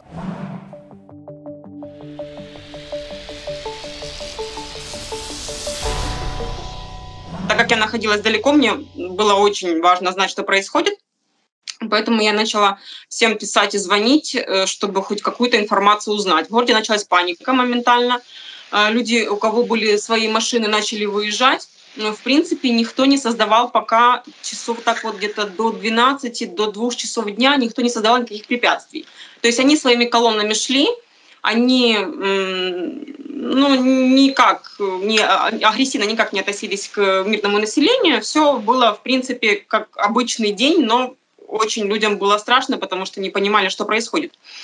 На автовокзалах автобусы начали ходить с перебоем. Это с утра. Я в 6 или в 7 утра начала звонить в наш городской автовокзал. Там уже трубку никто не брал. С горем пополам мне получилось дописаться до частных перевозок, которые возили с Херсона на Львов. Девочка мне ответила уже почти вечером. Она сказала, что с Херсона мы уже не ездим. То есть там уже была полностью оккупация. В 11 часов дня у нас в городе стоит ГЭС. Уже висел 3-цветный флаг. Они на ГЭС зашли абсолютно беспрепятственно, так же, в принципе, как и в город. Зашли в администрацию, и через пару часов уже висел флаг. Заходили они со стороны Мелитополя. Оттуда у меня мама живет 70 километров от города Новая Каховка. Они шли через село. То есть они останавливались, много кто, у нас крайний дом по улице, и они останавливались, спрашивали местность, где они находятся. То есть они не понимали, где они находятся. У многих спрашивали, куда, как проехать на Херсон. И останавливались они еще в этот первый день, у людей просили воды, потому что у них не было с собой, видимо, запаса воды. То есть, в принципе, никакой агрессии к людям не было. Дальше паника в городе, соответственно, из-за продуктов. Магазины начали полностью выносить тележками, вывозить все, что только можно было, начиная от круп, заканчивая вплоть через пару часов в АТБ оставались только самые дорогие продукты, которые, в принципе-то, никто и так не покупал. В аптеках такая же история была. Очереди стояли в аптеках.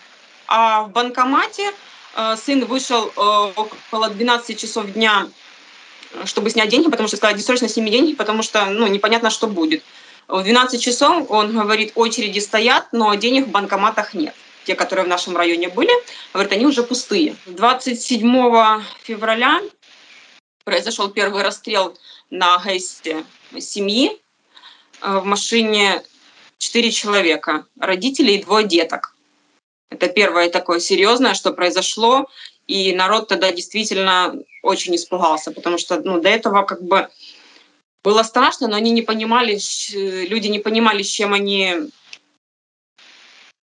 столкнулись. И после этого расстрела пошли дальше череда тоже убийств мирного населения. Ехали по работе с водоканала на служебной машине, на легковушке водитель, рядышком на пассажирском сидении женщина, и сзади еще был пассажир.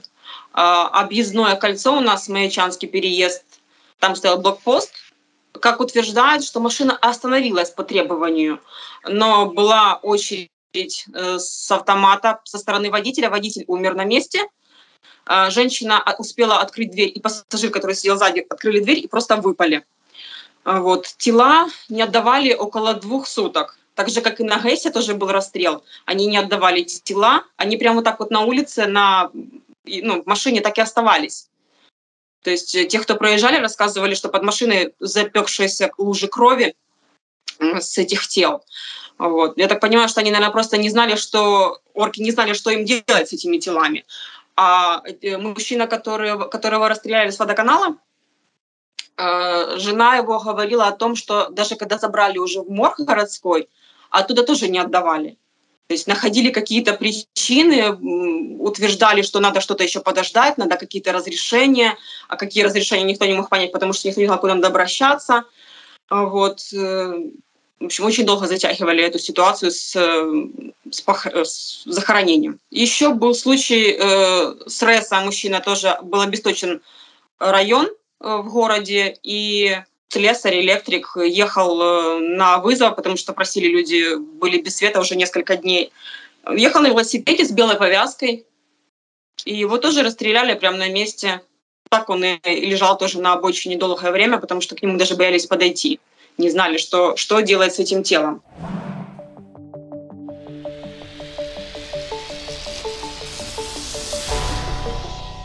Вы находитесь в Каховке. Это не новая Каховка, а рядом. Каховка просто, да. Да. Когда вас оккупировала российская армия? С 24 февраля, с первого дня войны, в принципе, уже они были у нас.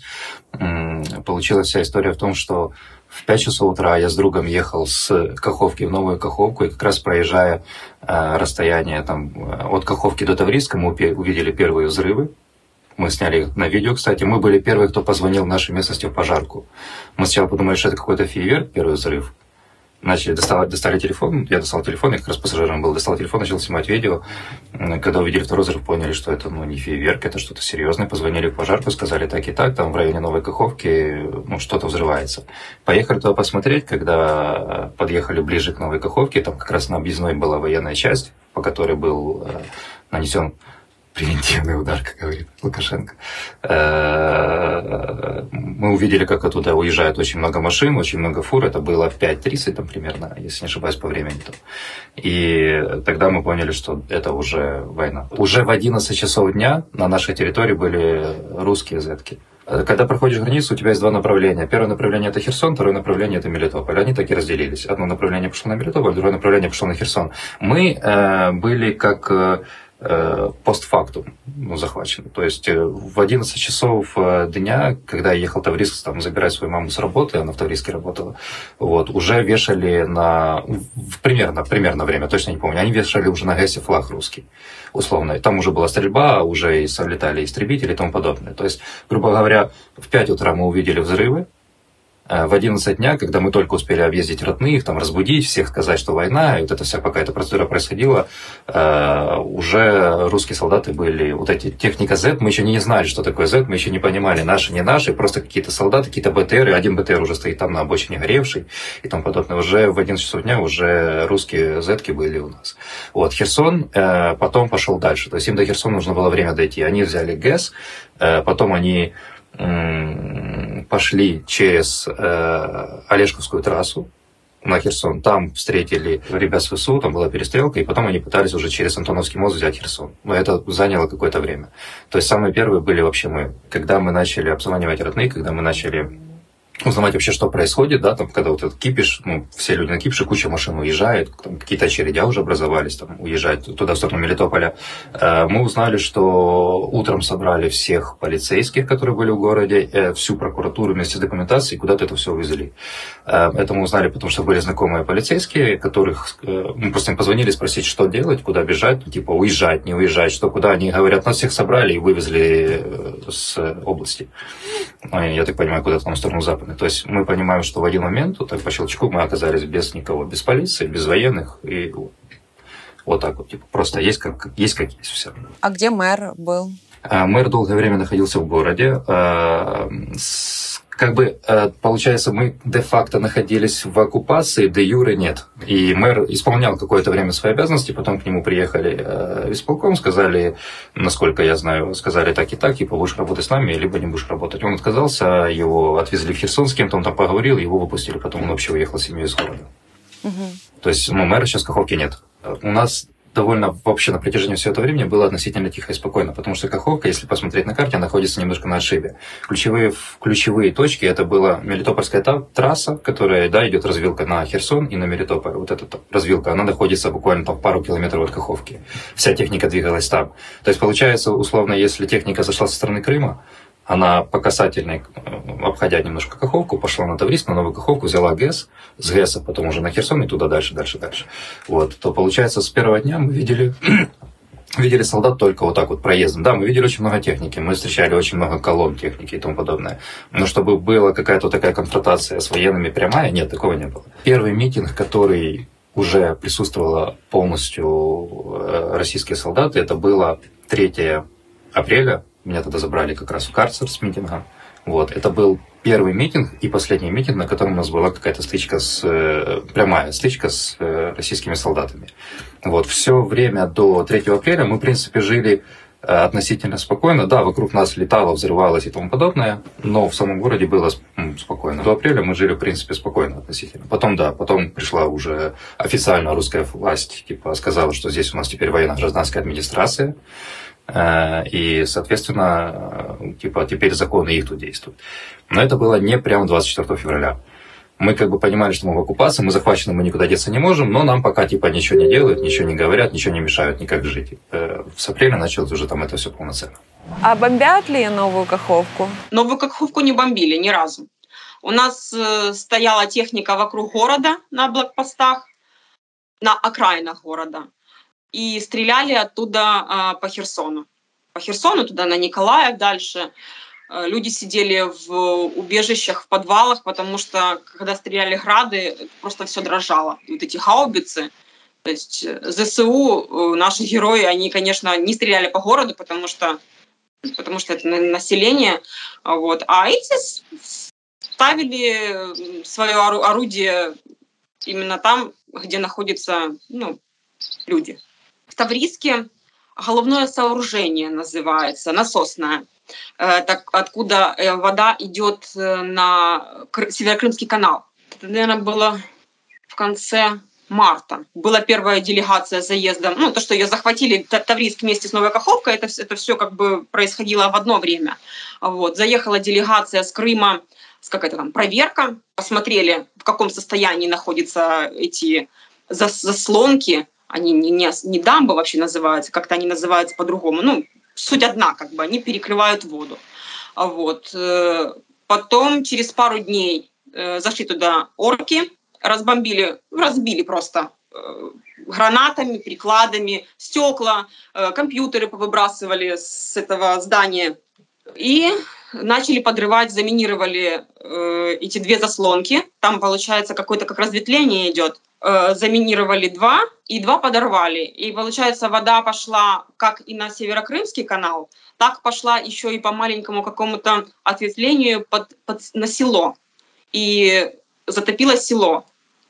То есть люди пострадали, у них урожай пропал из-за того, что просто как-то по-глупому это все произошло.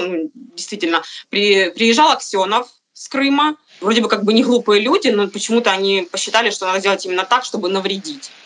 То есть взорвали дамбу, и пошла вода на Крым? И пошла вода, да. То есть, им-то никто никакого препятствия не создавал. Потому что, кто будет этим заниматься? Директор или там начальник этого дедулечка лысенький, пузатенький в пиджачке, который это все возглавлял. То есть, он же не будет с ними воевать и доказывать им что-то, и говорить, что они неправильно делают. То есть его выперли сразу за дверь, он вышел, говорит, и там уже начали делать свои дела. Куда они отвозят людей с митинга? Вот куда вы попали? Как это было и сколько дней вы находились? Находился я 3 дня. Это было Новая Каховская отдел полиции. Там есть готовые карцеры. Это в подвале. Они полностью темные. Вот. Нас отправили туда. У нас было 4 мужчины и 1 женщина. Это с митинга с Каховки нас забрали. Вот. Нас побили изначально, как морально давили, там немножко издевались, там угрожали изнасиловать, угрожали сжечь, типа представляли автомат к голове, типа говорили, что сейчас пристрелят. Но наряду с этим, когда там мы в мешках были, когда спускали там с машины, и до того, как угрожали, говорят, типа, аккуратно не убейся, типа, что нам с тобой тут делать. А потом говорят, мы тебя пристрелим. Ну и ты стоишь, как бы на это все смотришь, немножко абсурдно, ну, как несостыковка была. Вот. Сейчас, в принципе, все отделения полиции, которые раньше были отделением полиции, сейчас являются их территорией, где они могут хранить, где они могут держать тех, кто не подчиняется им или как-то пытается показать свою проукраинскую позицию. Это Новокаховское отделение полиции, Каховское. Люди, которые активно показывают свою проукраинскую позицию, их довольно быстро забирали, держали кого-то неделю, кого-то больше. Может быть, слышали, такой был журналист Олег Батурин, которого забрали одним из первых в Каховке. Вот, его держали больше недели, если не ошибаюсь. Вот. То есть все, кто пытался как-то показывать проукраинскую позицию, их всех задавили на ранних этапах. Это был даже первый митинг. Даже первый митинг, после него уже были какие-то последствия. Первый митинг у нас был... Это был конец февраля. Не, это был март. После этого митинга начали первые похищения быть людей. Вот, забирали первых людей. Ну и потом потихоньку таких людей становилось меньше. Всех, кого забирали, обычно они потом после этого попадали домой, собирали вещи и сразу уезжали. То есть, грубо говоря, сейчас, на данный момент, кто-то, кто показывал проукраинскую позицию, ну, так четко и понятно, таких людей нет. Все люди, которые остались, это люди, которые за Украину, но они аккуратно за Украину. То есть мы понимаем, что здесь мы сейчас сильно много сделать не можем, не военно обязанные, да, люди, просто обычные гражданские, обычные жители. Мы не можем там сильно много где-то там мешать солдатам с оружием и тому подобное. Но мы полностью проукраинские и пытаемся хоть как-то поддерживать друг друга, помогать и ждать ВСУ. Когда был в карцере, получается... Очень много, наверное, ну, там практически все люди, которые там были, это ДНРовцы, они, вот этот наш говор, ну, оно слышно просто, когда ты даже, они когда к тебе обращаются, там, да, они когда говорят к стене, когда ты просишь туалет, под автоматами тебя ведут, они, ну, вот это шо, ага, ну, есть вот эти вот звуки, да, которые ты можешь определить, что этот человек, он как-то связан с Украиной, с украинским языком. И когда там на третий день мне вообще открыли карцер и сказали, иди хавать, ну, для меня это вообще был настолько коллапс, потому что я сижу в карцере за то, что там, был на митинге, да, за Украину, и мне говорят по-украински, иди хавать. Ну, это просто очень сильно вызвало коллапс. Кстати, был еще случай, когда мы ехали с Херсона в Каховку на автобусе, тогда уже пустили автобусы, 13 блокпостов было, и на одном блокпосте по Олешковской трассе к нам подсел в автобус один солдат с автоматом. На автомате было написано «Суббота». Мы у него спрашиваем, ну, что означает надпись на автомате. Он говорит, это мой позывной. Потом начали говорить, так, а что вы тут делаете? Ну, а что вы? А как это? Он говорит, ну, я сам с Донецка. Говорит, нам сказали, либо 10 лет сидеть, либо поставить блокпосты поохранять. Ну, типа, понятно, что типа, выбор у нас там не стоит. Он когда говорил, у него глаза слезились. Вроде как говорил искренне, а возможно говорил просто уже готовую какую-то там заготовку, я не знаю. Но он говорит, что у него там сын, он все эти года там работал, там для сына старался, сына толком не видел. Вот. А тут сказали либо сидеть, либо идти и охранять. Кстати, многие солдаты, с которыми получалось поговорить в той или иной мере, говорили о том, что их заставили.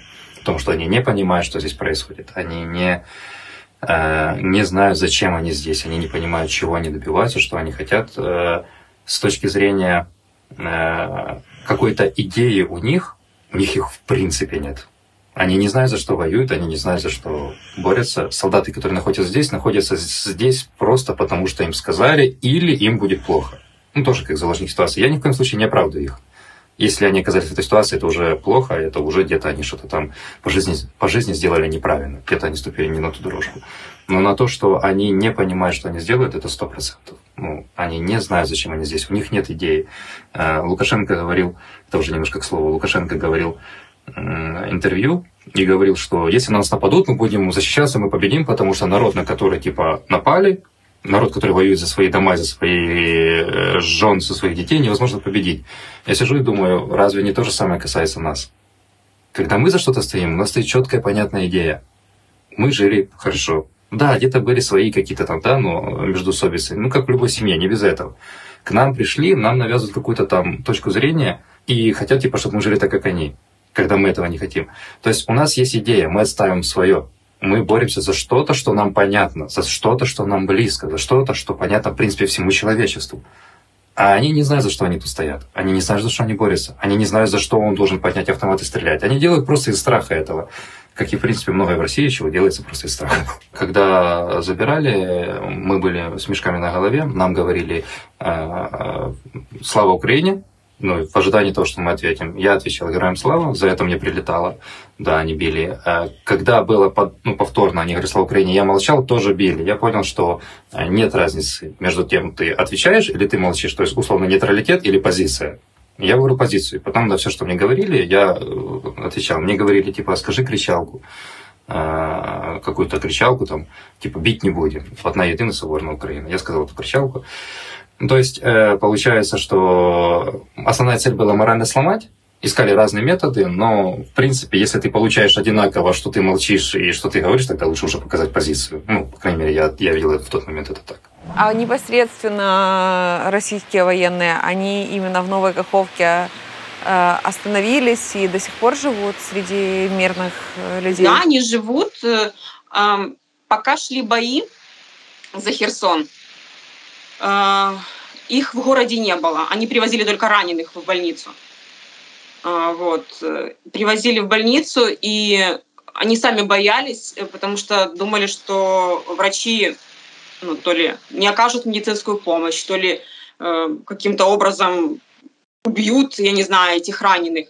То есть говорили, что угрожали врачам, медсестрам, персоналу, что если раненый не выживет, то типа спросим с тебя. Когда взяли Херсон, они все выехали в Херсон, остались только блокпосты вокруг города.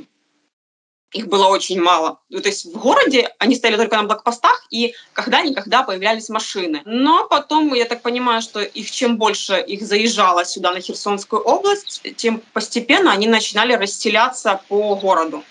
И на данный момент их находится очень много. То есть у меня такое ощущение, вот когда снимают город, девочки, просто вот улицы, то мирного населения практически не осталось.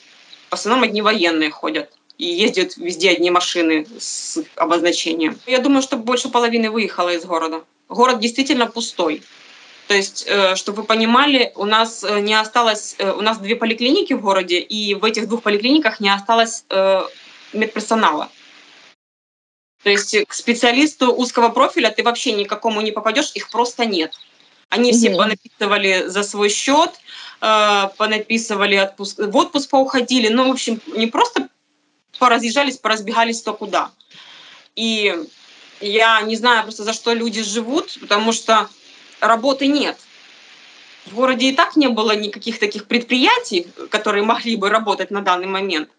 Город жил за счет торговли в основном. Рынки закрыты, магазины закрыты, не осталось ничего.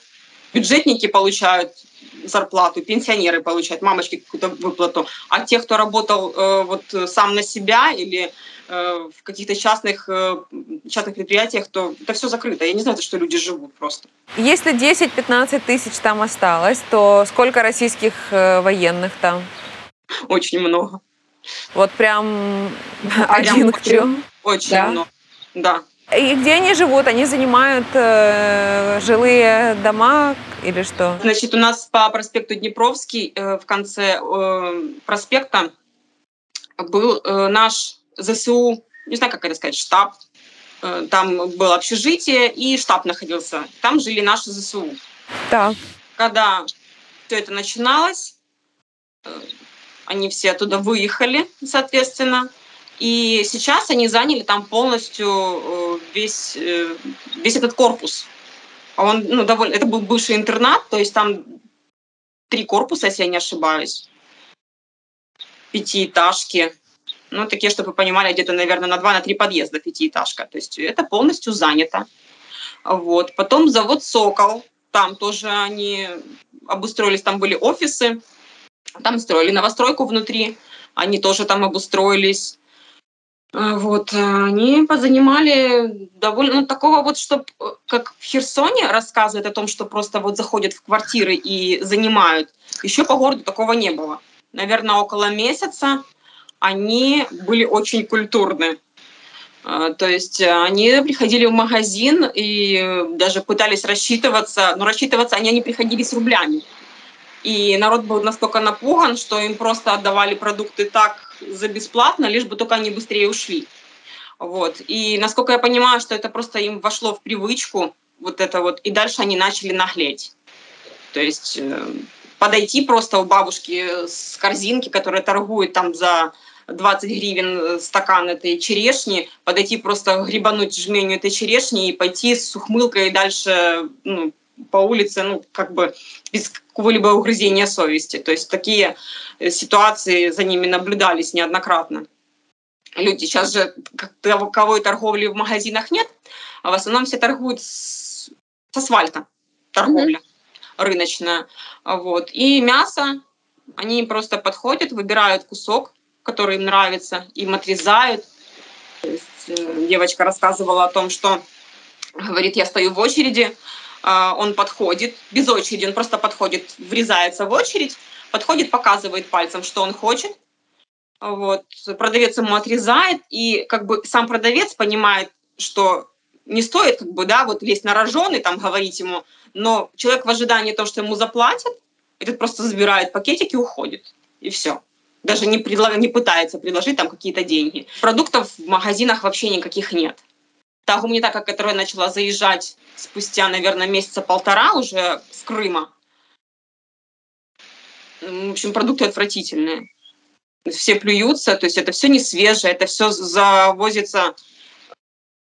Может, вы знаете, пряники, сейчас пример вам приведу, пряники овсяные, просто самые обычные, которые у нас в Украине стоили в свое время где-то там 50 там, с чем-то гривен, пусть 75. Сейчас они стоят у нас в городе 350 гривен. Они такие, что ими можно убивать. Как выглядит ваш день в оккупированной Каховке? Мы находимся в режиме энергосбережения, то есть мы делаем только то, что помогает нам сейчас просто выжить. Не хватает каких-то моральных сил или эмоциональных сил, чтобы там как-то развиваться, думать о каком-то будущем и тому подобное. То есть мы понимаем, что мы сейчас находимся в ситуации, в которой мы не хотим отсюда уезжать, мы не хотим бросать свой город, в который мы там, кто-то вложил душу свою, кто-то там много для него старался, а кто-то просто не может из-за пожилых родных, близких, или там мужчины просто не могут элементарно выехать за границу, да, там, как многие там выезжают через Крым. Я считаю, это неправильно выезжать через Крым, это моя личная позиция. Вот. И, по сути, мы находимся в режиме ожидания. Как это выглядит? Это, допустим, пару дней назад, это даже вчера, позавчера, позвонили знакомые, опять там есть знакомая Катя, сказала, что нужно найти мамочки пюрешки. Элементарно, пюрешки, просто типа детям вот это вот еда. Потому что она заказывала откуда-то с подконтрольной территории Украины. Эти пюрешки, их на блокпосту забрали, а она сама села, она приедет в Новую Каховку, надо просто помочь. Просто там понаходить, где что есть, показать, что есть, и сказать, приди сюда, приди сюда, приди сюда. И мы вот это поехали в Новую Каховку по магазинам, чтобы посмотреть это все. Как раз там прилетело. Как раз прилетело по позициям русских, когда мы это все делали, когда мы ездили. Вот. То есть, по сути, мы стараемся каждый день как-то кому-то помогать. У нас есть ряд пенсионеров, ряд инвалидов, есть гериатрический пансионат, люди, которые не могут зависеть от себя непосредственно, то есть мы стараемся как-то их поддерживать, помогать. Плюс сейчас у нас нет связи, и молодые, у которых есть интернет, которые как-то смогли это сделать, там домашний интернет и тому подобное, мы сделали такой типа как небольшой движуху помочь тем, у кого нет связи с родными. То есть мы находим в интернете тех, кто ищет родных, с кем нельзя позвонить, не интернета. Мы узнаем адреса, едем туда к ним и стараемся уже сконнектить человека, грубо говоря, за пределами оккупированной территории с человеком, который находится в оккупированной и без связи. Потому что мобильных сетей операторов у нас сейчас нет. Русские сим-карты почти никто не берет, никому даром не нужно. Вот. И, грубо говоря, сейчас вот эти 100 плюс дней войны – это смесь прокормить себя, придумать как, потому что по большей части работы как таковой нет. Я спрашивал мужиков, которые пережили 90-е, потому что я этого не спрашиваю. Я говорю, я много слышал про 90-е, расскажите, похоже ли то, что сейчас вы видите, как вот с 90-ми. Они мне такие говорят, Не поверишь, сейчас даже хуже, чем 90-е. Потому что в 90-е хоть было какое-то представление, что да, мы сейчас это типа как переживем, перетрясем, да, вот это сейчас там утрясется какие-то моменты, и потом все будет хорошо. То сейчас у нас типа перетрясем, а сколько, а как, а куда, а где дальше, а будем, не будем, вот эти сомнения у людей и тому подобное. То есть, грубо говоря, вот эти 100 дней плюс, это смесь найти работу, найти, как себя прокормить, там есть у кого сбережения, тем чуть проще, плюс придумать, как помочь другим людям, плюс ко всему придумать, как людям объяснять, показывать, что все-таки тут Украина, никто нас не оставил, никто нас не кинул, потому что пропаганда России, она очень сильная. Есть такая фраза, которую я люблю говорить: на войне, на любой войне первой погибает правда. Вот в этой ситуации, которая у нас была с 24 февраля, я это 100% увидел, потому что настолько много вокруг лжи, настолько много этой пропаганды, что любой человек, даже не слабый духом и разумом, где-то поколеблется. Ну, то есть настолько это сильно работает. Плакаты, повсюду плакаты, там «Мы победили», «Родина мать зовет», вот эти всякие коммунистичные, вот эти... Все, что когда-то мы видели в книжках, читали или в фильмах старых, там, да, или читали там по истории, что это было, теперь просто у нас висит, как обычные плакаты, там, вместо билборда, вместо рекламы. Вот. То есть, по сути, каждый день мы пытаемся хоть как-то помогать людям, которых знаем, близких, держаться вместе, чтобы просто ждать ВСУ. То есть, по сути, вся наша жизнь сейчас – это ожидание тогда того, что нас придут и освободят. По ночам, ну, у меня с балкона видно, там, когда идет прилеты, то оно все зарево там сияет, ну, взрывы практически каждую ночь слышно. Вот. Но мы понимаем, что мы находимся на той части Днепра, которую самое сложно будет отбить. Потому что я уверен, что у ВСУ сейчас есть силы, чтобы подойти к Днепру, да, условно, в том числе Херсон. Но чтобы как раз отбить нас, это довольно сложно, потому что переправы всего две: Антоновский мост и ГЭС. Туда дальше Запорожье, но там это... И там они все уже... Окопались просто как... Антоновский мост, он... Окопались как ничего себе. Там уже и бетонные сооружения, там, ну... Мы понимаем, что это будет непросто, мы понимаем, что это будет долго, мы готовы терпеть сколько нужно, мы готовы ждать сколько нужно, мы будем поддерживать друг друга, там, держаться вместе сколько нужно. Мы понимаем, что это не быстро, и... но, с другой стороны, тоже, несмотря на то, что мы все это понимаем, вот такие журналисты, которые в информационном поле говорят о Херсонской области, говорят о Херсоне, говорят о селах, да, там, о городах, которые находятся в оккупированной территории, то для нас это все очень важно, потому что все-таки, когда у тебя есть какой-то, скажем так, аргумент, да, когда у тебя есть какое-то видео человека, который говорит про Херсон и говорит, что мы не отдадим, никто вас не отдал, и связь вам не отрубили. Ну, типа, как у нас, когда связь отключали, у нас были дни, когда не было ни интернета, ни мобильной связи. Сейчас домашний интернет хоть появился через Россию, мы там используем VPN, но ничего. Когда нам рубили связь полностью, дня 3 не было связи, 4 не было связи, нам говорили: вот видите, вас же типа оставили, вас же отключили. Вот как типа в Крыму было, в Крыму же типа отключили, все, и Крым оставили, все, вот так и вас оставили. И когда вот это слышишь постоянно такую пропаганду, а они как постоянно пытаются ее чем-то вот типа аргументировать, что вот связи нет, это вас оставили. А Vodafone потом пишет: ребята, долбанули оптику, мы пытаемся восстанавливать, мы чиним, хоп, связь пару дней появилась, и мы такие: ага, значит, таки все есть. Потом опять вот ударили по оптике, опять оборвалось, мы опять без связи. А когда у тебя есть какой-то видеоролик, где какие-то люди говорят о том, что Херсон никто не оставил, нас не забыли, все понимают, что мы тут есть, то проще уже как-то показывать другим людям и аргументировать на то, что не нужно сейчас сдаваться, не нужно опускать руки, нужно продолжать бороться, верить, и все будет хорошо. Вот, поэтому, когда вот от всех, кто ждет Украину, да, кто ждет ВСУ здесь, то большая признательность таким, как вы, которые говорите об этом, освещаете это и показываете, что мы не забыты, что мы не оставлены сами по себе. Российские военные непосредственно есть в городе? Да, конечно. У нас охраняется полицейский участок, я не знаю, как сейчас называется, это исполком, охраняется военными солдатами. Также сейчас уже ходят патрули, потому что в последнее время ребята начали рисовать трафареты, Каховка с Украины, флаги украинские. Вот. И сейчас начали ходить пешие патрули, которые отлавливают. Вчера у нас на берегу была слышна стрельба. Я не знаю информации никакой. Ну, то есть не получилось узнать никакой информации, кто, что и тому подобное. Но военные непосредственно в городе есть. Да, это не так много, как в Новой Каховке. Мы ездили в Новую Каховку, мы ездили в Херсон. Ну, было возможность сравнить с тем, что происходит там. То, конечно, условно, это колоссальная разница в Каховке и в Новой Каховке. Есть знакомые, которым я говорил о том, что нужно с Новой Каховки им просто уехать пока в Каховку. Даже вот этих условно 15 километров они уже решают. Потому что вот количество солдат на единицу населения людей колоссально разное.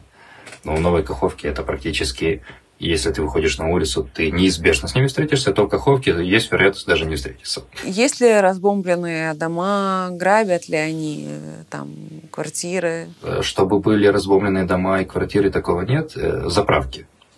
Заправки, некоторые магазины, которые где-то там что-то не договорились, что-то там не поделили и тому подобное. Но это все ситуативно. Да, заправки, в принципе, в Каховке целые, но в округе Каховки по периметру, да, города, которые были и в Новой Каховке, заправки по большей части разграблены и разбиты полностью. Вот. Дома жилые нет. Единственное, что в первые дни, когда было там что-то за шиловую балку, я не знаю, там какие позиции были и тому подобное, то да, прилетело там по Каховке, один раз попало по дому, по Малой Каховке прилетало, но это было все единично. Сказать, что это имело какой-то характер массовости, допустим, как это было в Мариуполе или как это было в Изюме, нет, такого не было. У нас совсем другая война. Слово «тихий террор», наверное, больше передает суть той войны, которую мы переживаем. Это не та война, о которой мы привыкли читать в книжках и смотреть фильмы. Это немножко совсем другое. Да, здесь не летают бомбы, но люди умирали от того, что нет альтероксина.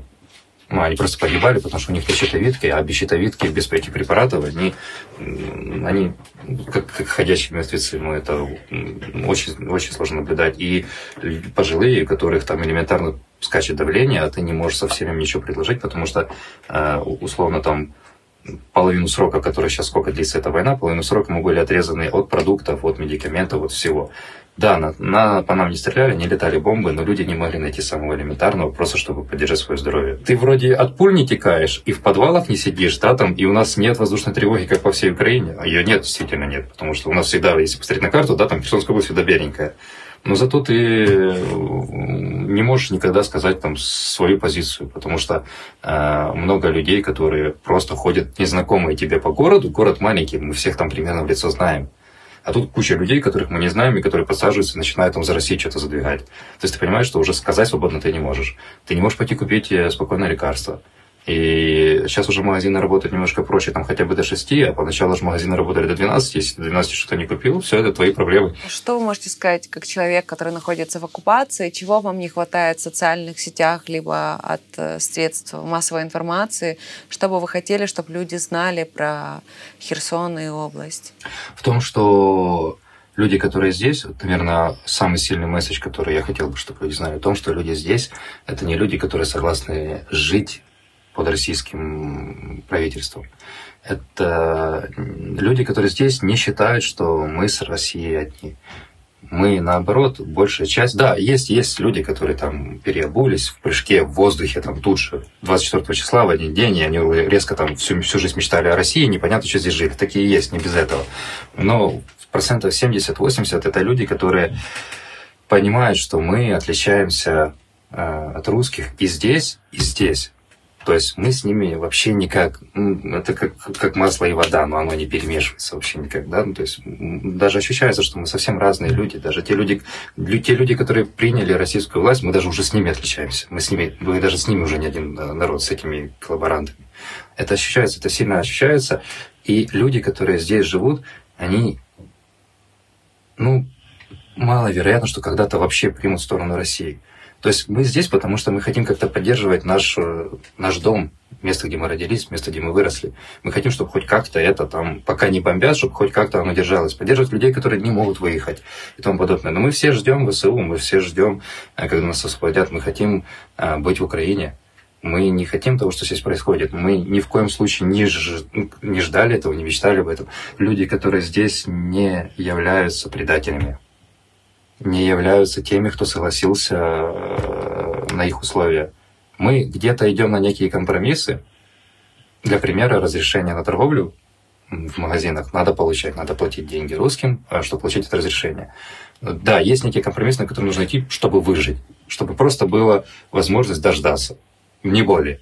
То есть это не компромиссы с совестью, это не сделка с совестью, это просто, может быть, какие-то маленькие действия, чтобы можно было дожить и увидеть время, когда нас освободят, не более.